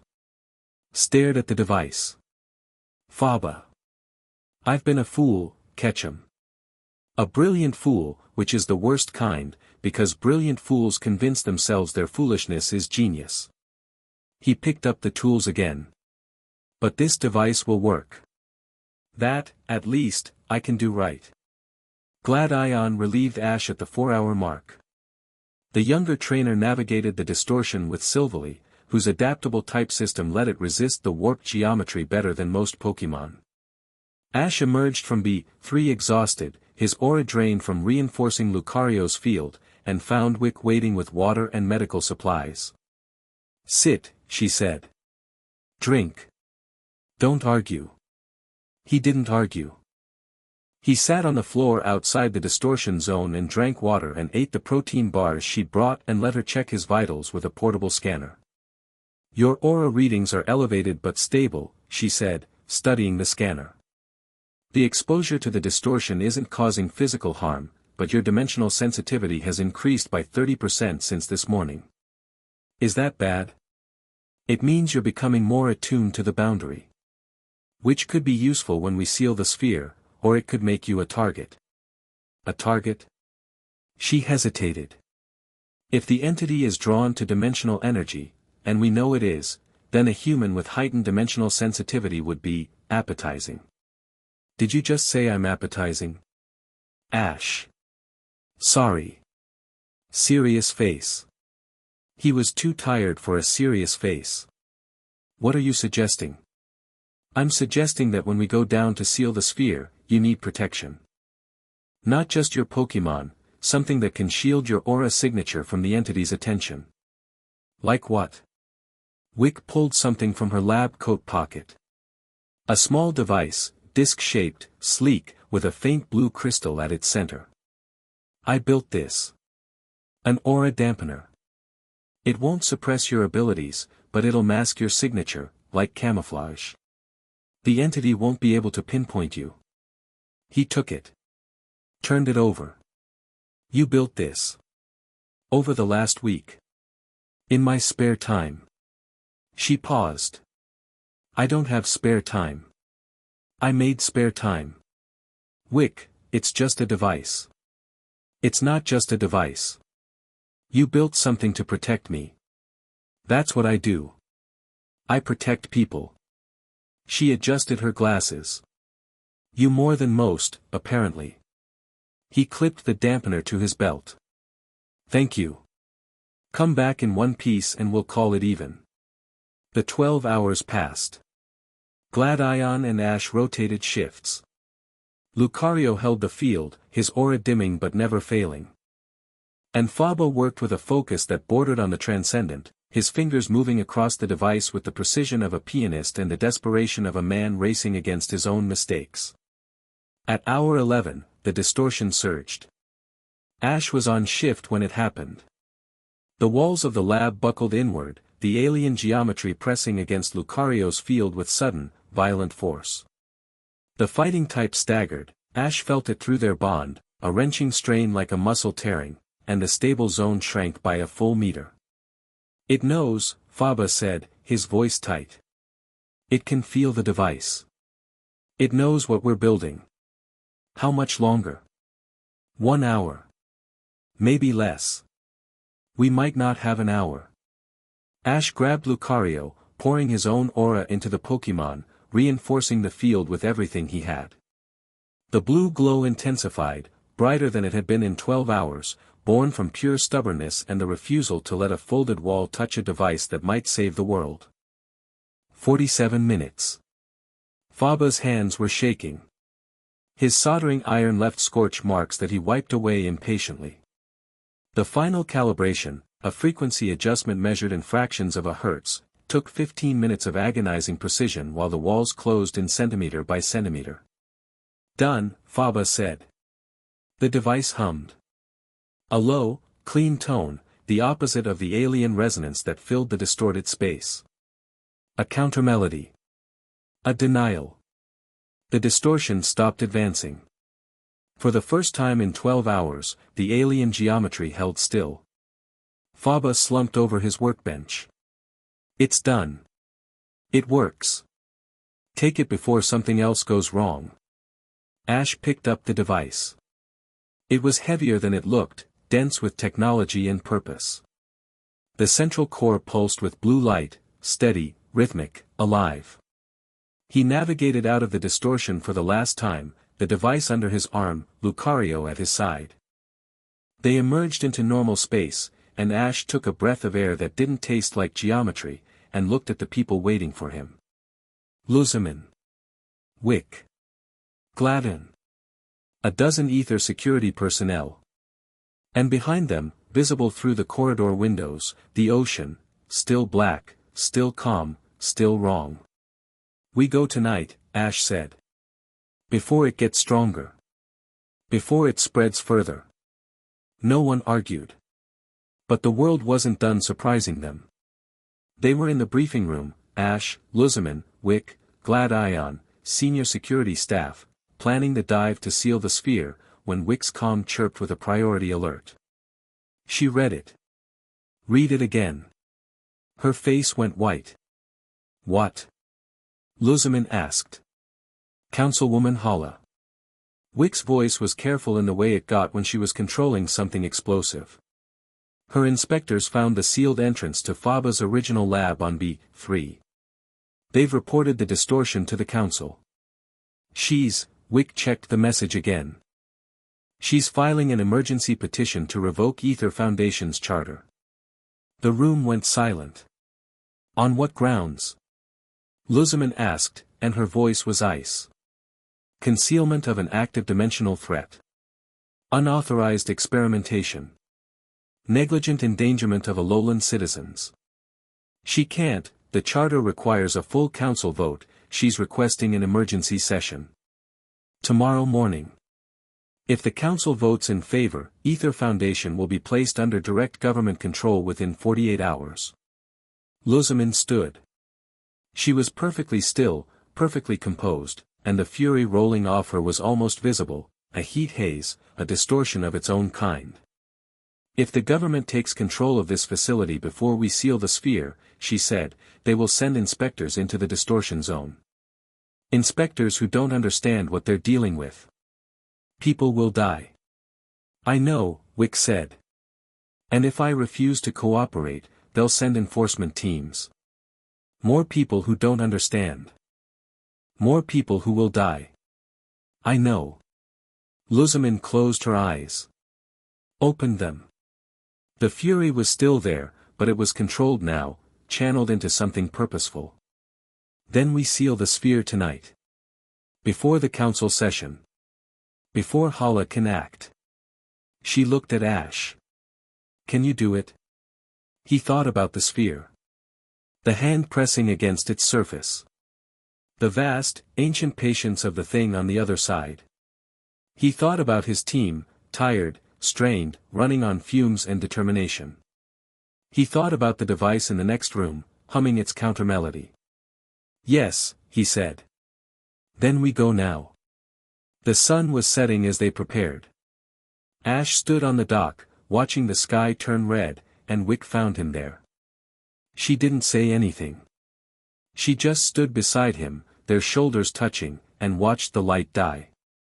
"I built the dampener with my own hands," she said after a while. "Every component. I tested it 11 times. I know. If it fails, it won't fail.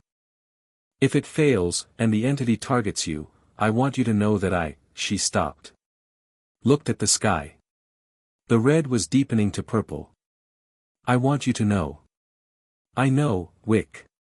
She turned to him. Kissed him, brief, fierce, her hand on his collar. "Come back. Always." Lusamine found him as he was suiting up. She stood in the equipment room doorway, watching him check dive gear and containment equipment and the device that would seal the sphere or fail trying. "The Kahunas are standing by," she said. "Hala, Olivia, Nanu, Hapu. They'll form a perimeter around the facility in case the entity reacts to the sealing." "Good. Gladion will dive with you." "I know. And she paused. For just a moment, the mask slipped. Not the political mask, the personal one. The one that said she was strong enough to watch him descend into the dark without breaking. "I'll be here when you come back," she said. "I know that too." She crossed the room. Took his face in her hands, the way he'd taken hers, that first night, pulling her back from the Nihilego venom. Her thumbs traced his jawline. Her eyes burned. "Do not die," she said. "That is a direct order from the president of Aether Foundation." "Yes, ma'am." She kissed his forehead. Held her lips there for 3 heartbeats. Then released him and walked away without looking back, because looking back would crack the mask, and Lusamine did not crack. Ash stood in the equipment room. His hands were steady. His heart was hammering. His aura hummed with readiness, the dampener at his belt masking the signal, his Pokémon's balls warm at his side, his team ready. Outside, the ocean was black. The sky was purple. The stars were coming out, bright and close, as if the universe was leaning in to watch. Below the water, far below, the sphere pulsed. And in the distorted corridors of sublevel 3, the walls folded 1 degree further. A Corsola in the recovery ward above curled its branches into spirals that no natural Corsola had ever formed.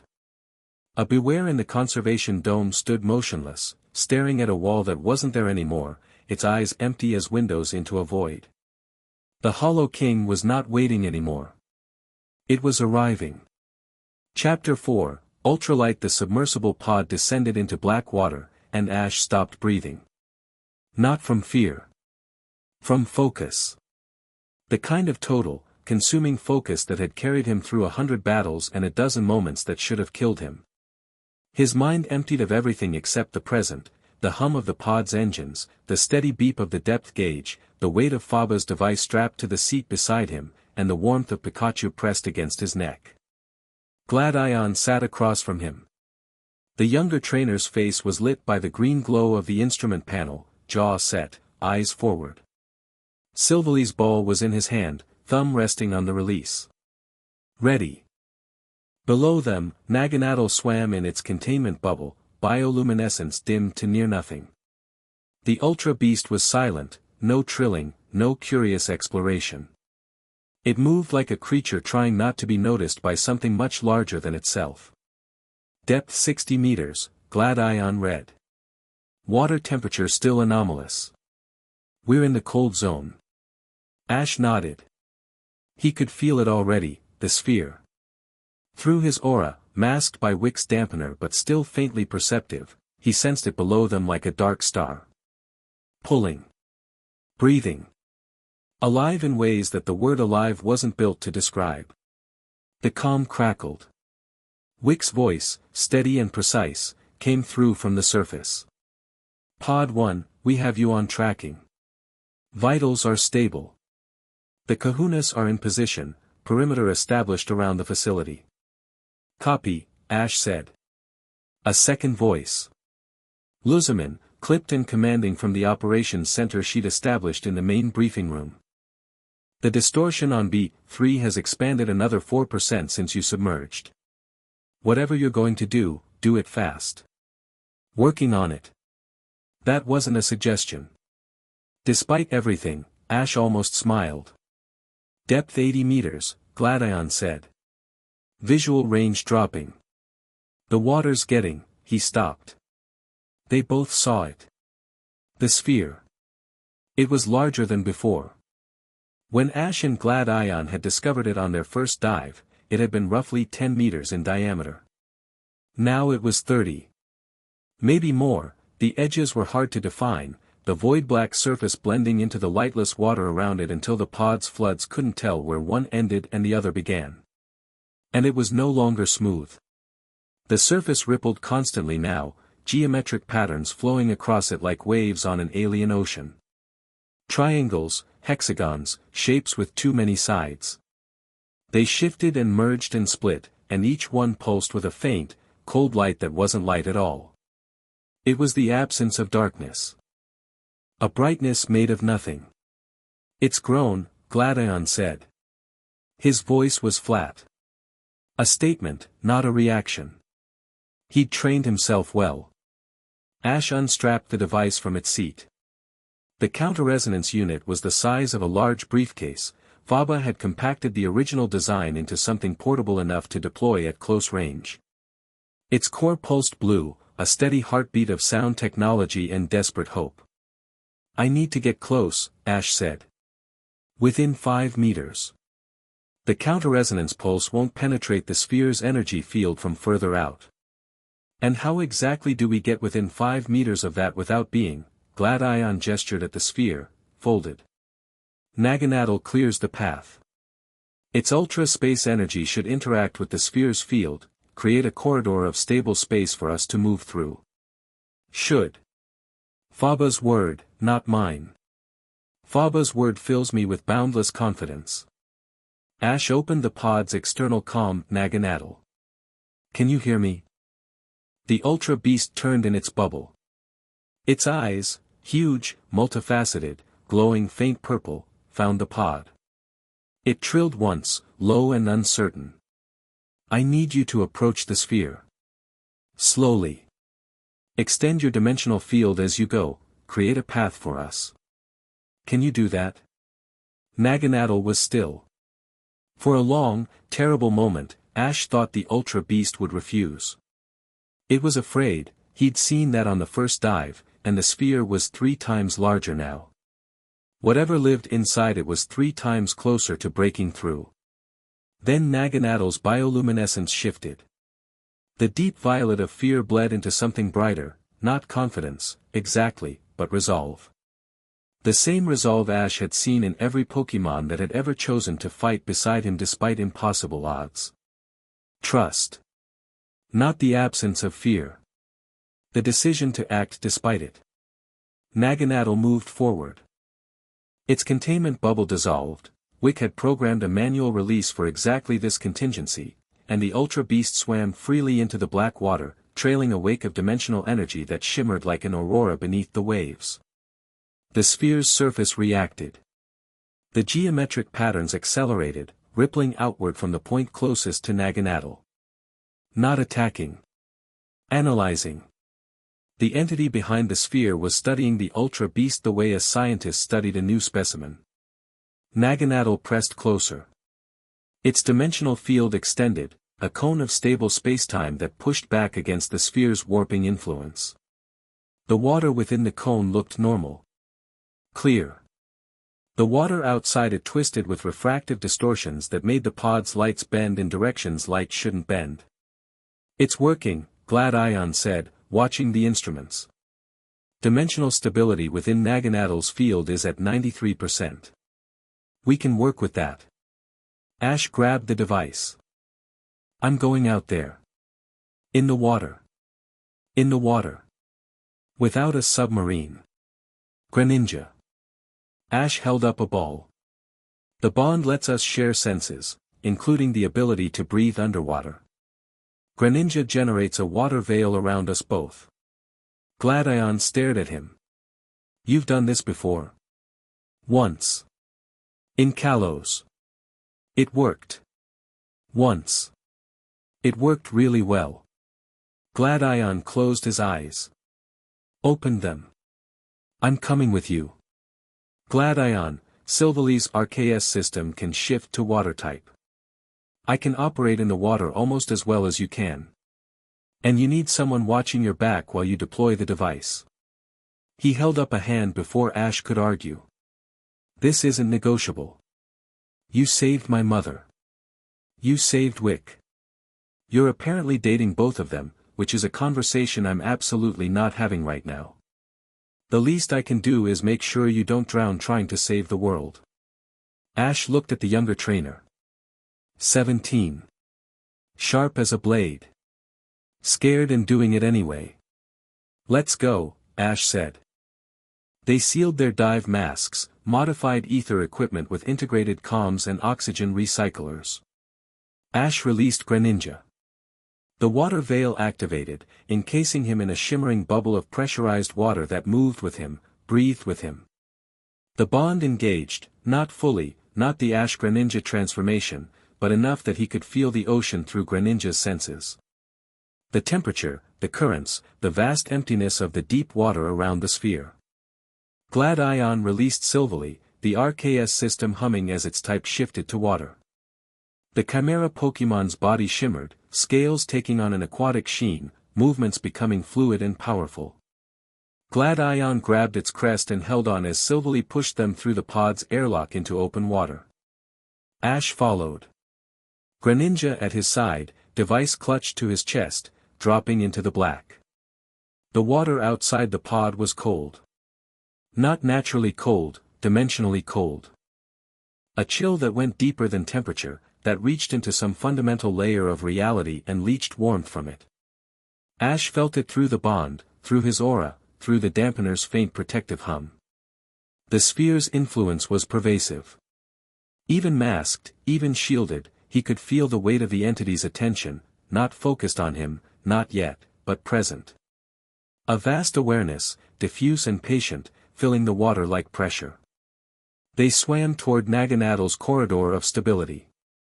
The Ultra Beast held position 50 meters from the sphere, its dimensional field straining against the void energy. Inside the corridor, the water was clear, the physics normal. Outside, Ash made the mistake of looking outside the corridor. The water was folding. Not flowing, folding. Like fabric being creased by an invisible hand. He saw a fish, a Magikarp that had somehow ventured into the sphere's influence zone, and watched as its body elongated, compressed, twisted into a shape that was still technically a fish but arranged in a geometry that made his eyes water. It wasn't dead. It was still moving. Still swimming. But it was wrong, reshaped by rules that had no place in this dimension. He looked away. Focused forward. 20 meters to the sphere, Gladion's voice crackled through the calm Naganadal's field is holding. Barely. I see it. The sphere filled his vision now. Up close, it wasn't really black, it was everything. Every color, every absence of color, every frequency of light and anti-light compressed into a surface that the human eye processed as void because processing it accurately would have broken something fundamental in the brain's visual cortex. The geometric patterns were clearer here. Not random, deliberate. A language, Ash realized. The entity was communicating through the patterns on the sphere's surface. Not words. Something older. Something that predated language by eons. Intent. The sphere's intent was curiosity. Hunger. And something else, something Ash couldn't name, that sat between loneliness and longing, that resonated with a part of his aura he didn't know he had. 10 meters, Gladion said. Ash, the readings are, my instruments are glitching. Dimensional stability in the corridor is dropping. Naganadal. Hold. The Ultra Beast keened, a sound of effort, of strain. Its dimensional field flickered. The corridor of stable space narrowed by a meter. 2 meters. 5 meters, Ash said. That's close enough. Deploying the device. He pulled the device from his chest. The counter-resonance core pulsed blue, steady, certain, the opposite of everything around them. Ash's hands found the activation sequence, 3 switches, in order, followed by the deployment trigger. Faba had shown him. He'd practiced in the pod. His fingers knew the motions. Switch 1. The device hummed louder. The blue light intensified. Switch 2. The sound shifted, became a tone, clear and bell-like, cutting through the water with impossible clarity. Switch 3. The tone harmonized, not with itself, but with the sphere. A countermelody. A mirror image. The mathematical negation of everything the sphere represented. Ash's hand found the deployment trigger. The sphere moved. Not gradually. Not subtly. The entire 30-meter surface convulsed, geometric patterns exploding into chaos, and from its center, from the deepest, darkest point of the void, something emerged. A hand. But that word was inadequate.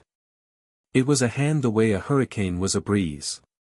Crystallized void, angular and immense, fingers made a folded space that extended 3 meters each.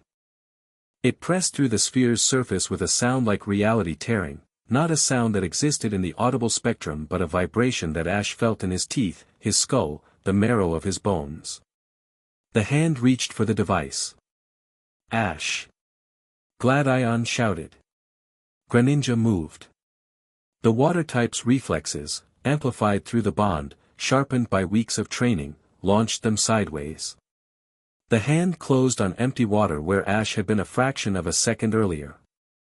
The pressure wave from its grasp sent him tumbling, and he clutched the device to his chest, the deployment trigger unfired. Another hand emerged. Then another. The sphere's surface stretched, bulged, and a shape pressed through, massive, angular, humanoid in the way a mountain was humanoid if you squinted and used your imagination. A head. Shoulders. A torso made of geometries that shouldn't coexist, triangles merging into impossible curves, surfaces reflecting dimensions that weren't this one. The Hollow King. It wasn't fully through. Half its body was still embedded in the sphere, anchored in the space between worlds. But the half that was through was enough to fill the water with a presence so vast that Ash's aura screamed beneath the dampener, every instinct he had firing at once. It turned what might have been a face toward him. The face was a surface, smooth, angular, reflective.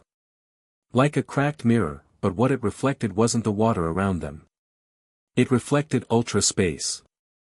A dozen ultra-spaces.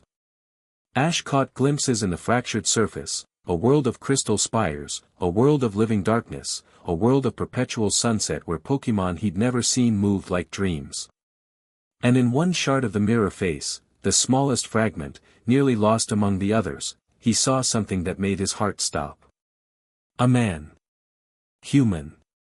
Standing in a landscape of white nothing, wearing a lab coat, holding a device that blinked with a faint, rhythmic light. Broadcasting. Moan. The image lasted a fraction of a second. Then the Hollow King moved, and the mirror face shifted, and the glimpse was gone. The entity reached for Ash again. Both hands this time, a cage of crystallized void closing around him. Greninja intercepted, water shuriken slicing through one finger with a sound like breaking glass. The Hollow King's hand recoiled, not in pain, but in surprise. This was a creature that hadn't been touched by anything from this dimension in millennia. The sensation was new. Gladion. Keep it busy. Ash shouted through the calm, with what? Everything. Gladion cursed, loudly, creatively, in words that would have made his mother reach for soap, and then Silvally was moving. The Chimera Pokémon's RKS system shifted mid-charge, water to fairy, the type shift seamless, and Silvally slammed into the Hollow King's reaching hand with a multi-attack that blazed pink-white in the dark water. The entity recoiled. The fairy energy, light energy, Ash realized, remembering Wicke's words, burned where it touched. Not physically. Dimensionally. The void crystal of the Hollow King's hand flickered, its alien geometry destabilized by the presence of something that was fundamentally, essentially light. It's weak to fairy energy. Ash shouted. To light. Hit it with everything bright. Silvally struck again. Multi-attack, fairy type, a continuous assault that drove the Hollow King's hand back toward the sphere. Greninja flanked, water shurikens weren't light-based, but they disrupted the entity's control of the water around it, clearing space for Ash to maneuver. Naganadel screamed. The Ultra Beast's dimensional field was collapsing, the Hollow King's emergence had overwhelmed the corridor of stable space. Reality around them was fraying, the water folding in ways that made navigation impossible. Ash grabbed the device. His thumb found the trigger. He needed to get close, within 5 meters, Faba had said. The Hollow King was between him and the sphere. Through it, then. He activated the bond. The transformation hit like a tidal wave. Greninja surged, water exploding outward in a shockwave that cleared the space around them. The veil sharpened, compressed, became armor. Ash's senses merged with Greninja's, sight, sound, touch, the electromagnetic perception of water pressure and current. They became one. And Ash's aura, masked by the dampener but amplified by the bond, blazed. Not bright. Not in the normal sense. But in the dimensional sense, a flare of life energy so intense that it cut through the Hollow King's void presence like a lighthouse beam through fog. The entity's mirror face turned toward him. All the reflected ultra spaces blurred and refocused. It saw him. Not as a threat. Not as prey. As something interesting. The Hollow King's communication wasn't sound. It was pressure. Meaning without medium, understanding without language. And what it communicated was, "What are you?" Ash didn't answer in words. His aura answered for him, a pulse of identity, of self, of the accumulated experience of a boy who'd walked out of Pallet Town at 10 years old and hadn't stopped walking since. Every battle, every bond, every moment of connection with every Pokemon he'd ever loved. The sum total of a life lived fully, openly, without reservation. The Hollow King considered this. The geometric patterns on the sphere behind it slowed, shifted, reorganized into something that might have been contemplation. Then it reached for him. Not to attack. To understand. One massive hand, extended, palm up, an offering or a request or something that existed outside the taxonomy of human gesture. And Ash almost took it. For a heartbeat, a single, crystalline moment suspended in the dark water, he felt the pull. The curiosity. The longing that poured off the Hollow King like heat from a sun. This creature had existed between worlds for eons, alone in the hollow spaces, sustained by scraps of dimensional energy, never touched, never known, never understood. It was reaching for him the way a drowning person reaches for the surface. It wasn't evil. It wasn't malicious. It was hungry and lonely and vast and old, and it wanted to be seen. Ash understood. He understood because he'd been lonely too, on the long roads between cities, in the quiet moments between victories, in the small hours of the night when the only sound was Pikachu's breathing and the ache of wanting something he couldn't name. But if the Hollow King came through fully, the boundary between worlds would collapse. Ultra space would bleed into reality. Aether Paradise would be the epicenter, and then Alola, and then the world. The entity's loneliness didn't change that. Its hunger didn't care about the difference between feeding and destroying. Ash pulled back. Raised the device. And said, not in words, but in the language of aura, of intent, of the bright stubborn energy that had carried him through every impossible moment of his impossible life, "I see you. But you can't come through." The Hollow King's hand withdrew. The contemplation on the sphere's surface shattered into something faster, sharper. Not anger, Ash wasn't sure the entity experienced anger. Denial, maybe. The frustration of something ancient being refused by something small. It attacked. Both hands swept through the water with force that generated shockwaves. Greninja dodged, barely, the bond pushing their shared body to its absolute limit. The water around them exploded into geometric chaos, reality fracturing along the Hollow King's movement like glass around a bullet. Gladden. Fall back to the pod. Not a chance. Silvally hit the Hollow King with another multi-attack, fairy energy blazing. The entity's left hand shattered, crystallized void breaking apart into angular fragments that dissolved like ice in warm water. But the hand reformed. Slower. Imperfect, the geometry was rougher, less precise. It could be damaged. It could be hurt. But it could also regenerate. Ash needed more firepower. More light. More everything. "Wicke," he shouted into the calm, "can you hear me?" Static. Then her voice, distant, distorted by the dimensional interference, but clear enough, "I hear you. Ash, your readings are, the entity has partially manifested, we can see the dimensional disruption from the surface, I need the topside team. Everyone. Now." The entity is resistant to physical attacks but vulnerable to light-based and fairy-type energy.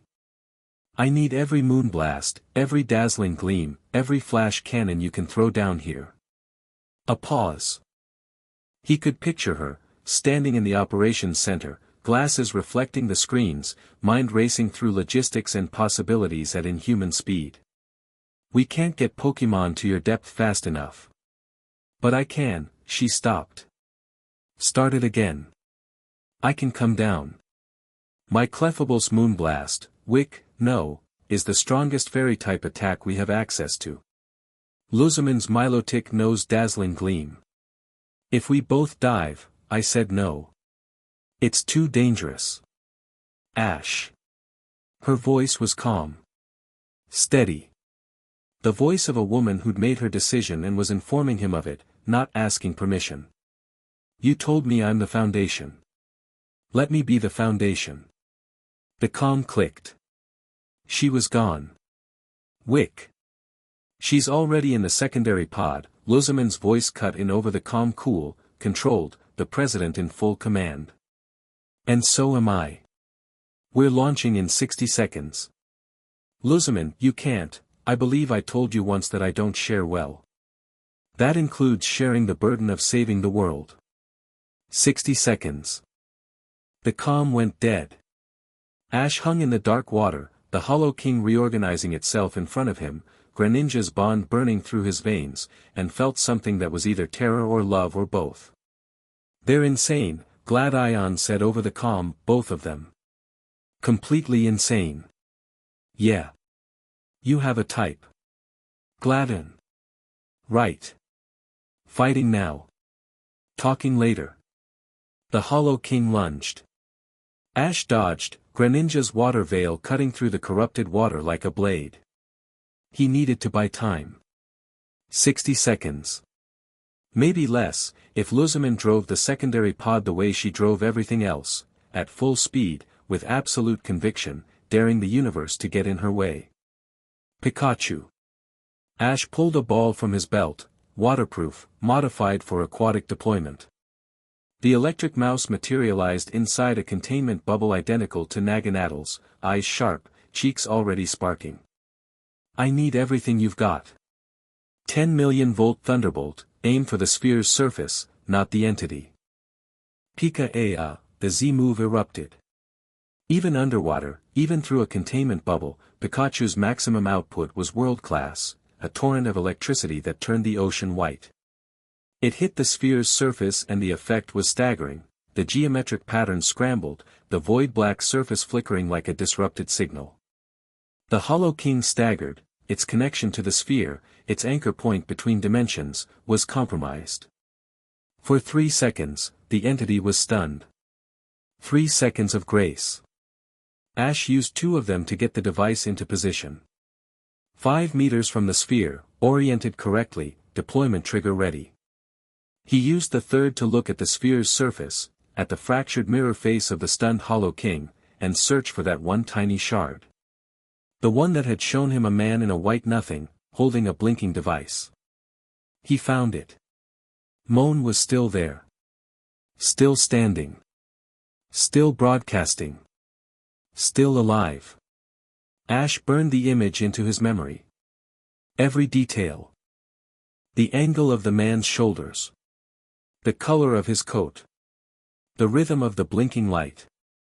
Then the Hollow King recovered, and the mirror face shattered, and the 3 seconds were over. The entity came at him with everything. Not hands this time, its entire upper body surged forward, pressing through the sphere, and the water displaced by its emergence generated current strong enough to slam Ash backward. Greninja fought the current, water against water, the bond straining. Silvally intercepted, fairy-type multi-attack scoring a hit across the entity's shoulder that left a gap in its crystalline structure. Naginate, pushed to its limits, fired a sludge bomb that splattered across the Hollow King's chest. The poison energy didn't damage it, but the chemical reaction disrupted its surface geometry, buying another fractional moment. It wasn't enough. The Hollow King was too large, too powerful, too fundamentally other. It existed outside the rules that governed this dimension's physics, and fighting it with those physics was like trying to cut water with water. He needed light. The secondary pod hit the water like a missile. Not a graceful descent, a controlled plummet. Lusamine, apparently, drove submersibles the same way she drove everything, with complete disregard for safety margins and total commitment to arriving first. The pod's floods blazed to life, cutting through the dark water like searchlights, and Ash saw them, two figures in dive gear, emerging from the airlock before the pod had fully stabilized. Lusamine, her hair streaming behind her like a golden banner, Milotic already materialized and coiling through the water with serpentine grace. Wicke, compact and determined, her clefable floating beside her in a modified containment system, already charging a moonblast that glowed like a captive moon. "We're here," Wicke said over the comm, and her voice was the most beautiful thing Ash had ever heard. "You're insane," he replied. "We established that. Clefable, moonblast. Target the entity's central mass." Clefable fired. The moonblast crossed the distance between them and the Hollow King in a heartbeat, a sphere of pure lunar energy, white silver bright, containing within it the distilled essence of moonlight and fairy magic and everything that the void was not. It hit. The Hollow King screamed. Not a sound. A dimensional event.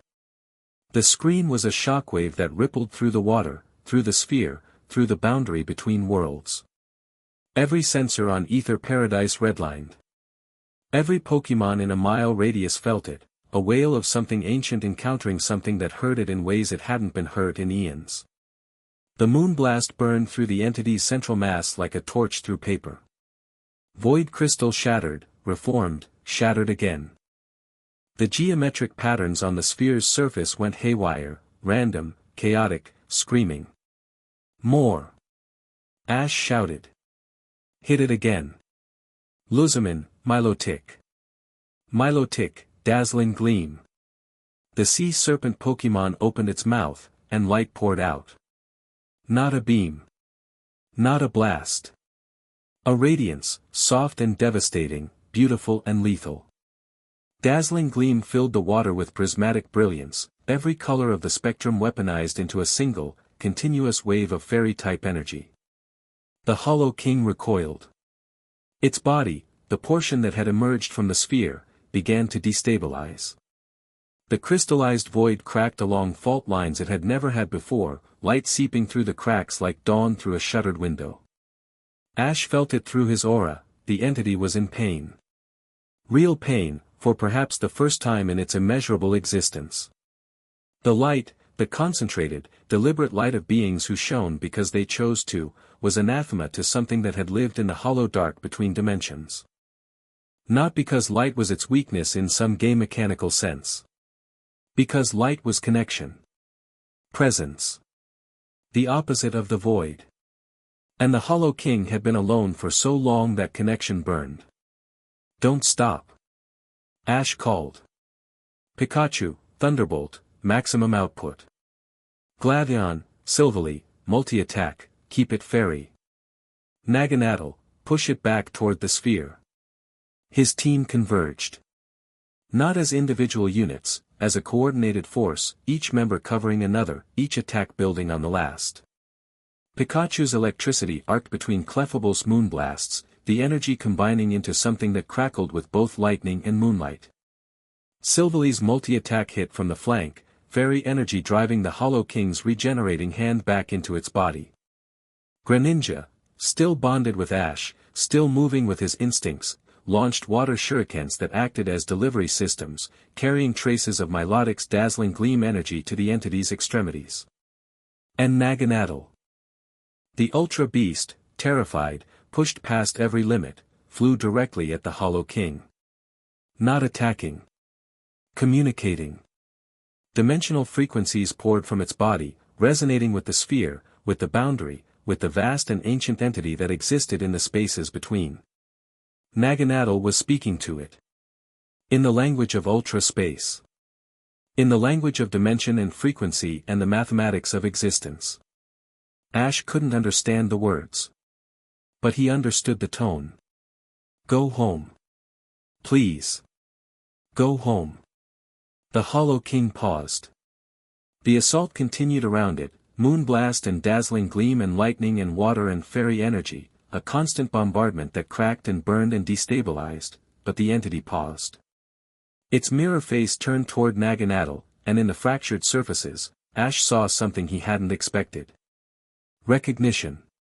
The Hollow King knew what Naginatl was. A creature of ultra-space. A being that understood dimensional existence.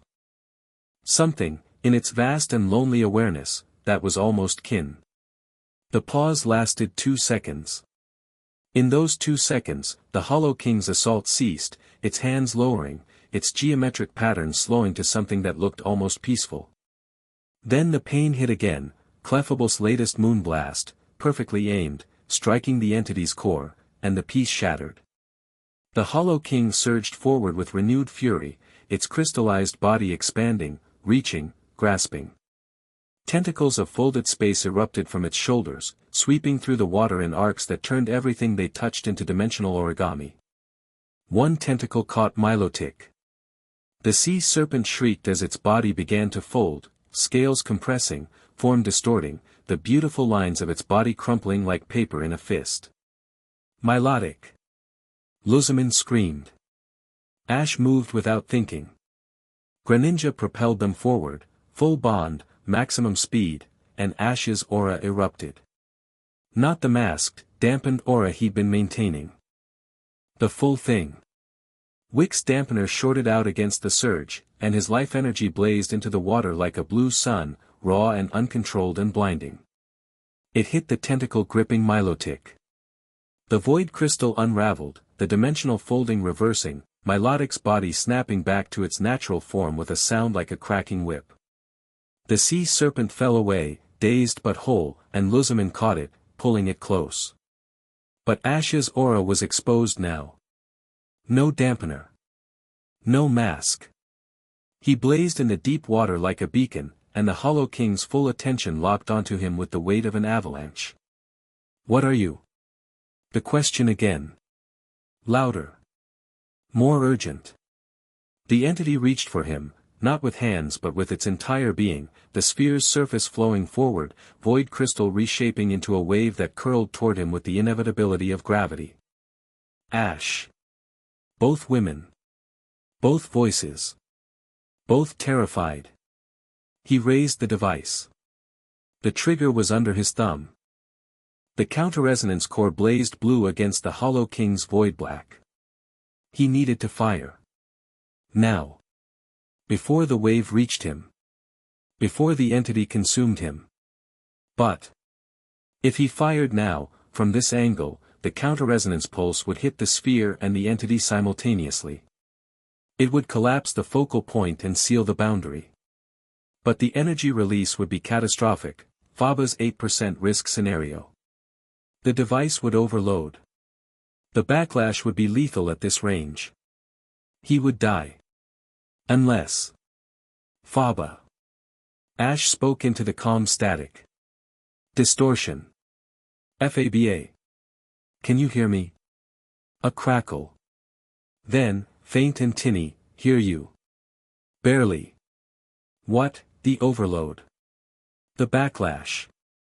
If I fire the device from inside the sphere's energy field, the release will, kill you. Yes. The inverse square law applies to counter-resonance energy. At your current distance, can Naginatl absorb it? Silence. A long silence, filled with dimensional static and the approaching wave of the Hollow King's void. Theoretically. Faba's voice was shaking. Naginatl is a creature of ultra-space. Its physiology is dimensionally adaptive. If it positions itself between you and the sphere at the moment of discharge, it could theoretically absorb the excess counter-resonance energy and channel it through its own dimensional field. The pulse would still seal the sphere, but the lethal backlash would be redirected into Naginatl. Which might, another pause. Which would cause extreme distress but should not be lethal, given its dimensional resilience. Should. Ideal in probabilities, catch 'em, not fairy tales. Good enough. Ash turned to Naganadel. The Ultra Beast hovered in the water, exhausted, bioluminescence flickering. It had given everything. It had nothing left. Except trust. Naganadel, Ash said. I need you to do one more thing. The Ultra Beast looked at him. Through the bond, through his aura, through the connection that transcended dimension and species and every boundary that the universe tried to put between them, Ash felt its answer. For you. Anything. Position between me and the sphere. When I fire, absorb the backlash. Channel it through your dimensional field. Can you do that? Naganadel trembled. Its bioluminescence pulsed, fear, resolve, trust. The same trinity that every Pokémon who'd ever fought beside Ash carried in their hearts. It moved into position. Between Ash and the sphere. Facing the void. The Hollow King's wave was 10 meters away. 5. Wicke. Lusamine. Pull back. Now. Ash, if you, Wicke's voice broke. For the first time since he'd known her, the composure didn't just crack, it shattered. If you die, I swear I will, pull back. The secondary pod's thrusters fired. The pod retreated, carrying both women to a safe distance. Gladion and Silvally fell back with it. Ash heard Gladion shouting something into the comm, but the words were lost in the rising roar of the Hollow King's approach. It was just Ash, Greninja, Naganadel, and the void. He raised the device. Aimed it at the sphere. Felt the counter-resonance core vibrating in his hands, the last hope, the final note, the denial of everything the Hollow King was and wanted to be. The wave reached him. The Hollow King's presence crashed over him like a tsunami, void and geometry and the terrible, aching loneliness of something that had been alone since the universe was young. Ash felt it. Let himself feel it. Didn't flinch from it. And in the moment before he fired, he sent one last pulse of aura. Not at the entity. To it. A message wrapped in life energy and light and the stubborn compassion of a boy from Pallet Town who couldn't look at something in pain without trying to help. I see you. I hear you. You don't have to be alone. But you can't be here. This isn't your place. Go home. The Hollow King paused. The wave slowed. The mirror face turned toward him one final time, and in its fractured surface Ash saw, not anger. Not hunger. Not denial. Acknowledgement. Something ancient, something that had existed in the hollow spaces since before light, since before life, since before the first wormhole had ever crackled between dimensions, something looked at a 19-year-old human and understood. I see you too. Ash pulled the trigger. The counter-resonance pulse fired. The world went white. Energy exploded outward, a wave of counterdimensional force that slammed into the sphere and began collapsing it. The focal point buckled, the boundary membrane seizing like a muscle, the tear between dimensions closing with a force that displaced water for hundreds of meters in every direction. The backlash hit Naganadel. The Ultra Beast screamed, a sound that would haunt Ash's nightmares for years. Its body blazed, dimensional energy pouring through it in quantities that no living thing should have been able to process. It convulsed. Its form flickered, solid, translucent, solid again. For one terrible heartbeat, Ash thought it would shatter. Then Naganadel's nature asserted itself. It was a creature of dimensions. A being built for the spaces between. The energy that would have killed Ash, that would have killed anything native to a single dimension, flowed through Naganadel's adaptive physiology like water through a channel. Devastating. Painful. Not lethal. The sphere collapsed. The void-black surface crumpled inward, the geometric patterns flattening, the entity's manifestation dissolving as its anchor point to this dimension ceased to exist. The Hollow King's form, hands, torso, mirror face, unraveled like smoke, folding back through the closing gap between worlds with a sound like a sigh. In the last instant before the sphere sealed, the mirror face reflected one final image. The man in the white nothing. Moan. Still standing. Still broadcasting. Still alive. Then the sphere was gone. The water was just water. The darkness was just darkness. And the pressure, the vast, patient, ancient weight that had sat beneath Aether paradise for weeks, evaporated like mist in morning sun. Ash floated in the deep ocean, the spent device in his numb hands, Greninja's bond dissolving as the water type's energy gave out. The water veil collapsed. For a moment, he was just a human in the ocean, 100 meters down, with nothing between him and drowning except a dive mask and stubbornness. Then the pod was there. Gladion's face in the viewport, Silvely's claws gripping the hull, the airlock opening. Hands pulled him in. Not Gladion's. Lusamine's hands, on his left arm. Wicke's hands, on his right. They pulled him into the pod, and the airlock sealed, and air flooded in, and Ash coughed and gasped and lay on the floor of the submersible while two women held him and the ocean outside was just the ocean again. Told you, he managed, between coughs. I'd come back. Lusamine made a sound that was somewhere between a laugh and a sob. Wicke pressed her forehead against his shoulder and said nothing, but her hands gripping his arm said everything. Gladion, from the pilot's seat, said, "You are the most ridiculous human being alive." Thanks. It's not a compliment. Sounds like one. The pod ascended. Through the viewport, Ash saw Naginatl drifting, alive, bioluminescence faint but present, its body slowly stabilizing. He pressed his hand against the glass. "Thank you," he whispered.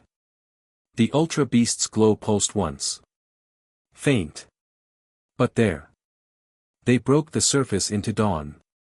Ash hadn't realized how long they'd been down, the dive, the battle, the ceiling had consumed the entire night. The sky was pink and gold, the sun just clearing the horizon, and the ocean around Aether paradise was, moving. Waves. Actual waves. The glass smooth, unnatural calm that had persisted for weeks was gone. The sea rocked and churned and sparkled in the morning light, and seabirds, windgull and polyper, circled the facility's towers, calling to each other in the way they always had. The wrongness was gone. Inside Aether paradise, it was chaos of a different kind. The distortion on sublevel 3 had reversed the moment the sphere collapsed, walls snapping back to their original geometry, conduit straightening, lights returning to their proper positions. The engineers who'd been monitoring the spread reported the same thing across every level, total, instantaneous normalization. Like the facility had taken a deep breath and exhaled all the wrong at once. The conservation floor was normal. The Corsola's branches were natural curves again. The Beware blinked, shook its head, and went back to scratching behind its ears. Whatever influence the Hollow King had exerted on the Pokémon had vanished with its departure. Ash climbed out of the pod on legs that felt like they belonged to someone else. The dock was crowded, Aether employees who'd been monitoring the dive, security personnel, medical teams. They parted for him. Not because he demanded it. Because he looked like a man who'd fought a god at the bottom of the ocean and won, and people generally got out of the way of that. Wicke walked on one side of him. Lusamine on the other. Neither spoke. Neither needed to. Faba was waiting at the dock's entrance. The branch chief looked like he'd aged 10 years in a night. He stood apart from the crowd, hands in his lab coat pockets, watching the pod surface with an expression that Ash had never seen on his face before, humility. "The sphere is sealed," Faba said. It wasn't a question, he'd been monitoring from his improvised station. "Sealed," Ash confirmed. "The boundary membrane. Restabilizing." Naginatl confirmed, "The dimensional readings are returning to baseline." Faba nodded. Slowly. "And the entity?" "Gone. Back to wherever it came from. The space between spaces." Faba's voice was quiet. "Back to the hollow." He was silent for a moment. Then, the moan signal. "I isolated the coordinates before the sphere collapsed. The data is preserved on an independent server. His location, his last confirmed location, is stored. Lusamine's hand tightened on Ash's arm. He felt the tremor run through her, hope and grief and gratitude twisted together like rope. "Faba," she said. Her voice was controlled. "Barely. Thank you." The two words hit Faba like a physical force. He blinked. Straightened. Blinked again. He stopped. Adjusted his glasses. "I caused this. All of it. The weakened boundary. The entity's approach. The breach that nearly destroyed this facility and everyone in it." He looked at Lusamine. "I'm turning myself into the oversight committee." Silence. "You don't have to," Lusamine began. "I do." His voice was firm, the firmest Ash had ever heard it. Not the arrogant certainty of a man who believed he was always right, but the quiet resolve of a man who knew he'd been wrong and was choosing to face it. "Councilwoman Hala wants evidence of negligence. I'm the evidence. My research, my device, my decisions. If the Foundation takes the blame for what I did, you'll lose the charter. If I take the blame personally, they'll prosecute you," Wicke said. "Yes. You could go to prison. Probably. Faba, I made this mess, Vice Chief." He almost smiled. It was the saddest expression Ash had ever seen on a human face. "Let me clean it up." He turned to Ash. Studied the younger man with an expression that was complicated and honest and raw. "Your trainer," he said to Lusamine, without looking away from Ash. "He's something else. Hold on to him." Then Faba walked away. Toward the main building. Toward the comm station, where he would contact Councilwoman Hala and offer himself, his research, his confession, his career, as the price of Aether Foundation's survival. Ash watched him go. "He's actually doing it," Glad-Ion said, appearing beside them. The younger trainer's voice was somewhere between disbelief and respect. "He is," Lusamine said. Her expression was unreadable: grief, gratitude, the complicated emotional mathematics of watching someone sacrifice themselves for an institution they'd nearly destroyed. "Can you help him?" Ash asked. "Legally. When the committee, I'll provide the best counsel the Foundation can afford. And I'll testify on his behalf." She paused. "He did save the coordinates. Whatever else he's done, he saved the chance to find Moan." They stood on the dock in the morning light, and the sun was warm, and the ocean was wild and real and properly imperfect, and Aether Paradise stood around them like a castle of glass and steel and stubborn hope. Ash's legs buckled. Wicke caught one arm. Lusamine caught the other. They held him up, one on each side, and his weight was distributed between them so perfectly that it felt rehearsed, even though nothing about any of this had been rehearsed. "Medical," Wicke said. "Now. I'm fine. You deployed a dimensional weapon at the bottom of the ocean, sustained a full aura eruption without a dampener, and haven't slept in 36 hours. You are the opposite of fine." "She's right," Lusamine said. "You look terrible. You always say that." "Because it's always true." They steered him toward the medical wing. He let them. Not because he was too weak to resist, though he was, but because their hands on his arms felt right. Felt earned. Felt like something he'd fought for and won, even though the battle he'd actually fought was still echoing in his bones. Pikachu scampered ahead, leading the way, cheeks sparking with residual energy and triumph. Glad-Ion walked behind them, Silvely's ball in his hand, his expression something that was definitely not a smile but was closer to one than anything Ash had seen from him yet. They walked through corridors that were clean and straight and blessedly normal, past employees who stopped and stared and then applauded, a scattered, spontaneous sound that grew as word spread, filling the hallways of Aether Paradise with something warm and human and real. Ash didn't know what to do with applause. He never had.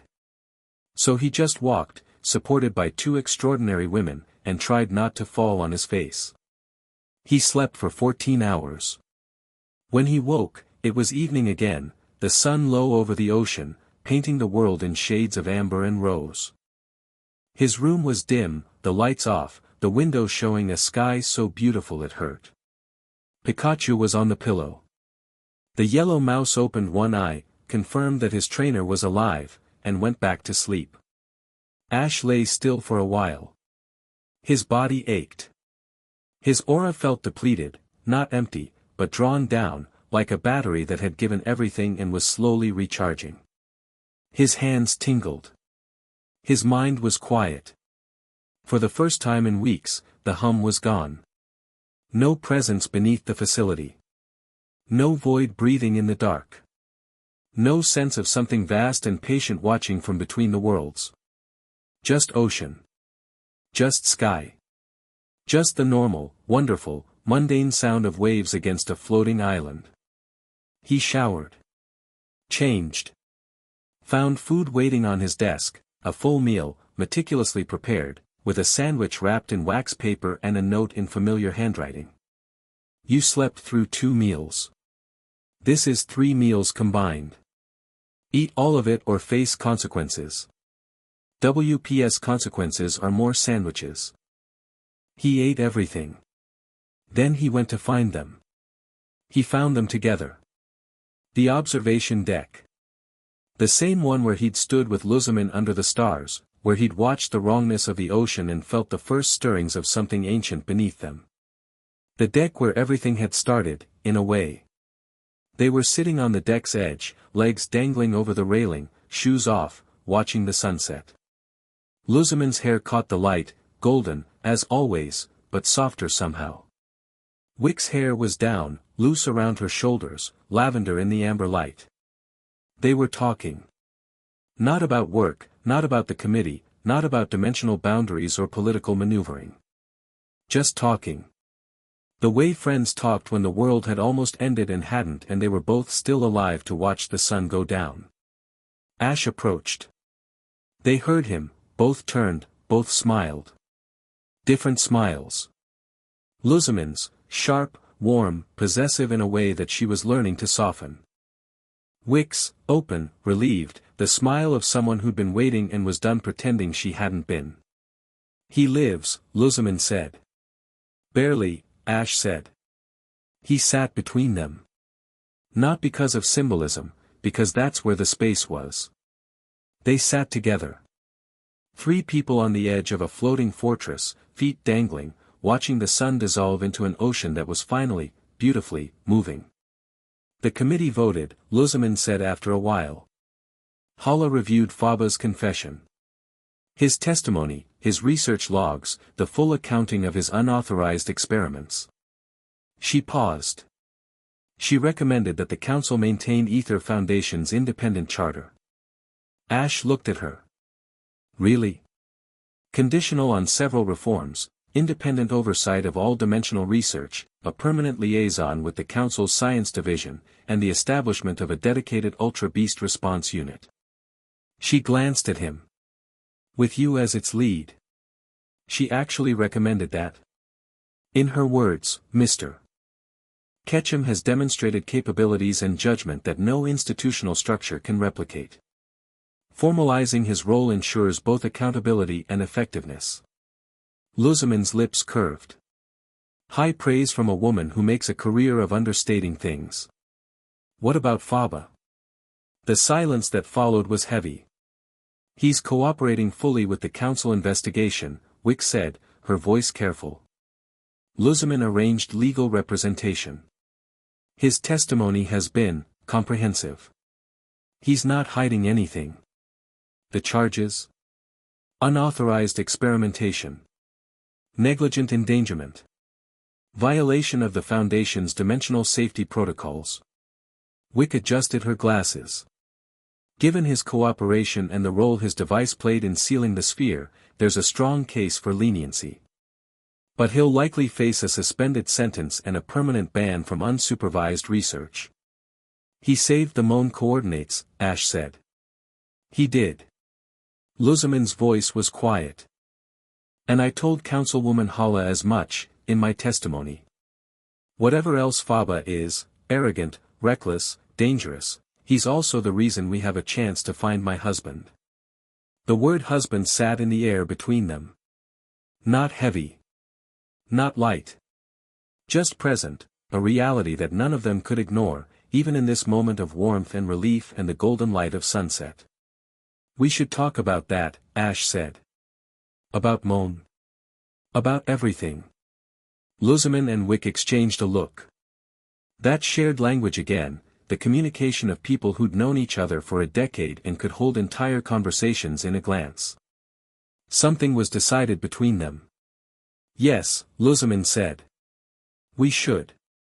The sunset deepened.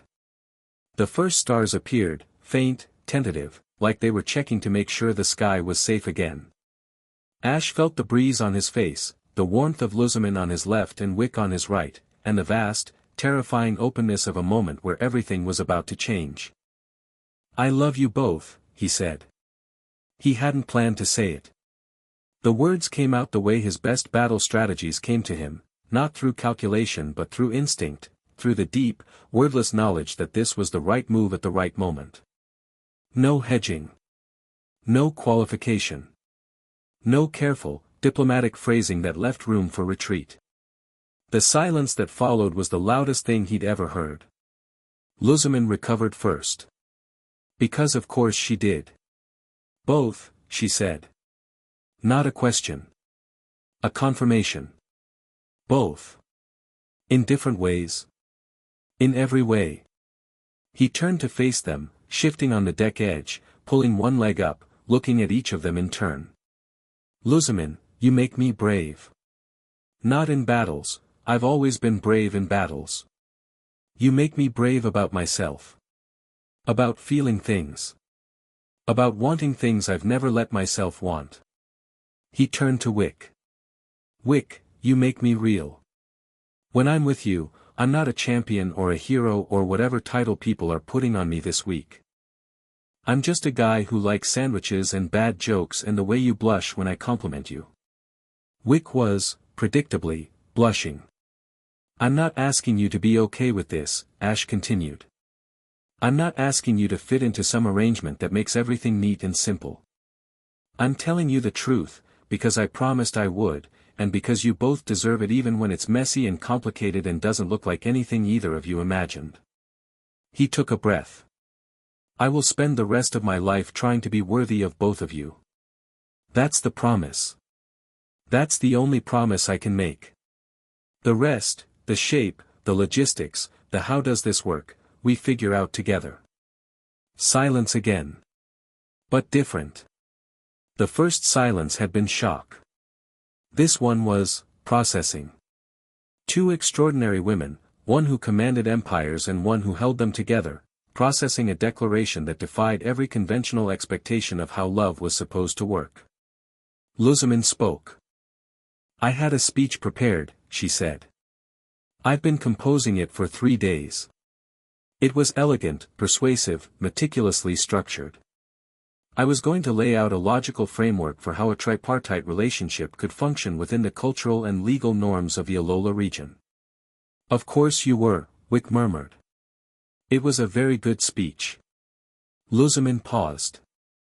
I'm not going to give it. Why not? Lusamine looked at Ash. At Wicke. At the ocean, where the last light of the sun was being swallowed by the horizon. Because the boy who grabbed a Nihilego with his bare hands and pulled me back from the void doesn't need a speech. He needs an answer. She reached across Ash and took Wicke's hand. Wicke looked at their interlocked fingers, Lusamine's elegant, precise, manicured, Wicke's practical, capable, scientist's hands, and something moved across her face. Not surprise. Recognition. The acknowledgement of something that had been true for a long time and was finally being said. Yes, Lusamine said. Wicke squeezed her hand. Yes. Ash exhaled. He hadn't realized he'd been holding his breath. Probably since he'd said I love you both. Possibly since he'd arrived at Aether Paradise. The world will talk, Lusamine said. The world always talks, Ash replied. I'd rather listen to you too. Wicke smiled. That was smooth. Did you practice that?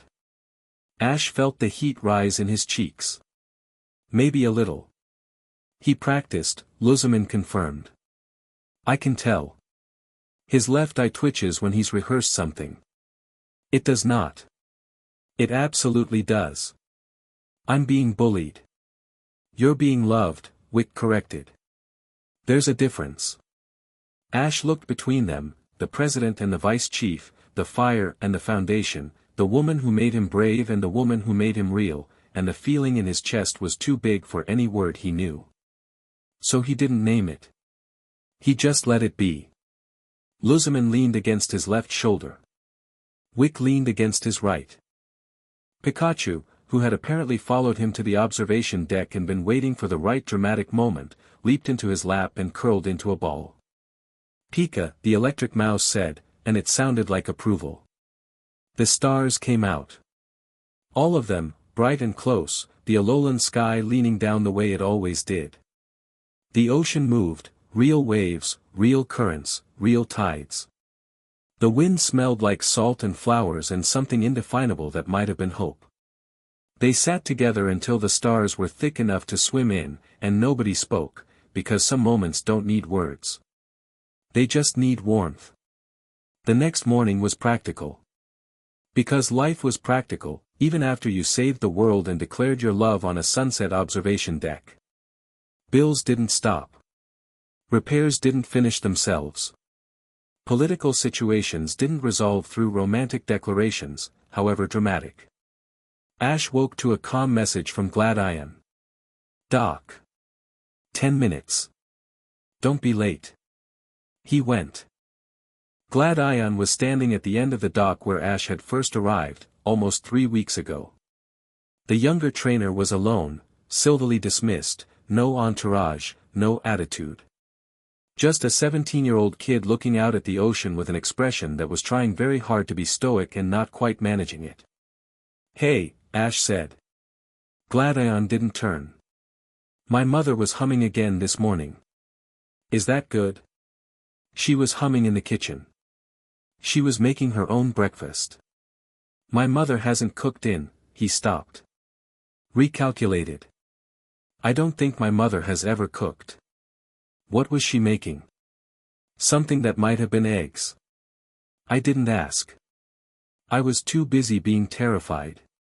He paused. Wicke was helping her. They were laughing. Ash leaned against the railing beside him. The morning was bright, the ocean sparkling, the facility humming with the energy of rebuilding. You're okay with this, Ash said. Not a question. Gladion was quiet for a long time. He reached into his jacket pocket and pulled something out, a pokeball. Not standard issue. This one was different, heavier, marked with the Aether Foundation seal, warm to the touch. Type, null egg, Gladion said. Started incubation 6 months ago. It'll hatch within the year. He held it out to Ash. Mother wanted to give you something. She's bad at personal gifts, everything she gives is either too expensive or too symbolic. So I'm giving you this instead. Ash took the ball. It was warm. Alive.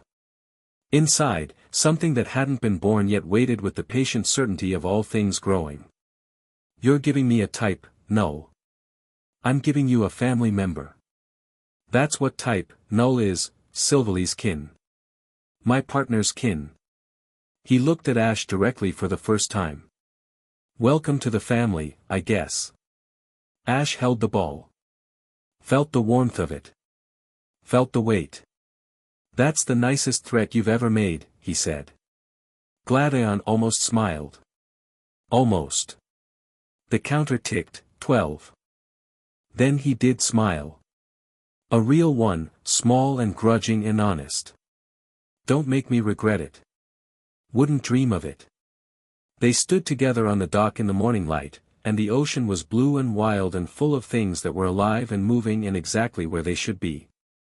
Below them, in the deep water, the place where the sphere had been was empty. Just ocean floor. Just sand and rock and the quiet business of marine Pokemon reclaiming territory they'd abandoned weeks ago. A school of wishy-washy drifted past the facility's foundation, tiny, silver, moving as one. Normal. Wonderfully, beautifully normal. 2 days later, Ash stood in Lusamine's office, their office, now, in a way, since he spent as much time there as she did, reviewing the data Faba had preserved. The Moan coordinates. The signal that still pulsed, faint and distant, from somewhere in ultra-space. Lusamine sat across from him. Wicke stood at the window, watching the ocean with an expression of quiet thought. The coordinates are in a region of ultra-space we haven't mapped, Lusamine said. Her voice was scientist steady, even though her hands, wrapped around her coffee cup, were not. Faba's notes suggest it's a stable pocket dimension, self-sustaining, isolated from the major ultra-space corridors. Can we reach it?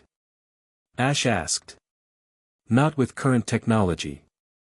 Faba's device was the closest we had, and it's been reconfigured for defensive purposes. She paused. But the data is preserved. The coordinates are locked.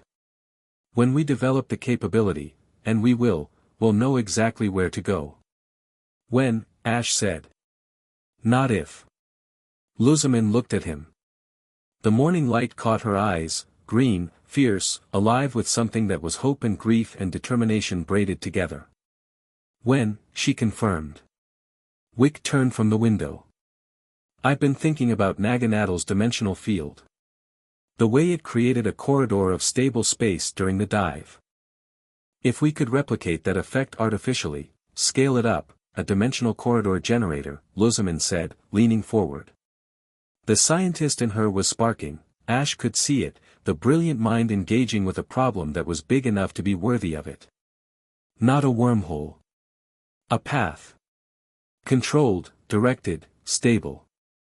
It would take years of development. Then we start now. They started now. In the weeks that followed, Aether Paradise rebuilt.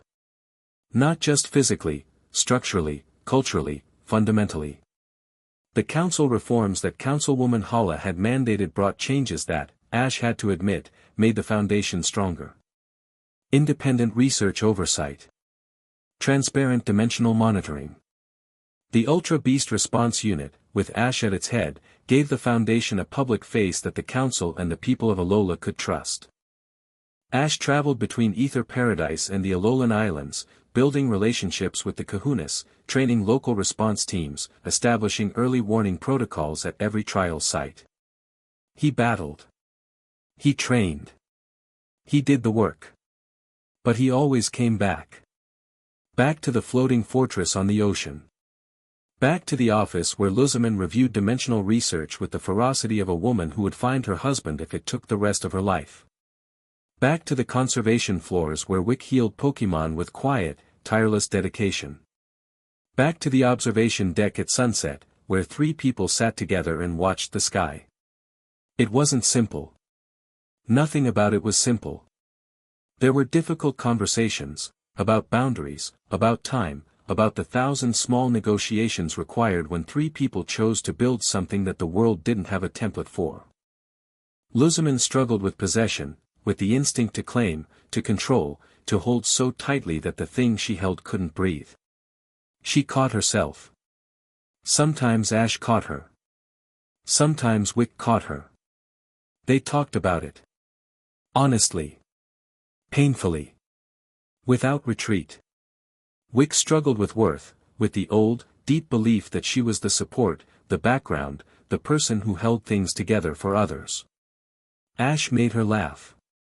Lusamine made her angry, productive anger, the kind that pushed you to demand more from yourself and the world. Together, they reminded her that she was not the background. She was the foundation. And foundations were the most important part of any structure. Ash struggled with stillness. He'd spent his life in motion, running, fighting, chasing the next horizon. Staying meant facing himself. Facing the quiet. Facing the terrifying possibility that he could be happy in one place, with these people, and that happiness wasn't a failure of ambition but a form of it. He stayed. Not forever in one spot, he still traveled, still battled, still answered the call when ultra beasts breached or crises erupted or the world needed someone to run toward the danger. But he had a home now. A place where Pikachu's pillow was always on the bed and Wicke's sandwiches were always waiting and Lusamine's perfume lingered in the air of an office that smelled like coffee and ambition. A place where Gladion trained beside him at dawn and grudgingly admitted, once every 3 months, that Ash was not terrible. Where Lily visited on weekends and immediately adopted every injured Pokémon in the recovery ward and had to be gently prevented from taking them all home. Where Faba, stripped of his title but not his mind, worked under supervision on dimensional research that would one day, perhaps, open a door to the place where a lost professor still stood, still broadcasting, still waiting to come home. A place where 2 women who should have been rivals became something more complicated and more beautiful, partners, allies, family. A place where love didn't look like anything Ash had imagined, but felt more real than anything he'd ever known.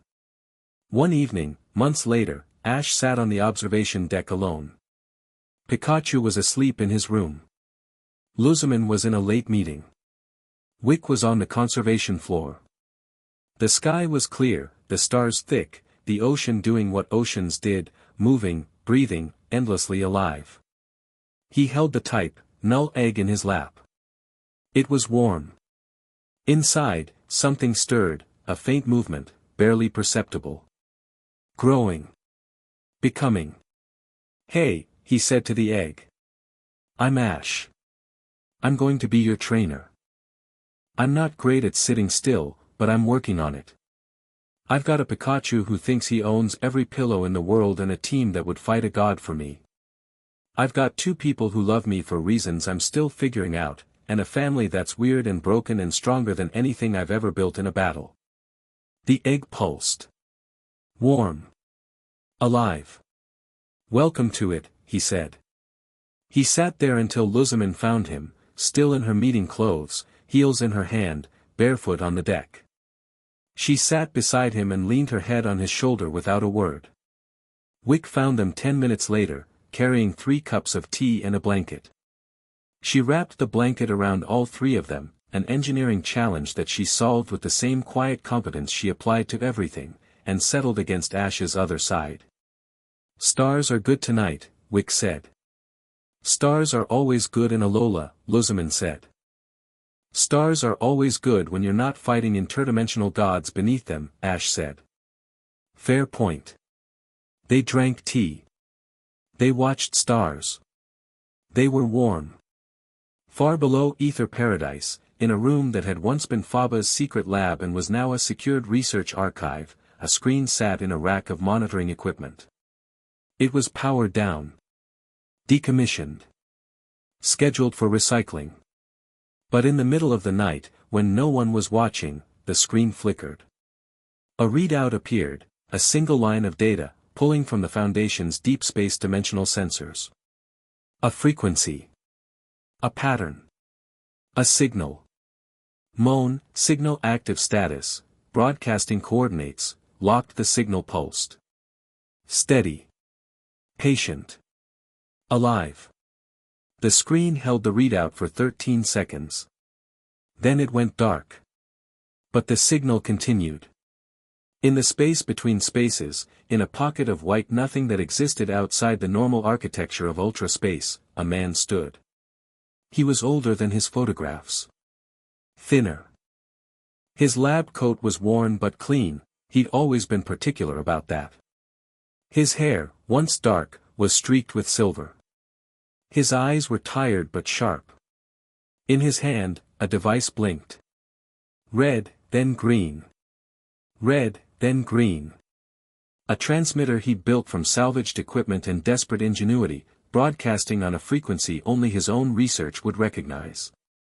He didn't know if anyone was listening. He broadcast anyway. Because that's what you did, when you were lost and far from home and loved people who loved you back. You kept the light on. You kept the signal going. You waited, and you hoped, and you refused to stop. The transmitter blinked. Red. Green. Red. Green. And somewhere, on a floating fortress on a blue ocean under a sky full of stars, 3 people sat together in the warm dark, and didn't know yet what was coming, and were happy anyway. The end. Thank you for watching this video. Please be sure to subscribe to our channel and like this video.